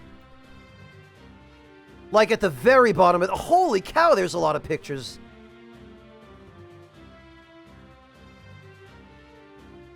Dutch brine. Ah, this is good. Check this out.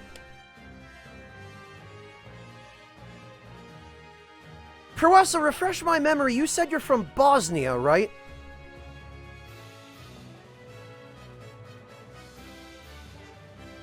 Yeah, Captain Dodo, I think cultural diffusion has definitely played a role.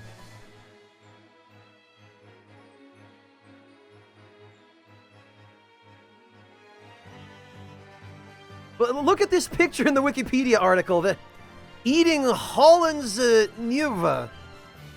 Dutch brined herring, the Dutch... I probably butchered that pronunciation. As similar as our languages are, I have little idea about pronunciation when it comes to Dutch. But honestly, most of the stuff in these pictures does not look half bad. I would eat most of this stuff without hesitation. Also, brood de bal, a slice of bread with a meatball and gravy. Half meatball served on slices of Dutch whole wheat bread. Sign me the hell up! That's not that different from some of the stuff we have in Germany, for goodness sake. Raw oysters?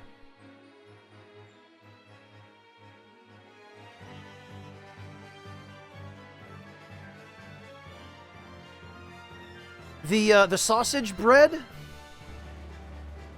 Fried mussels? I mean, I don't know, Captain Dodo. Give your country a little more credit, man. You've got some pretty solid stuff. Oh, and Dodo.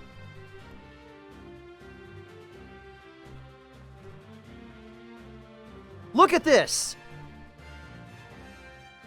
If I didn't know this was a Dutch dish, I could have mistaken this for something that a German grandmother would make.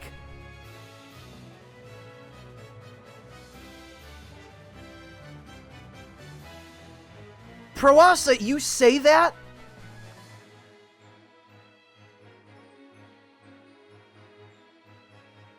But let me show you.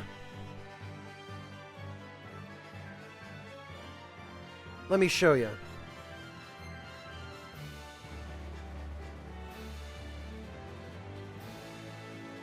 Here it is.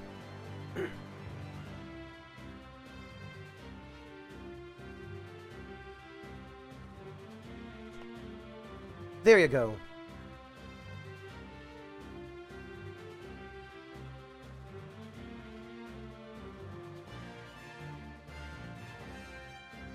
Well, it's a Dutch variation on a dish that I think multiple countries have come up with independently, Devilish. But Proasa, have a look at that, right? Oh, you're English. Okay, Proasa, I see. I'm sorry. I apologize for mixing you guys up.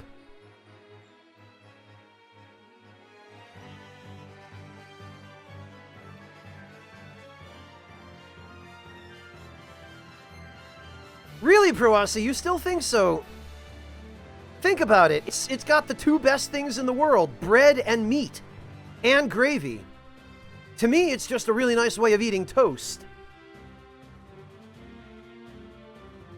I have to ask, Proasa, since you're English...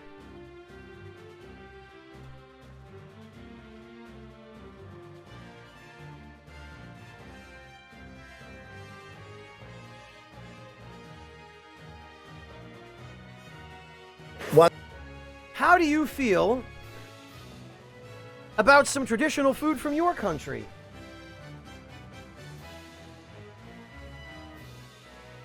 Well, Devilish, for anything scientific, maybe not. But for anything cultural, especially for pictures, sure.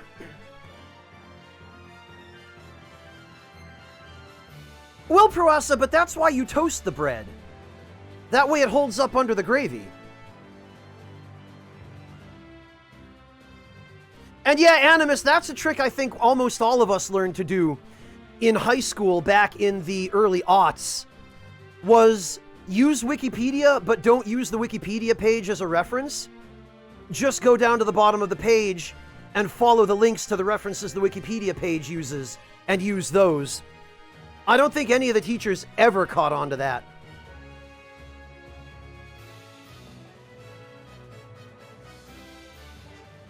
Stomped together, Dodo. Interesting.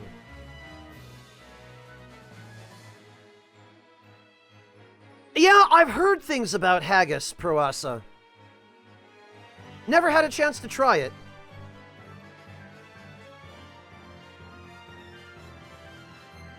Proasa, as much as I rib on British food,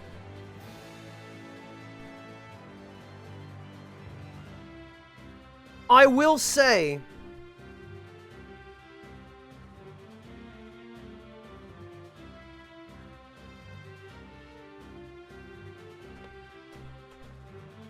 I will say that your country has turned out some genuinely good ideas, even if only sporadically.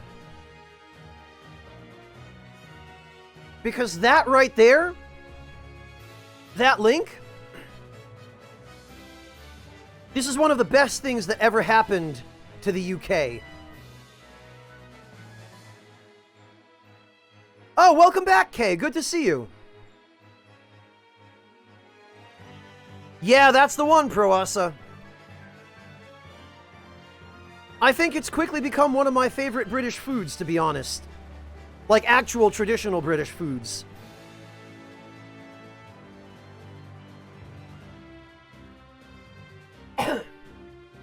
Oh, Rapidly Graying, are you also from the UK? See, you guys know what I'm talking about. I said it in the video, but British food gets a bad rap all around the world, but you guys have come up with some genuinely good stuff too, you know? Oh, you're Welsh. Perfect. So then you especially know what I'm talking about, Rapidly Graying. Do you actually live in Cornwall?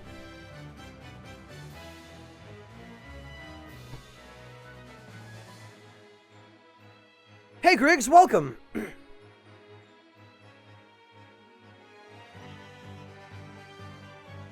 Yeah, Proasa, at the end of that video, I did show a toffee pudding that restaurant offers, which looked like it was probably pretty authentic. And I did try a little bit of that pudding. My mother ordered it because I'm not too into sweet stuff, but that was a really nice pudding. Lothario, that the sweets in the UK are part of why the country has been memed before the internet even existed. There's the whole stereotype of Britain, or the UK, having a candy shop on every street corner, which is the source of the meme that Brits have bad teeth. Because candy is just so common there, because they're so good at making it. Right? Exactly, Lothario, yes.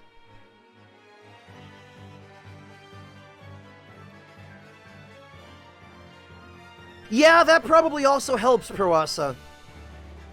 And I will give you guys credit for your bread, Proasa. British bread is not bad.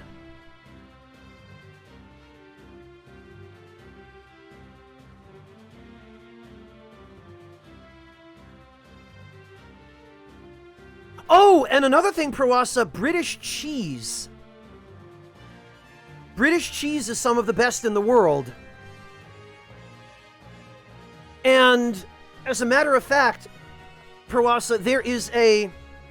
Oh, and Rapidly Graying, you'll probably really appreciate this.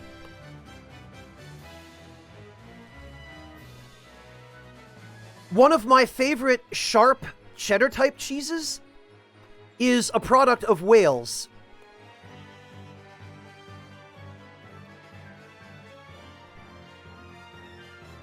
Check this out. Let me see if I can...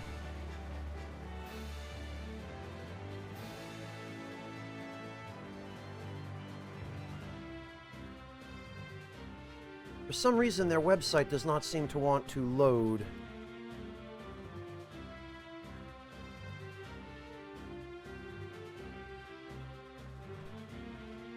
I wonder if it's just down.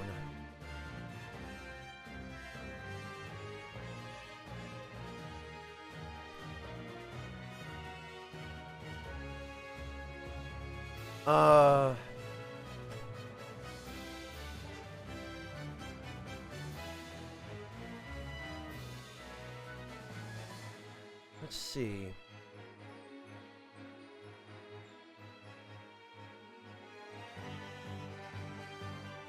Well, it's this stuff.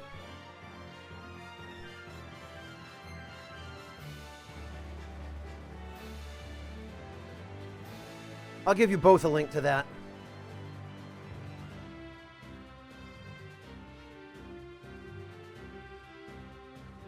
So, yeah, Proasa, the UK also does make some fantastic cheese, is the whole point.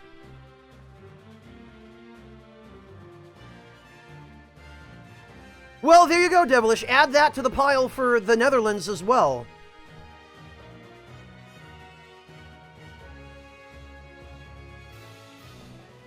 But yeah, Rapidly Graying, I've only ever seen that particular type of cheese on sale in America.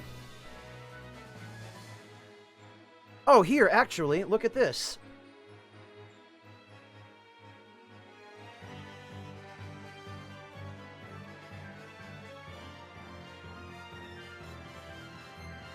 Let's see if I can... Here we go. It's not the largest image, but...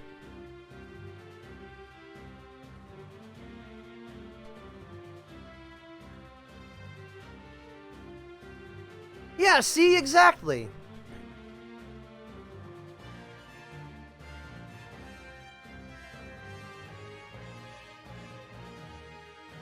Oh, fantastic, Kill Pills. I would love to see a picture if you have an opportunity to post one. Snowdonian cheese? I don't think I've ever heard of Snowdonian cheese.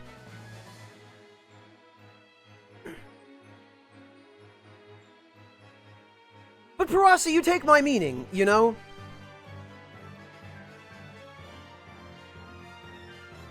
Whatever bad rap the UK gets, there are some traditional gems, and honestly, British chefs have been making quite a name for themselves recently.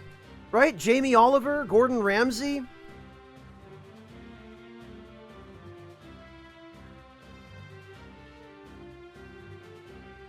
And then the non-TV chefs who just operate the nice restaurants, right?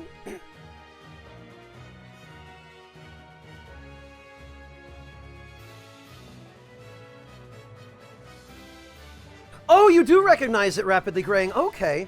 I didn't realize it was sold outside of America and the UK. Because I've looked for it here in Germany and I can't find it anywhere. But yeah, that's a really, really excellent brand of cheeses. They have a few different kinds, Graying, and I've tried a couple of them. I especially like their sharp cheddar. Apparently it's traditionally made like it's aged in casks at the bottom of a river or something along those lines, which is absolutely incredible to me that much effort goes into it. Yeah, Proasa, and it is a super, super crumbly cheese. It's so good. It's excellent just on its own on crackers, you know?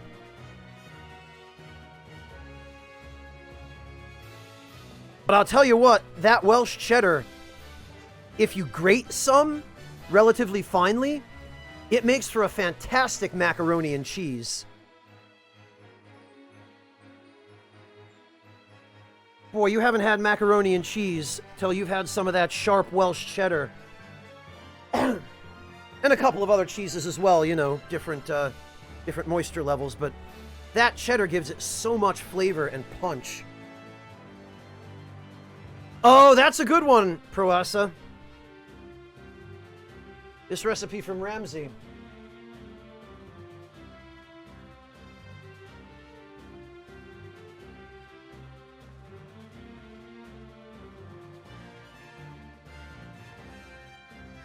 Yep, okay. Oh, I see what this is,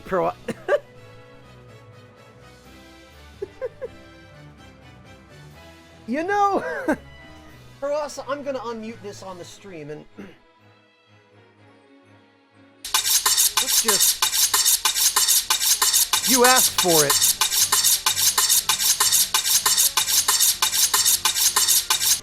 I'm going to give you some pointers for the big night. So, if you're feeling adventurous, follow this. You need a really nice, robust tart. What we're looking for is a really nice, broad, the most popular bird in the country, flexible body, semi-firm breasts, but quite bouncy. And then just lift up the skirt, and they get excited, so they look wet. Open up Proasa, the legs, two beautiful thighs. 3 fingers, get your hand and almost treat your hand like a sort of whisk. Bad guy, push your fingers in there intentional. and it's nice and moist and smelling very fragrant. And that confirms she's ready for up and down motion. That's not rocket science, is it? That's common sense. Do not be scared about the bottom. Don't worry. That's classed as the dark brown Rolls-Royce part. It's full of flavour. So treat it with some respect and get really nice and comfortable. And then turn her over and bang, up the butt.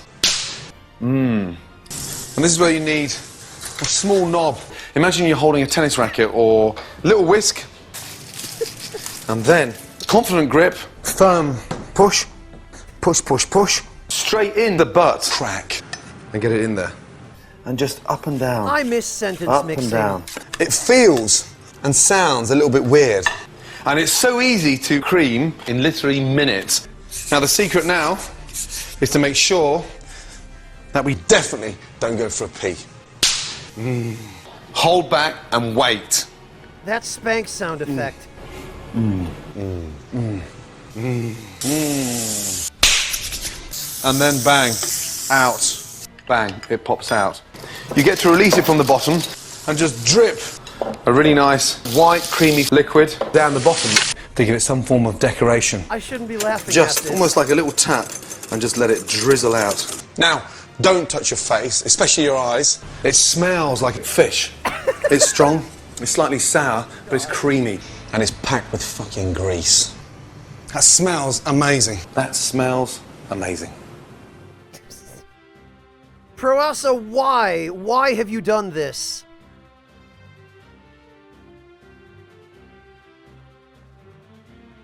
They didn't do anything unique with the video, Kay. It's just clips of him cooking, but they were edited together in the way that you just heard. You know, that somebody was willing to spend a little bit of time on that particular piece of sentence mixing. Props to that guy.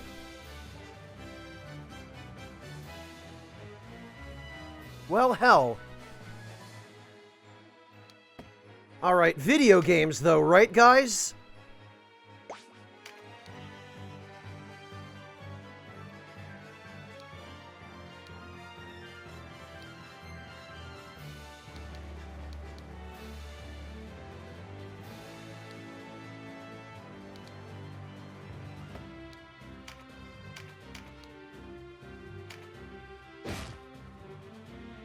Video games.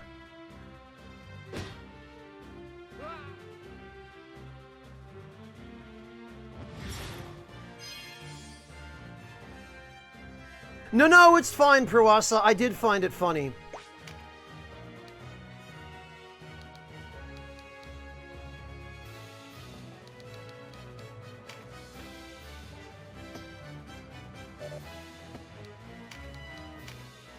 Oh dear.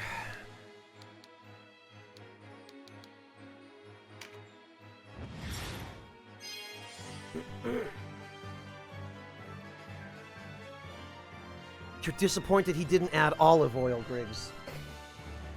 Amazing.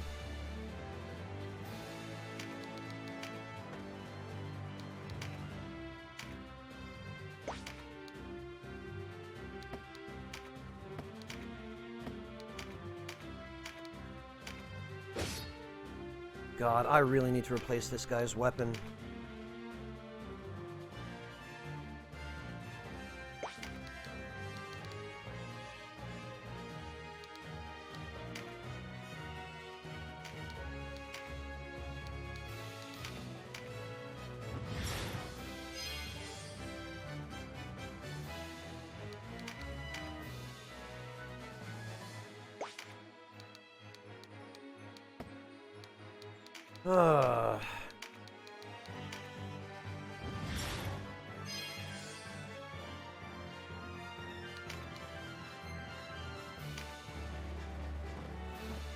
Of course.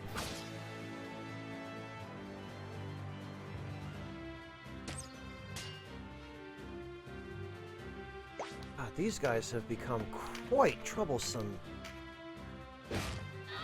There we go.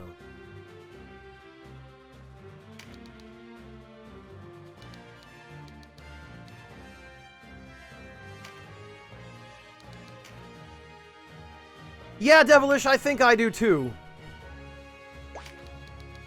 I guess in some ways it's comforting to know that it's not just me. Nice.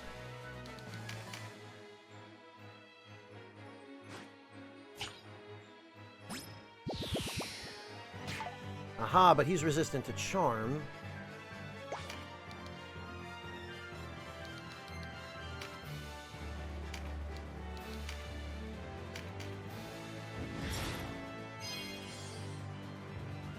No, Griggs, I had it done to me when the video was linked in chat. I just decided I would share it with all of you.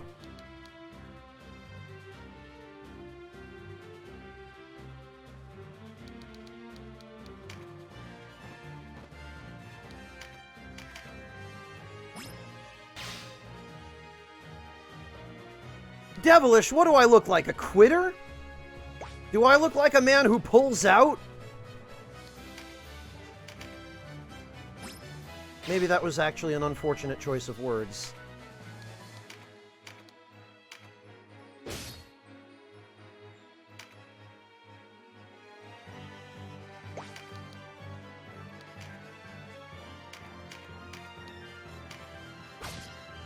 Okay, with the Baldur's Sword, we're doing a little better.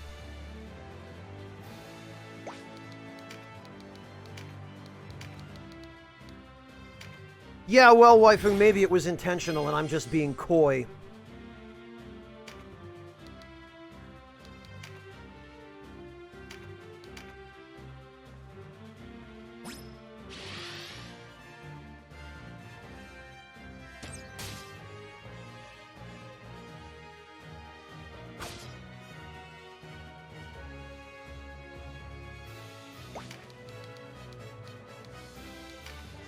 This punk right over here. This winged guy.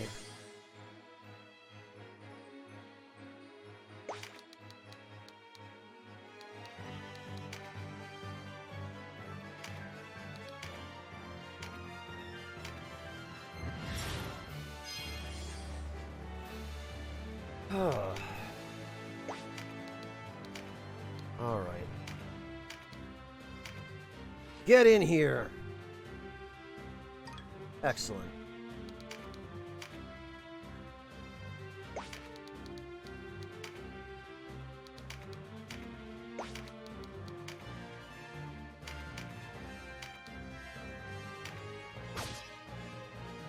Be nice if I could get a crit there.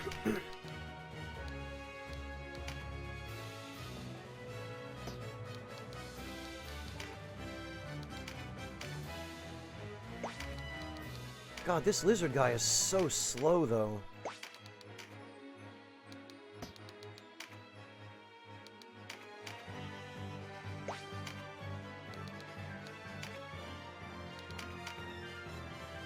Gotta do something about this archer. This is getting ridiculous.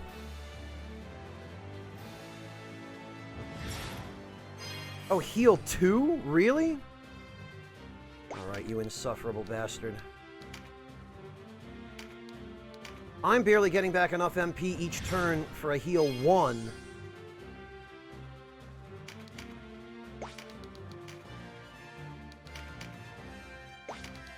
Alright. Actually,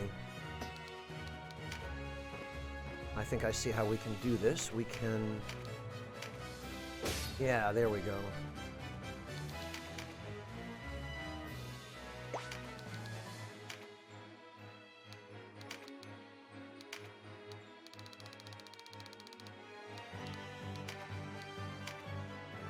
Get him back up.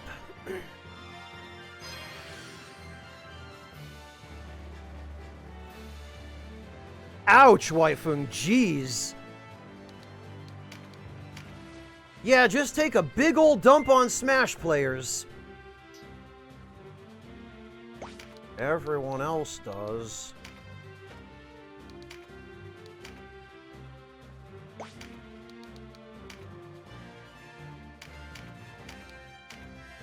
There we go. Good riddance. That blasted cleric. You're next, Archer.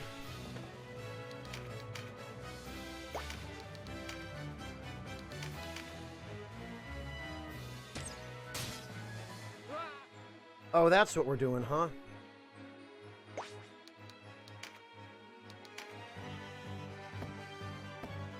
Not even enough MP for a heal spell.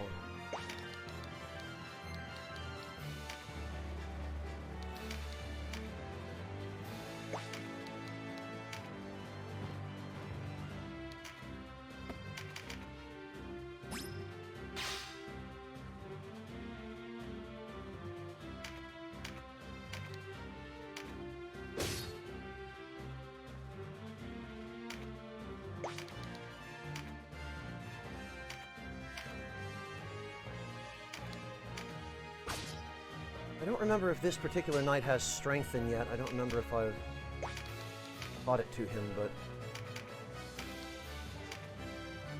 There we go. Squish. Oh, and of course the last enemy drops a tarot card that I now can't get. Nothing but trash.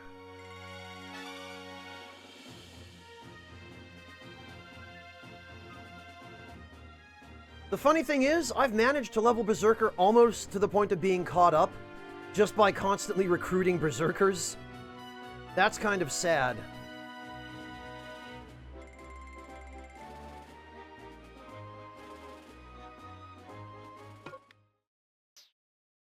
Alright, we will take Ned. And we will take Ansel.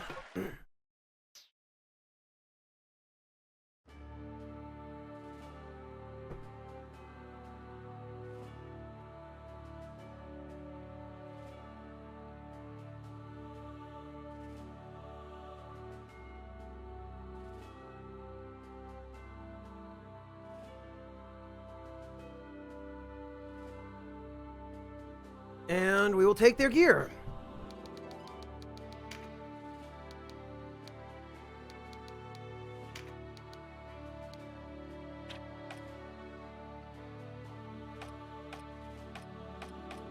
There he is.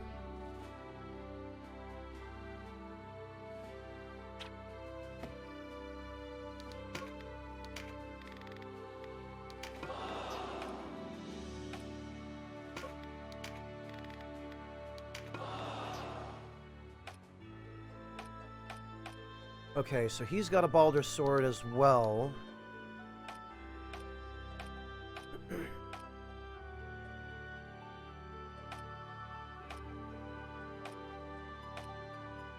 Ah, he still has a Shamshir, but I'm not sure I want to give him anything better.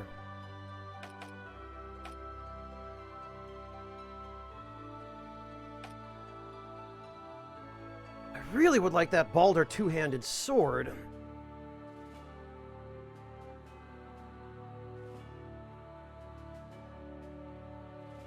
Yes, Kay. The time of year determines whether or not it's a rainy season and a dry season, and the weather affects a number of different things in combat. The damage of spells of certain elements, and the accuracy of ranged attacks, and that kind of thing.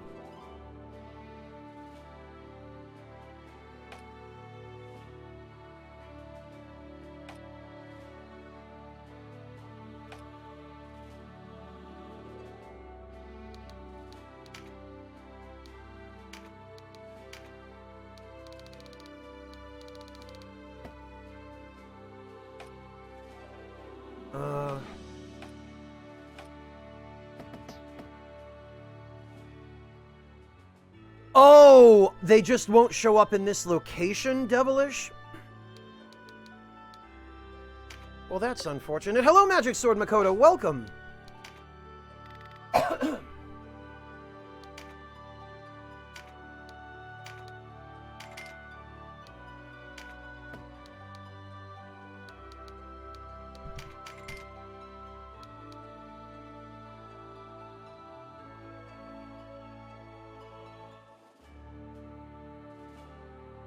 Yeah, I'm not thinking this Balder Mace is anything especially good.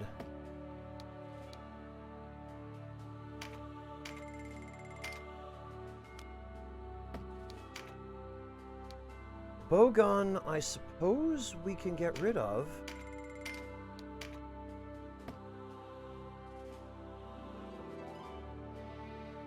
I guess we'll hang on to the Balder bows for now in case we need somebody to actually use one.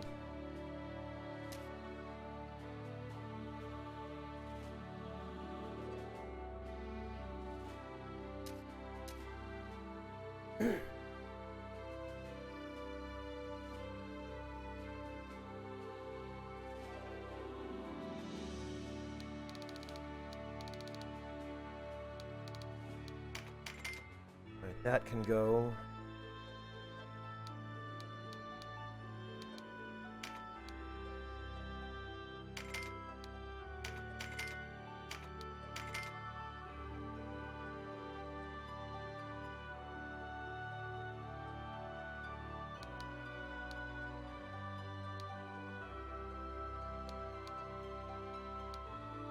I guess most of the rest of that's probably fine.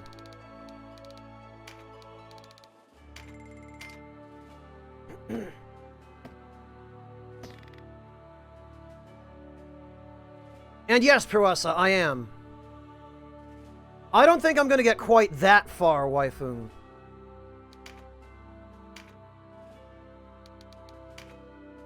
Nor is it my intent to do so.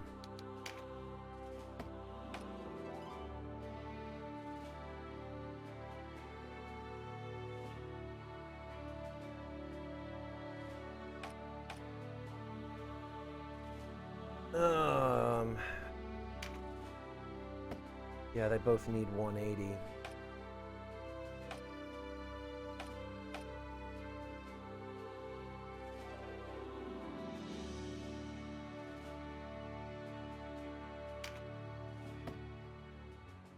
I feel like...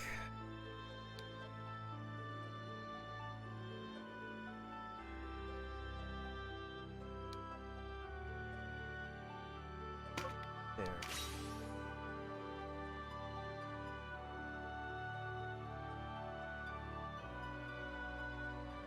Yeah, right, Nova. I'm not that crazy. I know you might be tempted to think otherwise, but...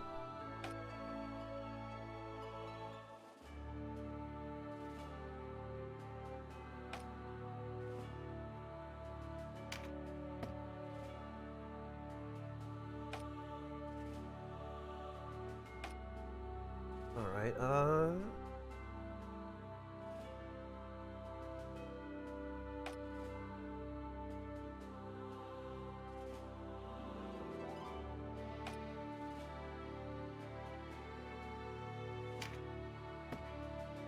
Okay, Divine Magic. What do we need first? We need... Augment Light.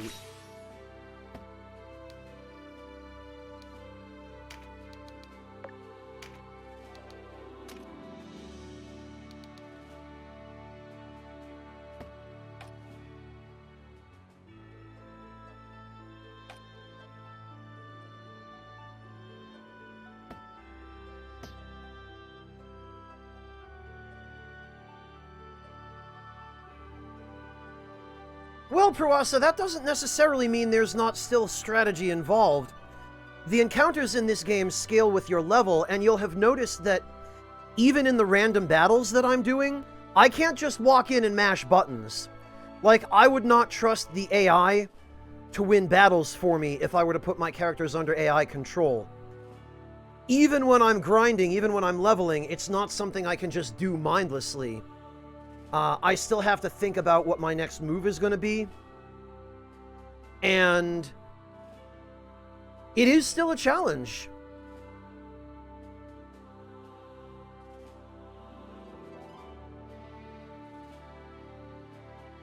Really, Dr. Kane? So it's only in this version that levels are shared per class rather than per character?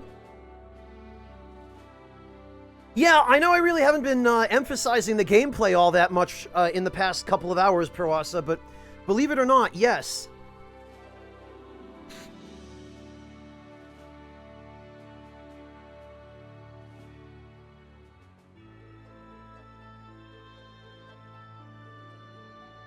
Yeah, Dr. Kane, the Disgaea series is notorious for that.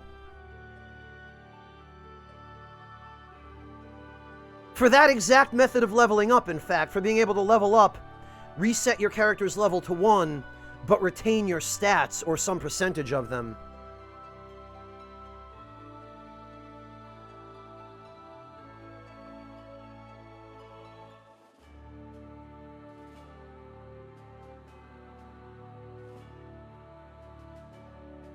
Wouldn't happen to be Final Fantasy VIII, would it, Waifung?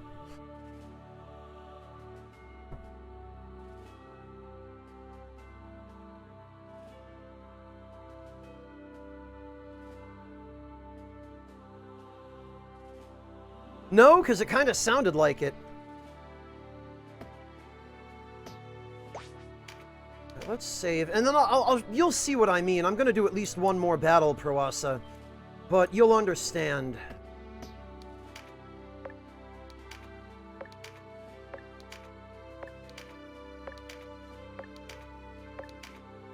A visual novel with tactical RPG gameplay.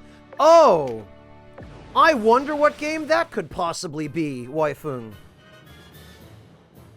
I wonder if the box happened to has an emblem that is fire.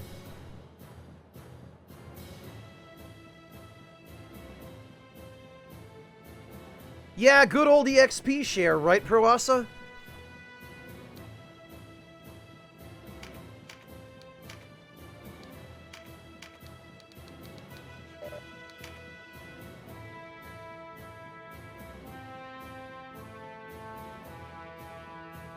Oh, okay. Utaware Umono. I see. Hello, Fuzzy Fuss. Welcome.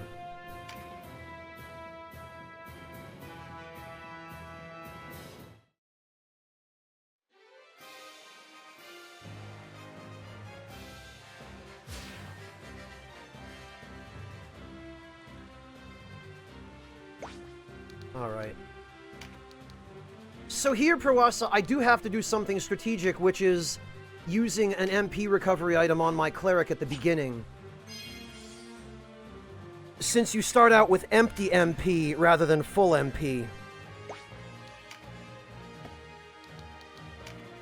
I have to do the same thing with both of my mages, or else they will not have enough MP to be able to deal with the enemies that are coming at us when they reach us.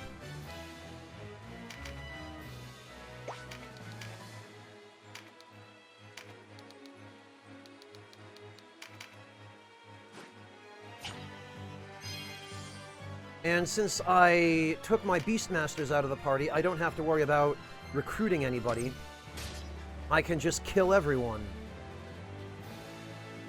Which makes things simple, because honestly, having to keep people alive to recruit them was quite challenging.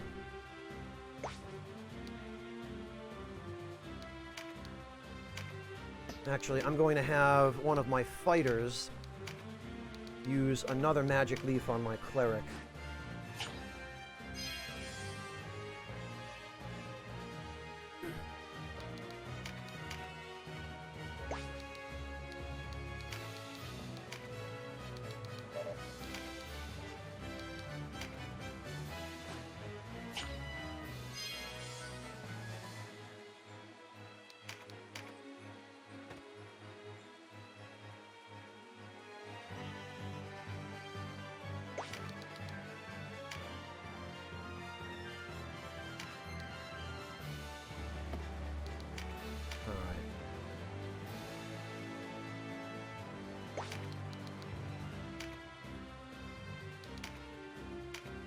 Send my tanks out.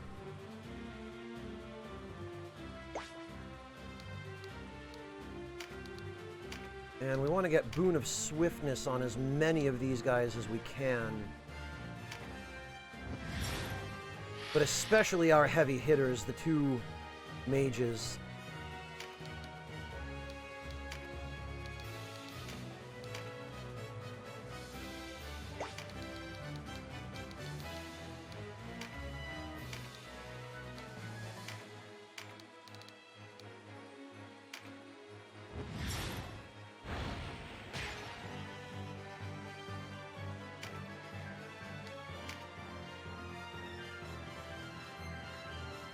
And without archers, this is definitely going to be trickier.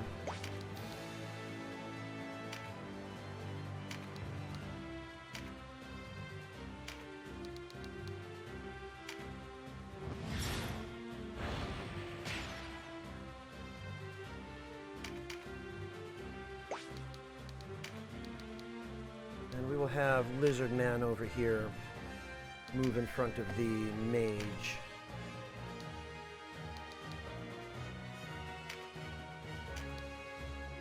Have him give her another magic leaf so that she can drain some MP if need be.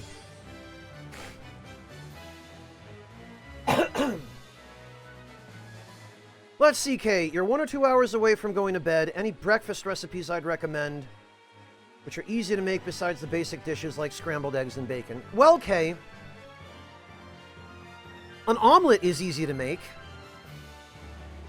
You could make some French toast. French toast is pretty easy. Or I mean, any kind of toast, anything with bread and cheese. If you've got some bread and cheese, you could do a grilled cheese. You could do some, sauteed onions to put in it. Yeah, Greg, he's got to go fast, though.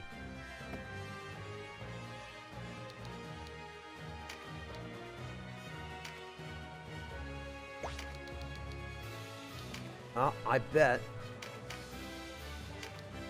Ah. Thank you.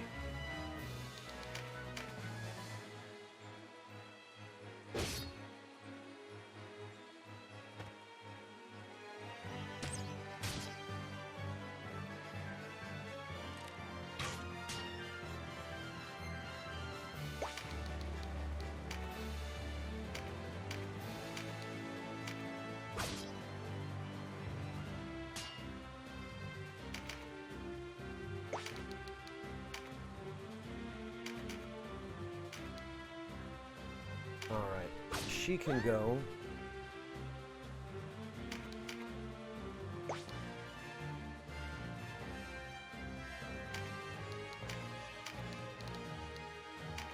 Oh, we'll do a pretty good amount of damage to the archer. Red, thank you so much for the resub! Great to see you, and welcome back!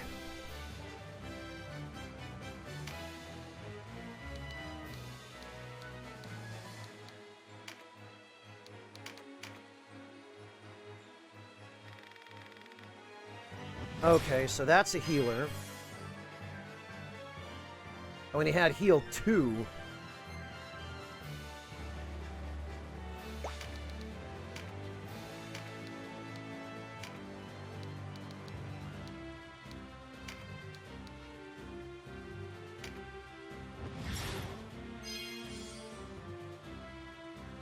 Yeah, Kay, you can fill an omelet with pretty much anything you want. That's the great thing about it. You can saute some vegetables. Oh, these bastards also have healing spells.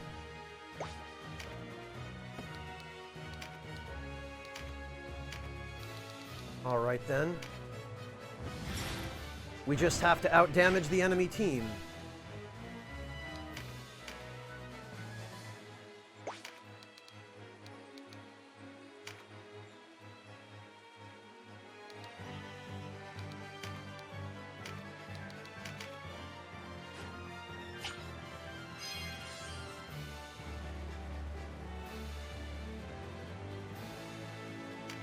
Yeah, there we go. Mighty Impact, we'll charge that up.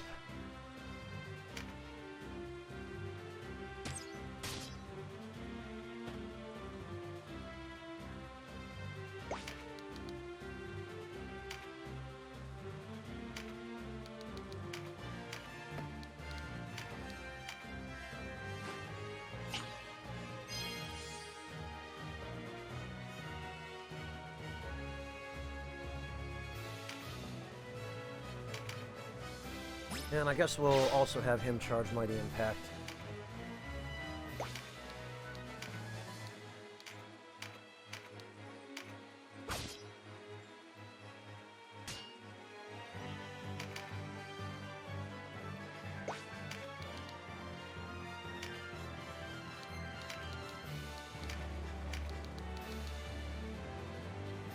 $51, $58. 55. We can help get rid of that guy. Excellent.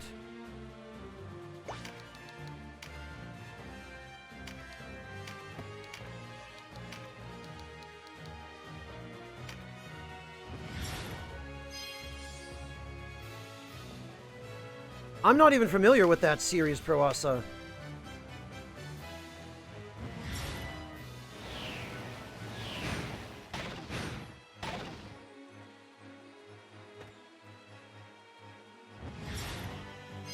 God, this is insufferable. They've got 3 people with healing spells.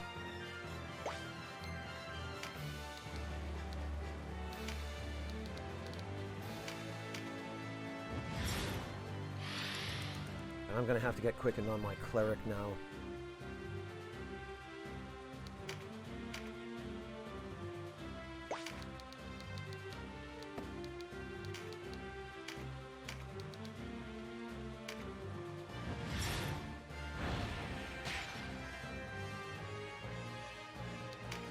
Unfortunately, it seems that because of the way this game is designed, or maybe just because of the AI,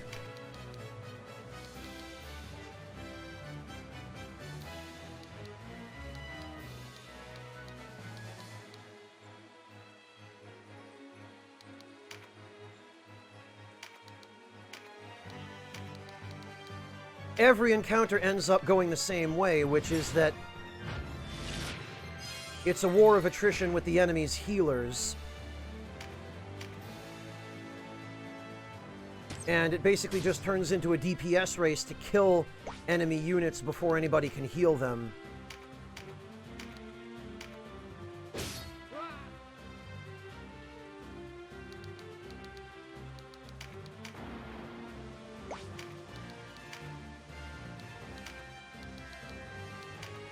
Okay.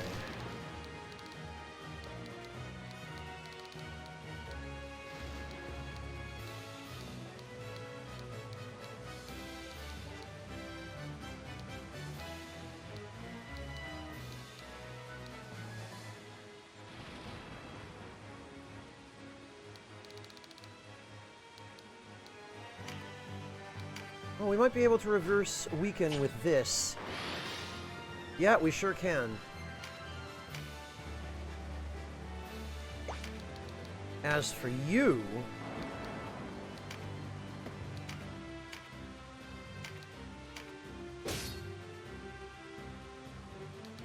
There we go.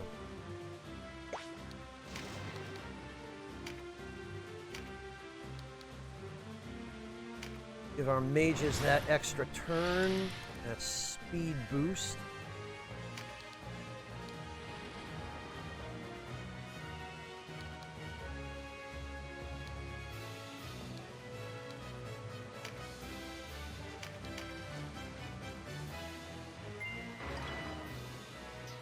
Oh, we got an Aryan Plume.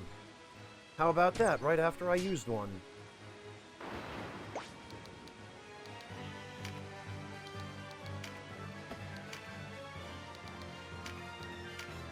So I guess we'll just keep feeding this guy magic leaves to keep his MP up.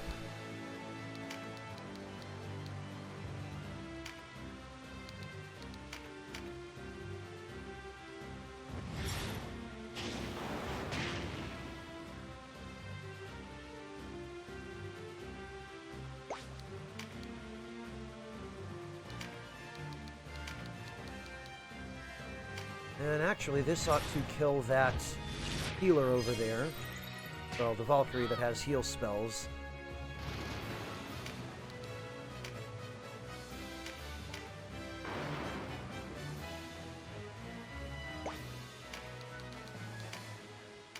Can we reach? Damn it, we can't.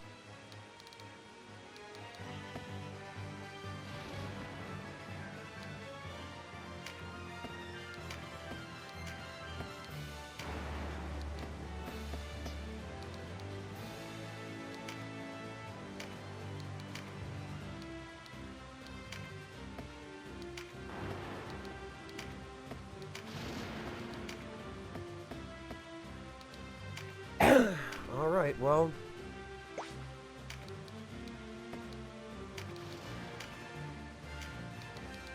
we can speed him back up.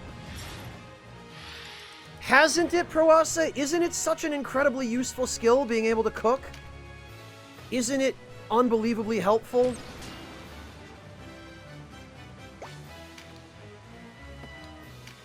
Oh, this guy done messed up now.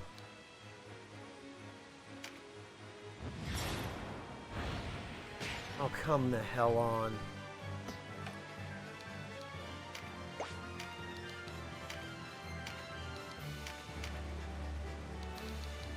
There we go. Nice.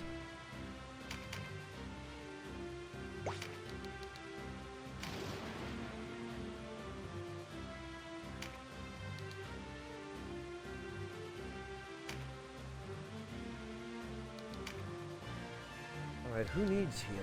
Emmanuel does. Right, Proasa? Plus, you have complete control over your ingredients. You know, you've got control over what goes into the food you eat and how it's prepared. And how nice is that on its own?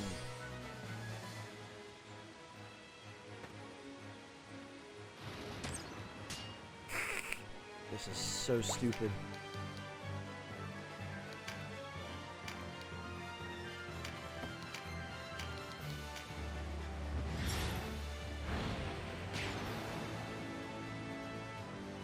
Well, that's what I mean, Kay. Yeah, you get to decide exactly what goes into it, so there's nobody to give you a cheap ingredient and claim that it's an expensive one.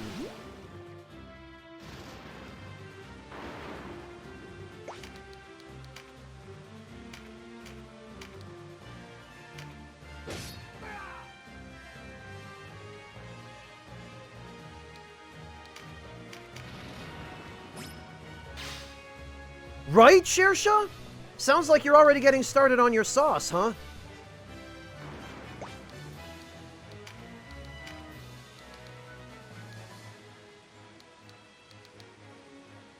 Freaking...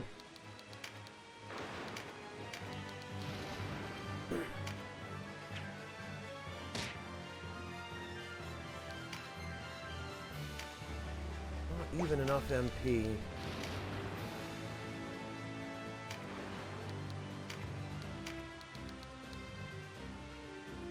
Alright, fine.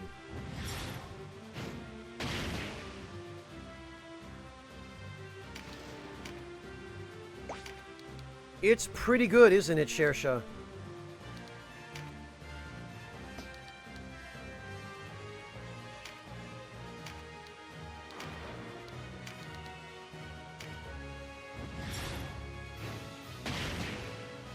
Nice, okay. You're following the recipe and everything, Shersha?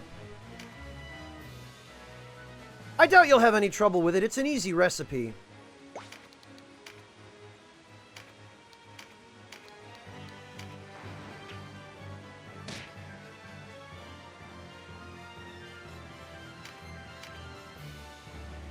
Is water good enough to make it smoother? Your sauce is going to be a bit chunky. Honestly, Shersha, the juice from your tomatoes is going to end up giving it plenty of moisture. Did you run out of beef stock or chicken stock or whatever you're using?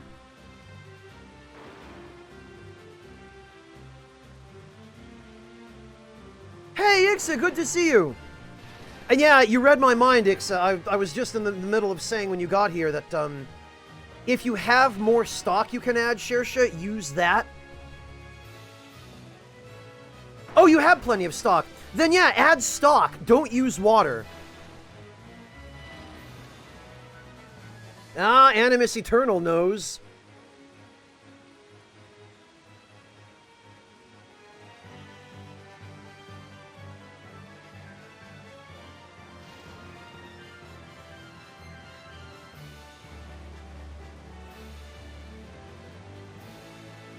Oh, there's a good suggestion too, Sea Warrior, if you had run out of stock, Shersha.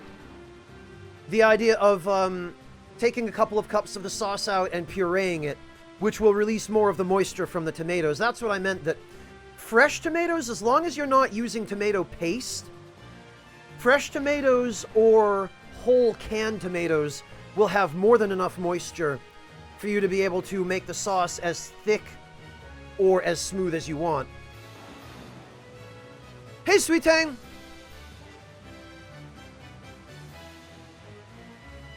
Well, Shersha, that's up to you to balance the amounts of garlic and onion with the tomato. Honestly, though, Shersha, by far the most overpowering flavor in there is going to be the tomato. It's even going to be possibly enough to overpower the garlic, because tomatoes do contain some acid, and it plays nicely with the garlic if you balance the amounts.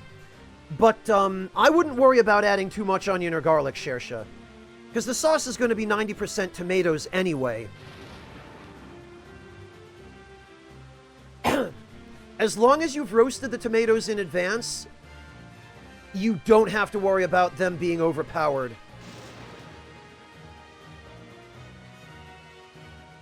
And yeah, Ixa took the words right out of my mouth that when you cook garlic and onions, especially if you're simmering them in a sauce like that, they're going to lose their harshness. They're going to lose their edge, so you don't have to worry. Pizza dip? What do you mean, Shersha? Like, sauce to dip breadsticks in?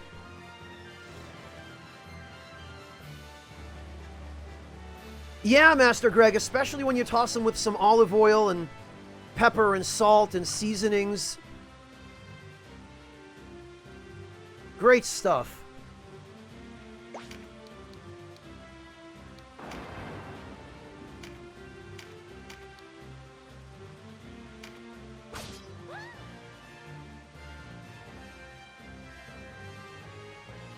Well, Kay, for all intents and purposes, what he's basically making is marinara.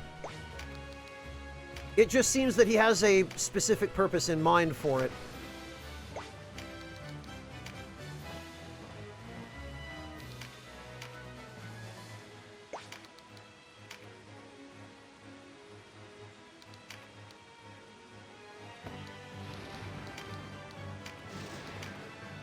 Can reach the wizard. Oh, and it'll actually do a decent amount of damage.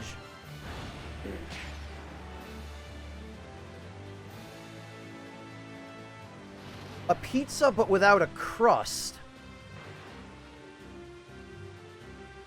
Wait, Shersha, so what you're doing is essentially a pizza curry, kind of? You're making the marinara, and then you're just going to throw in pepperoni, sausage... Well, maybe not sausage or pepperoni, but, like, whatever ingredients, yeah? Hey, Radley, welcome! Really, Shersha, I'm having a hard time imagining what exactly that looks like.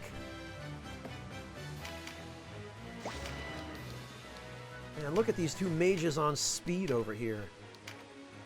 God.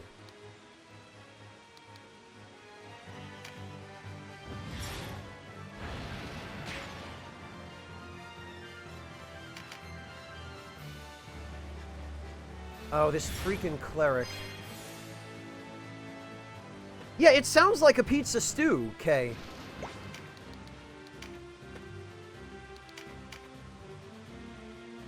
Well, we've got these guys on the ropes now.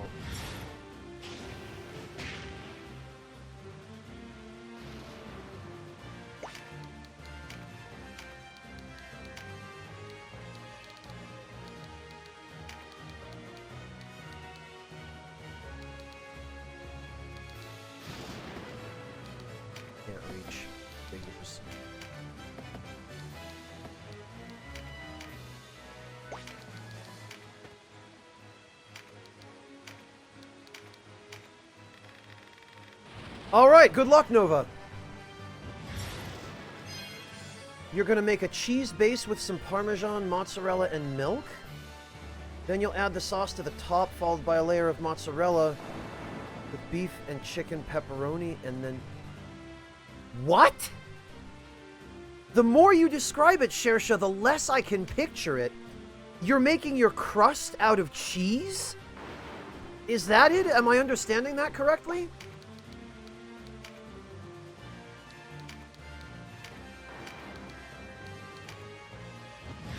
I'm sorry, Shersha, I'm not meaning to criticize. I'm just genuinely curious as to what your goal is here. Kind of. Alright, Shersha, let's settle it this way. Do me a favor if you don't mind.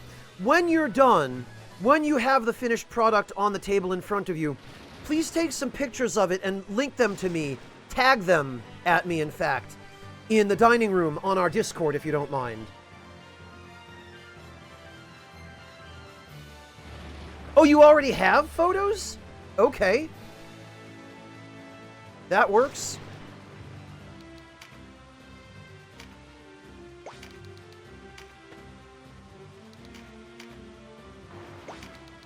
Alright, this guy... It's time for him to go.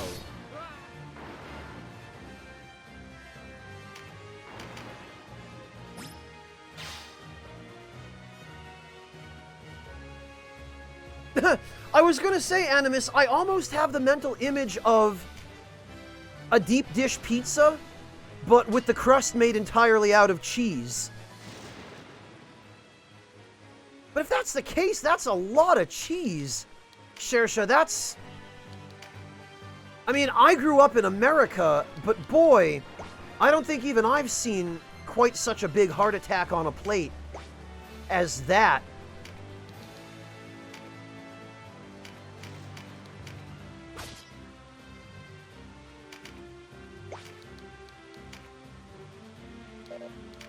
Well, or a cheese something, Hembrant.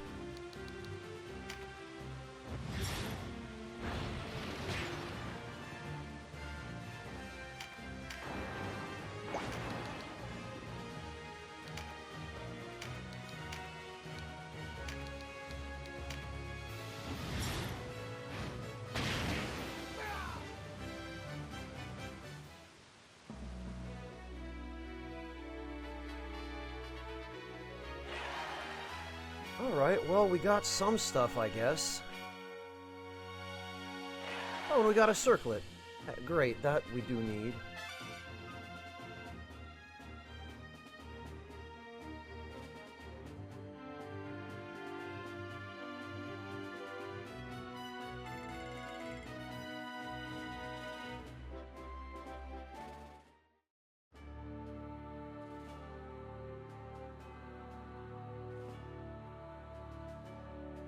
St. Louis style pizza, Animus? I don't think I've ever heard of St. Louis. When I think pizza, I generally think either New York or Chicago. I didn't realize Missouri had its own, Shersha, would you mind just right-clicking on the picture in the Discord and pasting the link here in chat for me, so I don't have to go digging for it?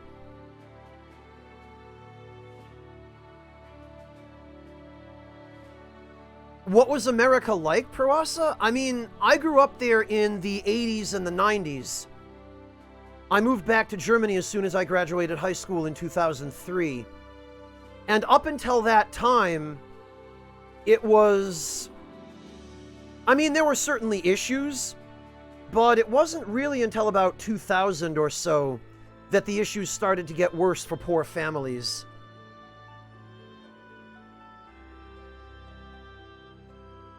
Oh, no problem, Shersha. I'll have to check it later, then. Hey, Miku. Shersha, I don't even know how you managed to be on the phone and talk to me on Twitch. Ah, thank you, Kay. You were gifted one, Miku.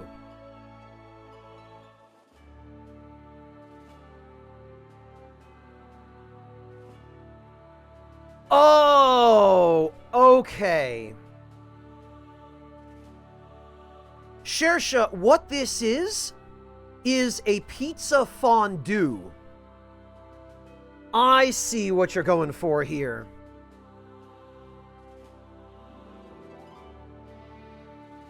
It's definitely an interesting idea.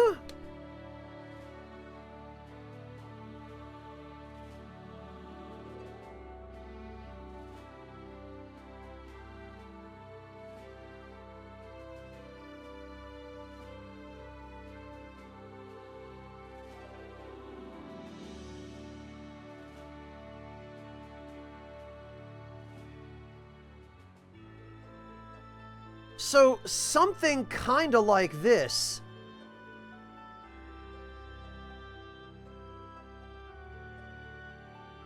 But just with pizza ingredients. Fascinating. Yeah, Animus, my heart winces in calories. But I get it. I get it. It looks like the same principle as a fondue, where you're served the fondue filled with the cheese, and you dip bread and other things in it, or you spoon it onto crackers, or, like pieces of, toasted baguette.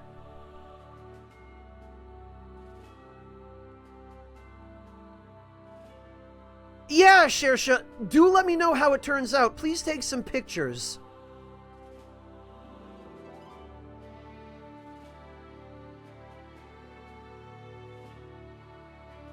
Because I'm really curious as to what result you get. Like, take some pictures of yours, I mean. And I hope it turns out good. I hope that the sauce turns out just the way you want it.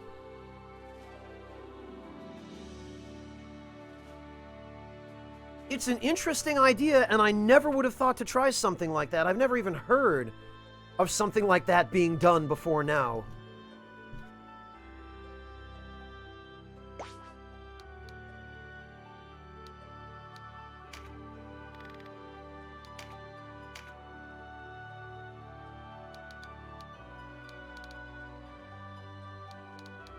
And I guess...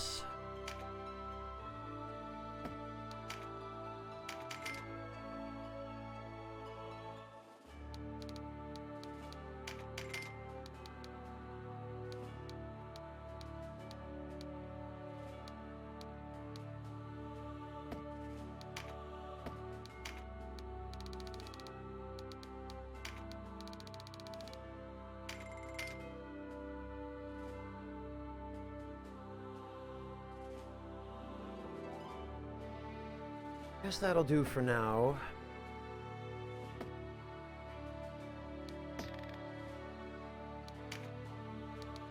And actually, each of these guys is going to need his respective ability.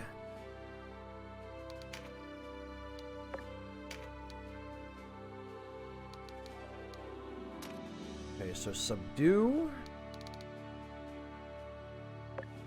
And actually, I'll give him Power Beast.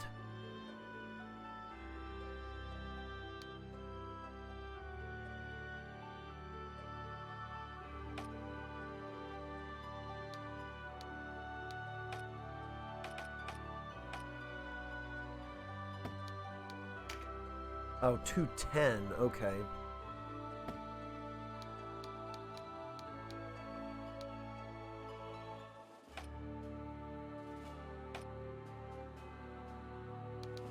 Learn, we need that extra skill slot.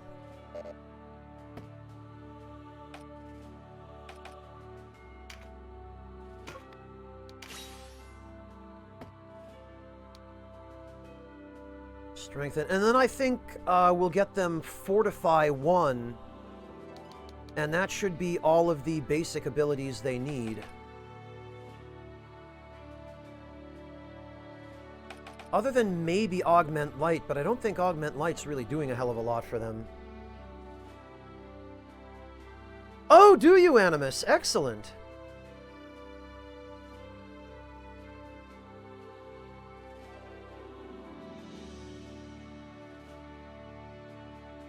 Oh, Camembert is fantastic, Miku. K for hire, you always dreamt of drinking your pizza, huh? Well, you're gonna love the young lady that I'm gonna be raiding today, then.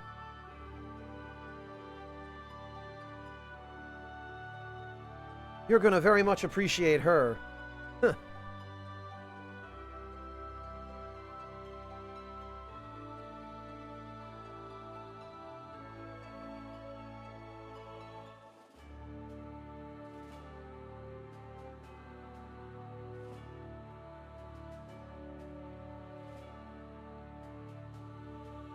No, Shersha, I don't judge you at all. I'm just curious. I genuinely, my questions to you are born out of a benign curiosity. I promise you that.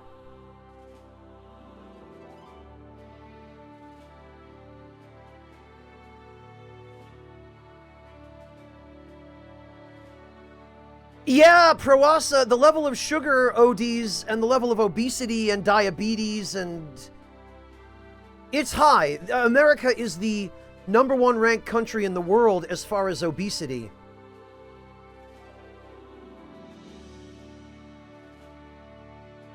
Unfortunately, a lot of those habits are spreading to the rest of the world as well.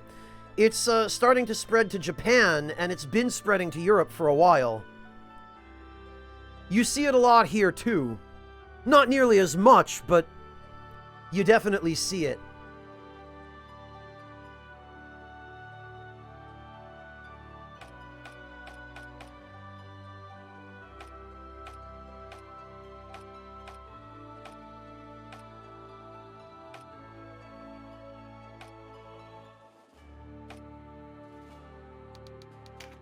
There we go, that extra skill slot, that's what we want.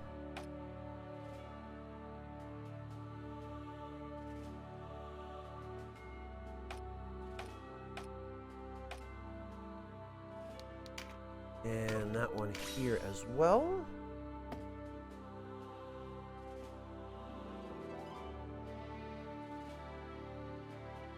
Not only sugar animus, but all kinds of other stuff as well. Oh, the Philippines, Kay. I've always wanted to visit the Philippines.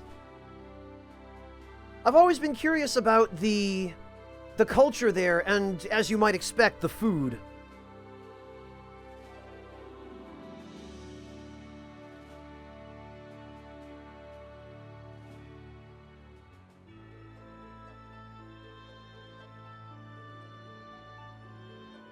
Yeah, Fuzzy Fuss, part of that is cultural. I mean, I think most of it is cultural.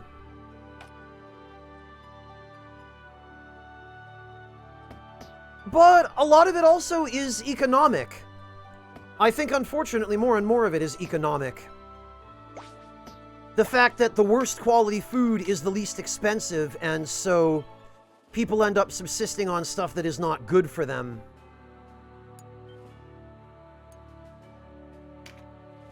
Or that in a lot of cases is treated with additives that have known negative effects, or, you know, vegetables that are treated with pesticides which are toxic. That kind of thing. So it isn't only obesity, it's other stuff too.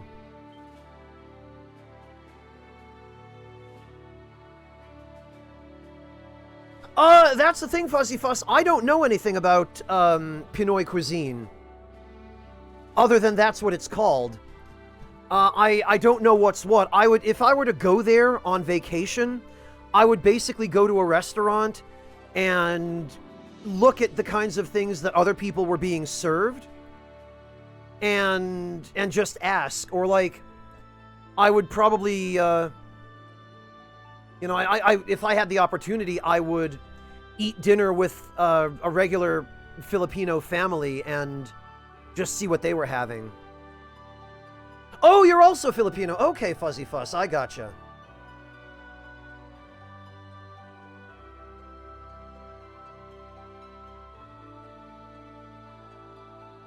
Oh, the food is good there. Interesting. Okay.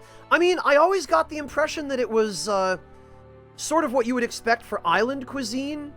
Okay, like a lot of fish, a lot of tropical type stuff, a lot of coconut. Is the impression I've always gotten, but I really don't know much about it beyond that, and I'm not even sure how accurate that is.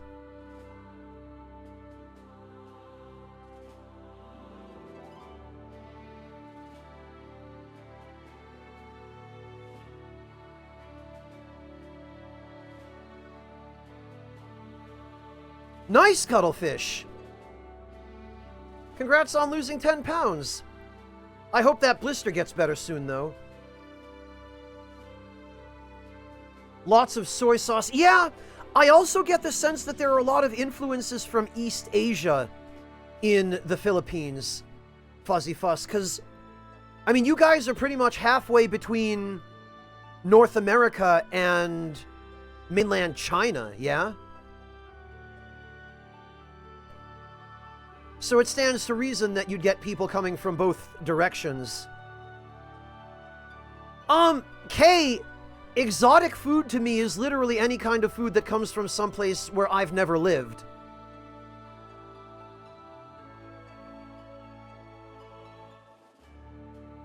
Okay, Fuzzy Fuss. I kind of figured.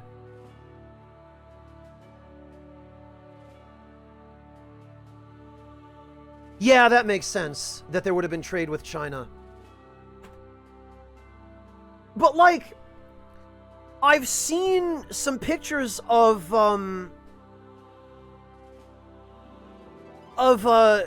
Philippine meals, and it seems like there's a pretty high emphasis on seafood.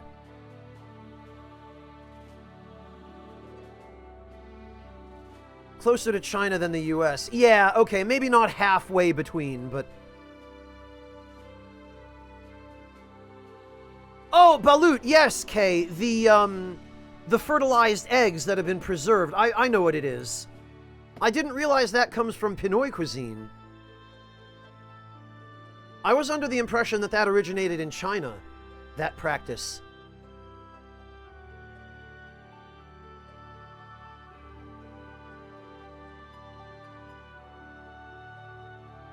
Or that China has something like it that maybe they got the idea from you guys. Oh, that is you, okay. Yeah, Waifun, because I know China has a version of it. And I'm pretty sure there are other Asian countries, at least in that part of Asia, that have it.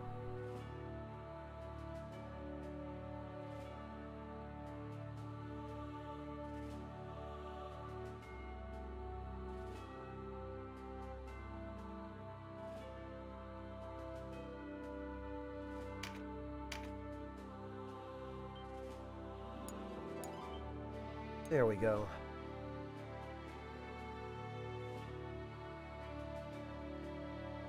Yeah, Kay, I'm a little bit iffy on the idea of eating something like that. I kind of feel like that sort of thing is maybe... I don't know. Exotic is one thing, but that... My Western sensibilities make me feel like that's the sort of thing that I shouldn't eat. But if I ever have an opportunity, I'll try to convince myself.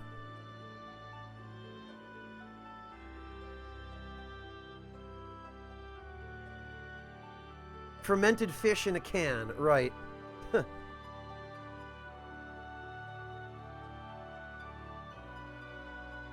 Yeah, Fuzzy Fuss, there's been a tremendous amount of cultural diffusion all throughout Asia, but especially East and I guess Southeast Asia.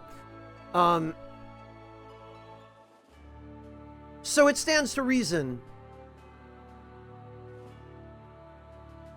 that you guys would have stuff from other countries as regular staples in the Philippines.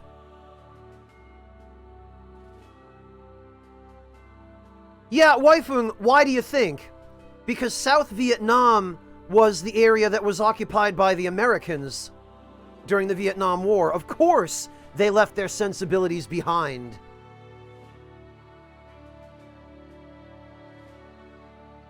Kare kare. Now I'm curious.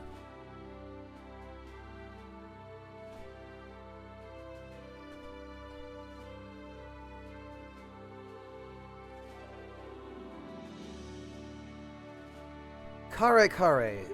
Philippine...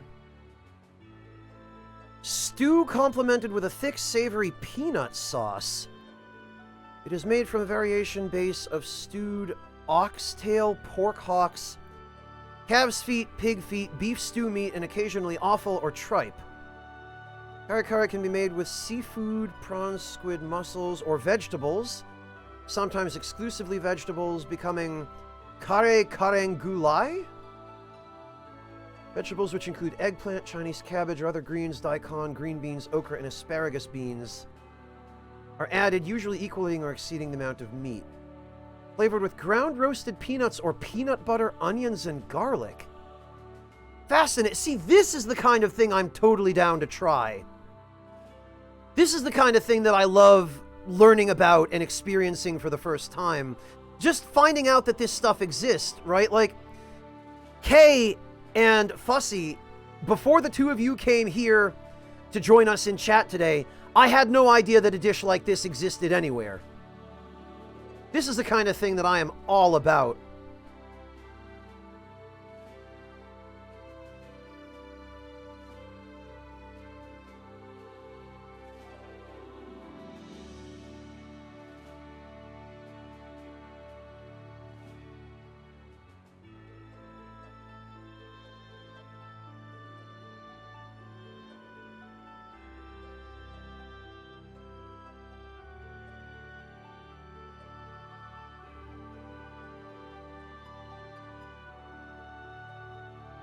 No problem, Animus.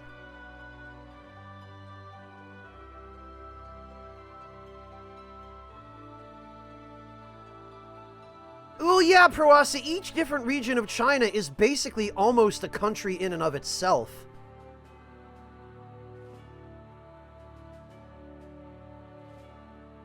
Shrimp and fish paste. Okay, yeah, I could get on board with that, Kay. Sign me up.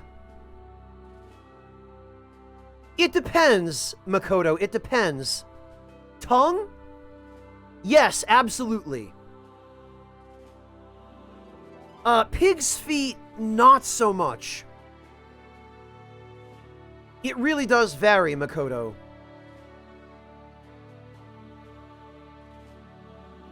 Hi, Ishida. Yeah, what did you expect? Tahoe, Fuzzy Fuss.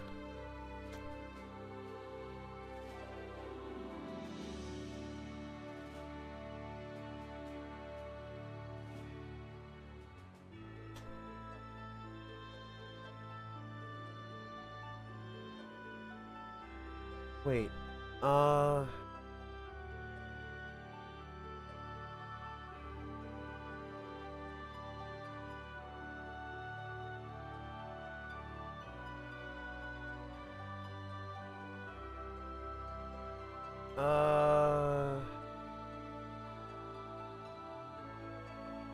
Wikipedia doesn't even have an article on it. Oh, a tofu-based dessert. I see, Kay.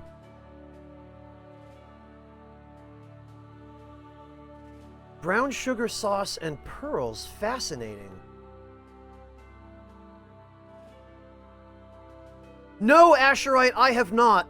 I never lived close enough to the Rocky Mountains, rather. Or to a ranch. And even if I did, I don't know, man.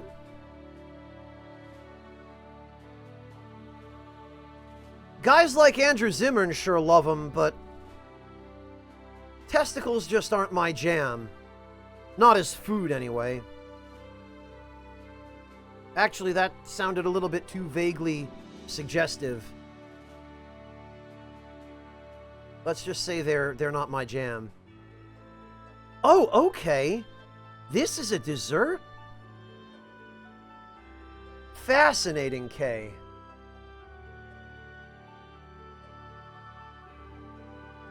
Yeah, I don't think I've ever heard of this either.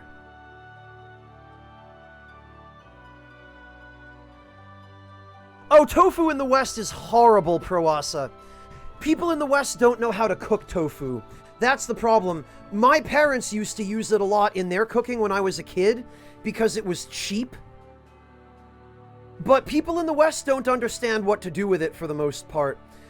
What Westerners do, especially Americans, is they'll just fry it in a pan with very little seasoning, or they'll mix it in with scrambled eggs or with other dishes to disguise it as basically a filler. That's pretty damn near all my parents ever did with it.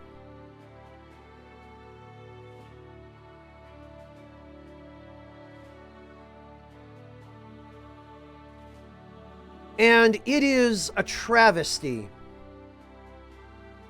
Meanwhile, one of my very favorite tofu dishes ever comes from China.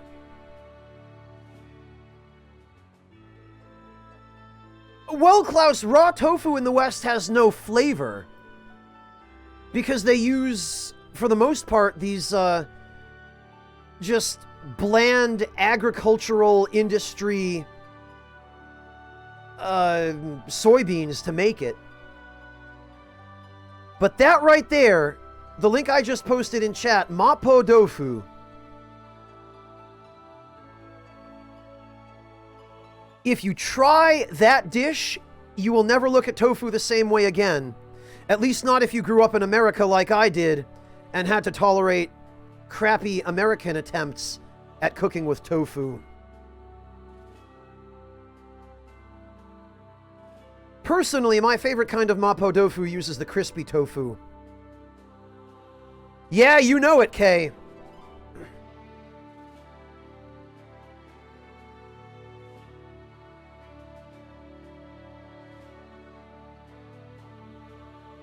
Your childhood food?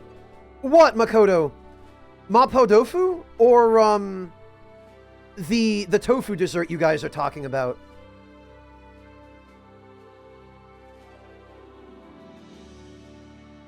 Yeah, Animus. I think a lot of that just comes from the fact that tofu got imported to America, but the other ingredients that it's traditionally prepared with in Asia, for some reason, never caught on in the same usage.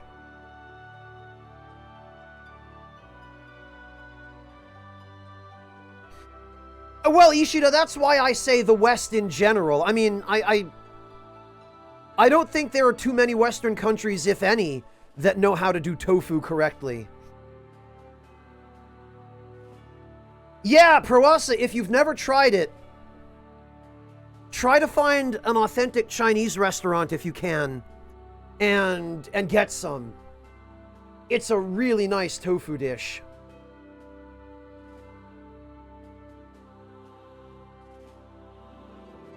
Yeah, I'll agree with you on that, Waifung. Matter of fact, Waifung,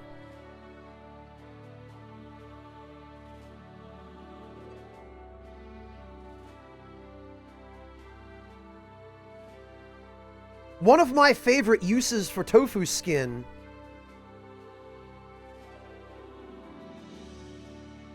is stuff like this. You can use it to wrap, and I guess I might as well just put the recipe here if anyone is interested.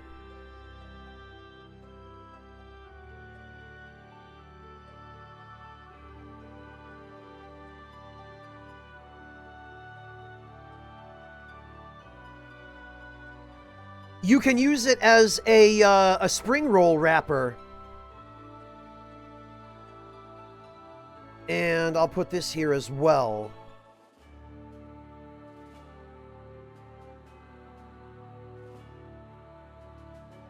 Yeah, Animus, and for some reason nobody seems to try to find out. That's what really hurts me, personally, to see, is just the lack of curiosity. You know, the lack of effort.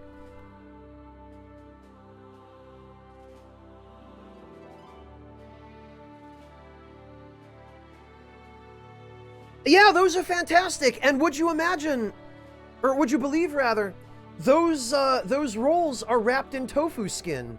Crispy fried tofu skin. It's delicious with the shrimp or with the meat. Fantastic stuff, but nobody in the West does that. For some reason. It's just never caught on. And yet somehow, just chopping up raw tofu and mixing it in with your scrambled eggs is pretty much the only way anybody here uses it. Oh, sorry, Fuzzy. I know, right? I know how it is. It's actually getting about time for me to go get some lunch myself. And it's been 13 hours now. My God. Unbelievable.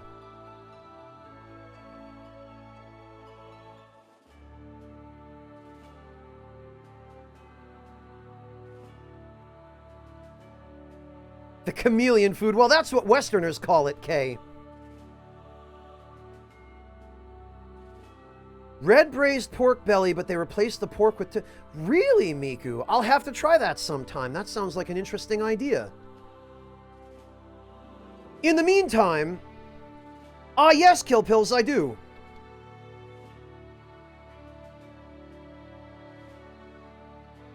And, Kill Pills, let me take care of that for you.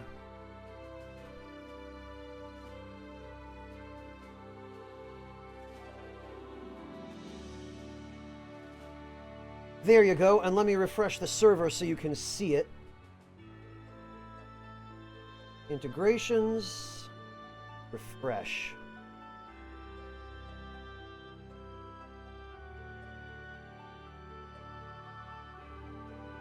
Thank you, Kill Pills. I really appreciate that. Post it in the dining room if you like, Miku. For now, though, we're going to go raid my very good friend Charlie Bitme. Charlie is playing some Dark Souls 3. I think she's playing the Cinders mod right now. And if you don't know her, I promise you're going to really like her. She's a wonderful, wonderful girl. Incredibly sweet. very intelligent, and very entertaining. So let's go make her day. You guys can bring the food chat over to her channel, because she loves food chat too. And that will really brighten her day as well. So thank you all so much for joining me, and I look forward to seeing all of you tomorrow. I promise tomorrow we'll do some story progress. Until then, take care, everybody.